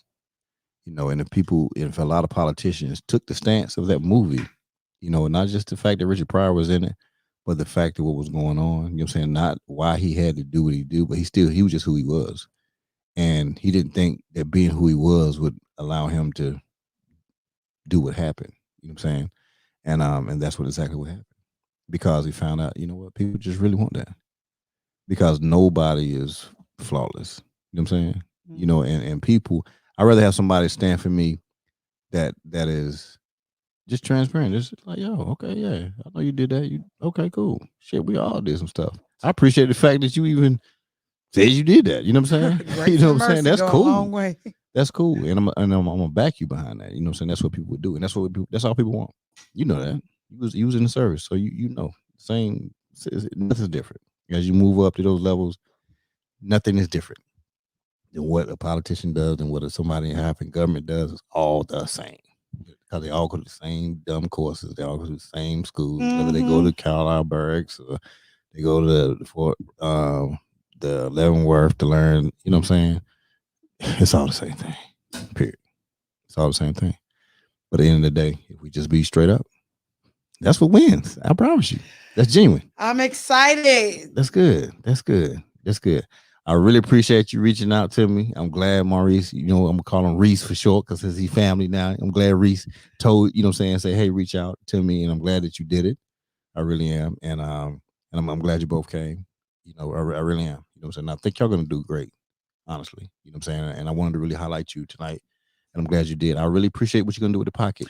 You know Absolutely. You know, I really appreciate that because when I tell you that's important, it's not, and I'm not saying it to you so something can sell. It has nothing to do with that. No, this safety. Not talking for me. It's safety on both sides. Because if I know that an officer can walk up and they can see everything right there, they can feel a little safer. You know what I'm saying? I feel a little more confident that, okay, an exchange might not happen. You know, I even tell people, and this might be wrong, but this is what I tell my kids. And it's probably wrong, but I don't care. I don't want my kids reaching. Right? No, that's so my true. thing is, I tell them when they get stopped, I tell them to take their seatbelt off. I said, I'll deal with the seatbelt ticket. That's what I tell my kids. No, you tell them. I would deal with a seatbelt ticket, but I'd rather get hands on the steering wheel. So that way, if you do have to exit the car, you don't have to reach because the seatbelts are on the side. You feel what I'm saying? Mm-hmm. You know, and that's just one less thing that can happen. Or if somebody, you know, they might be afraid of something. The cop might be afraid. Yeah, you know, so you don't know what somebody's reaching for. Every cop isn't forged in the fire of an urban community. Right. So everybody doesn't, you know, it's been instances where. Put a little closer. Yeah. Like I said, everybody's not forged in the fire of an urban community. Right. That's minorities are given that special tool, you know, because we know the lingo, we know how to address it. And, you know, some cops are scary. Some people have been picked on their entire life. Right. In order to be a police officer, a lot of people don't know you have to have good credit. You have to have an immaculate background. Right. You have to be able to pass a polygraph test, right, a psych test, intrusive background test. Right. So you go get this kid that has never ever been in trouble, and you go put them in a uniform, and they feel power. Yeah. And I'm not going to sit there and lie and say you don't feel a sense of power when you put that uniform on. Right. But can you channel that power? And to hit on that seatbelt thing, they can't give you a citation when they arrive and they see you without a seatbelt because they have to be able to view and validate that act. Right. Okay. Seatbelt is the proper name for it is a transportation code violation. Right. So if you didn't initially stop me for that, then it's not an add-on. Right. The only time we get to add on if I stop you for no front license plate because you have to have one in the front and the back in the state of Texas, then I see that your registration is expired, then I can add that. Then I see that you don't have insurance, which is failure to maintain financial responsibility. And another thing, a lot of people get sassy in it, and I want to tell people this can prevent you from going down a rabbit hole. When someone says, let me have your insurance, which would be your car insurance, give it to them. Right. It is not our job to verify your insurance. That's a luxury because they print those IDs out, they give them to you, and those don't allow somebody to dig and become intrusive. Right. because now we're going to go and look and we see that you don't have it. Now we're going to give you a citation, but you know you have it, but we can still issue it. Then you're like, I'm not signing that ticket. Then if you don't sign a ticket, you're going to go to jail. And a lot of people say, why did they lock him up for? Because this is going back to transparent and teaching people these laws, is because you get arrested because we have to bring you before a magistrate. Right. Because you refuse to sign and say that you're going to appear before a magistrate, which is the judge, then we have to take you into custody and bring you before one. Right. So those are a lot of people say, I don't have to show you that. Okay, if you don't have to show it, then that makes somebody show you what they can do. Right. And a lot of people say, man, do y'all swear y'all hand on the Bible? And in the state of Texas, we swear on the Texas Constitution. Right. And that's a lot of power to swear on the Constitution of everybody in Texas. Right. And a lot of people think we have jurisdiction if you're HPD cop or Pearland cop. No, we are licensed the state of Texas. Right. So it's a lot of power that people don't know officers have. Right. And we don't swear on the Bible. That's a myth. We swear on the Constitution, and that Constitution is to do what? To serve and protect y'all. And that's kind of a lot of power to put your hand on the Constitution and swear by it and swear that you're going to be firm, fair, and just. So I just want to educate people on what police officers are. We're just not people in uniform. It's a lot of authority behind that uniform, that badge. And it's a lot of people that don't,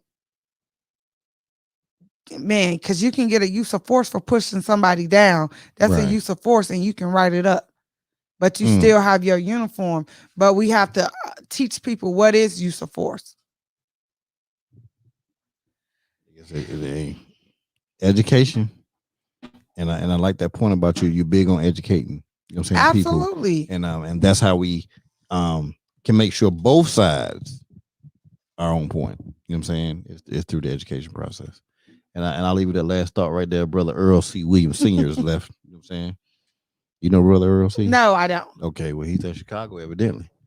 He said, Robin, we're pulling for you 100% in Chicago. You are and have always been amazing. We're so very proud of you. I think this has to be a man that I love and respect. I call him my grandfather because he raised us from my grandmother is an old time woman. My grandmother has never been married, but I've never seen men over our head. And this has been the only man I've ever seen my grandmother with. They're not together to this day, but that man is my grandfather because my grandmother is Betty Wright. Let me tell you something.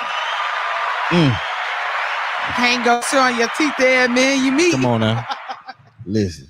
So grandma don't play. My grandma was a lady. A woman. One of what we call them a woman. A woman. She's a woman. Yes. So. Man, well, let me tell you, this has been a great evening. You know, I know Florida, he probably kicking up right now. You know what I'm saying? Fat Daddy. That was his name, Fat Daddy? That's Granddaddy. Hey, I knew when Daddy. I seen it, I was like, look.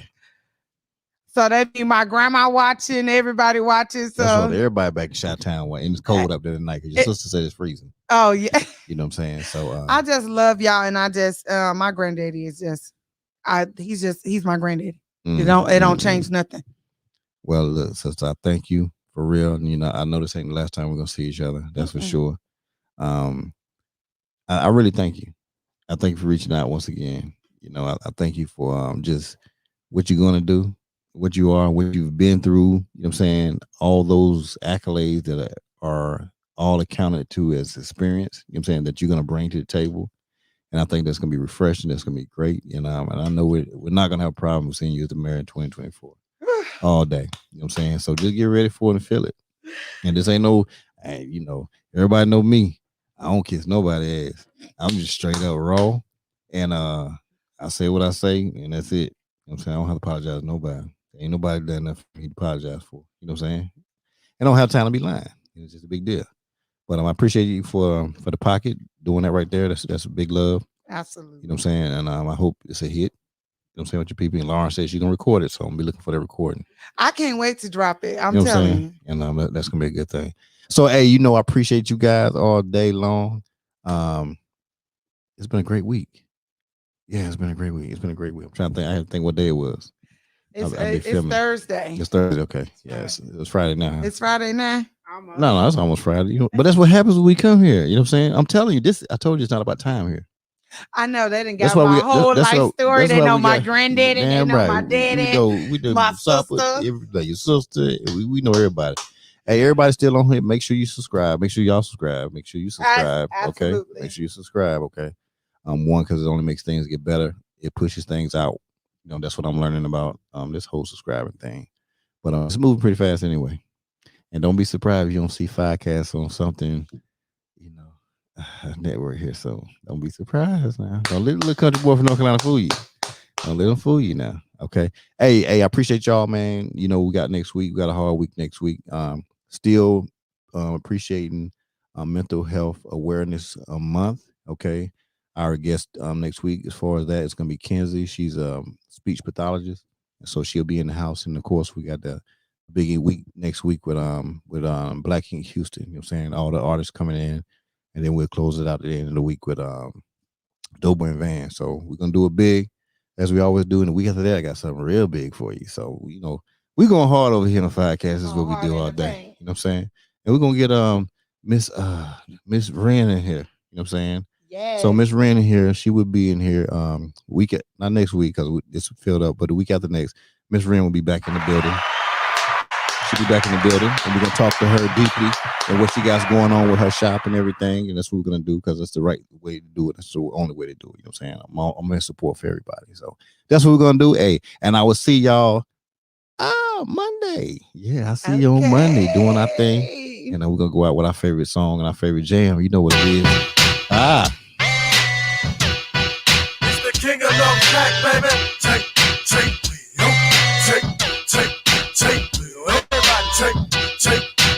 wheel. Come on, take, wheel. Take, wheel. Everybody take, wheel. You got to speak to me, bitch, I don't give a fuck. Give you a jab to the nose and make you say what's up.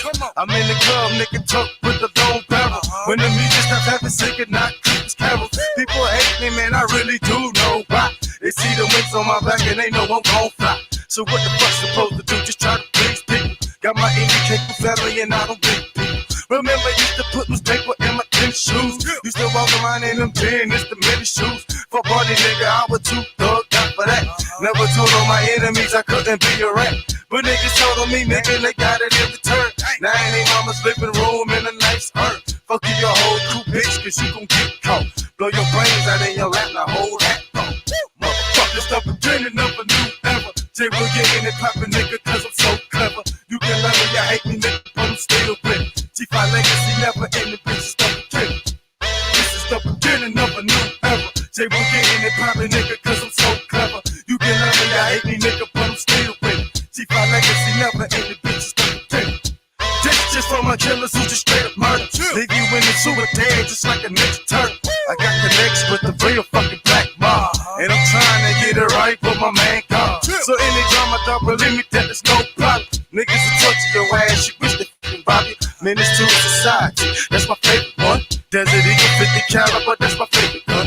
My nature gunning, yes I'm gunning for your fucking dome. You the homie kid cause you always running fucking home. MBK got a boy, your house will clap it up. I run my mouth like a big booty bitch, I can back it up.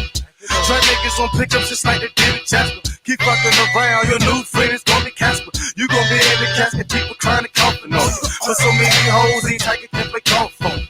Motherfuckers, stop pretending of a new era. Jay will get in and poppin', nigga, cause I'm so clever. You can love me, you hate me, nigga, but I'm still with it. G5 legacy never ending, bitches, the beginning.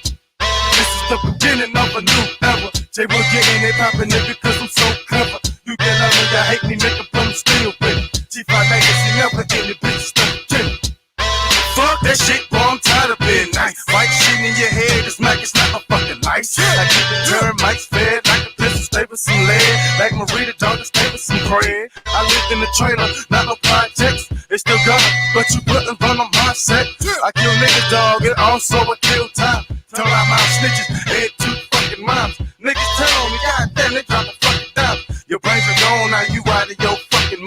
And niggas know I fight you, bitch. Young rich strap, but they don't fucking understand to get the bitch. Get that head that gun clap. It's the beginning of a new era. Jay will get in and pop a nigga cause I'm so clever. You can love me, you hate me, nigga, but I'm still ready. G5 legacy never in the bitch, it's the beginning. This is the beginning of a new era. Jay will get in and pop a nigga cause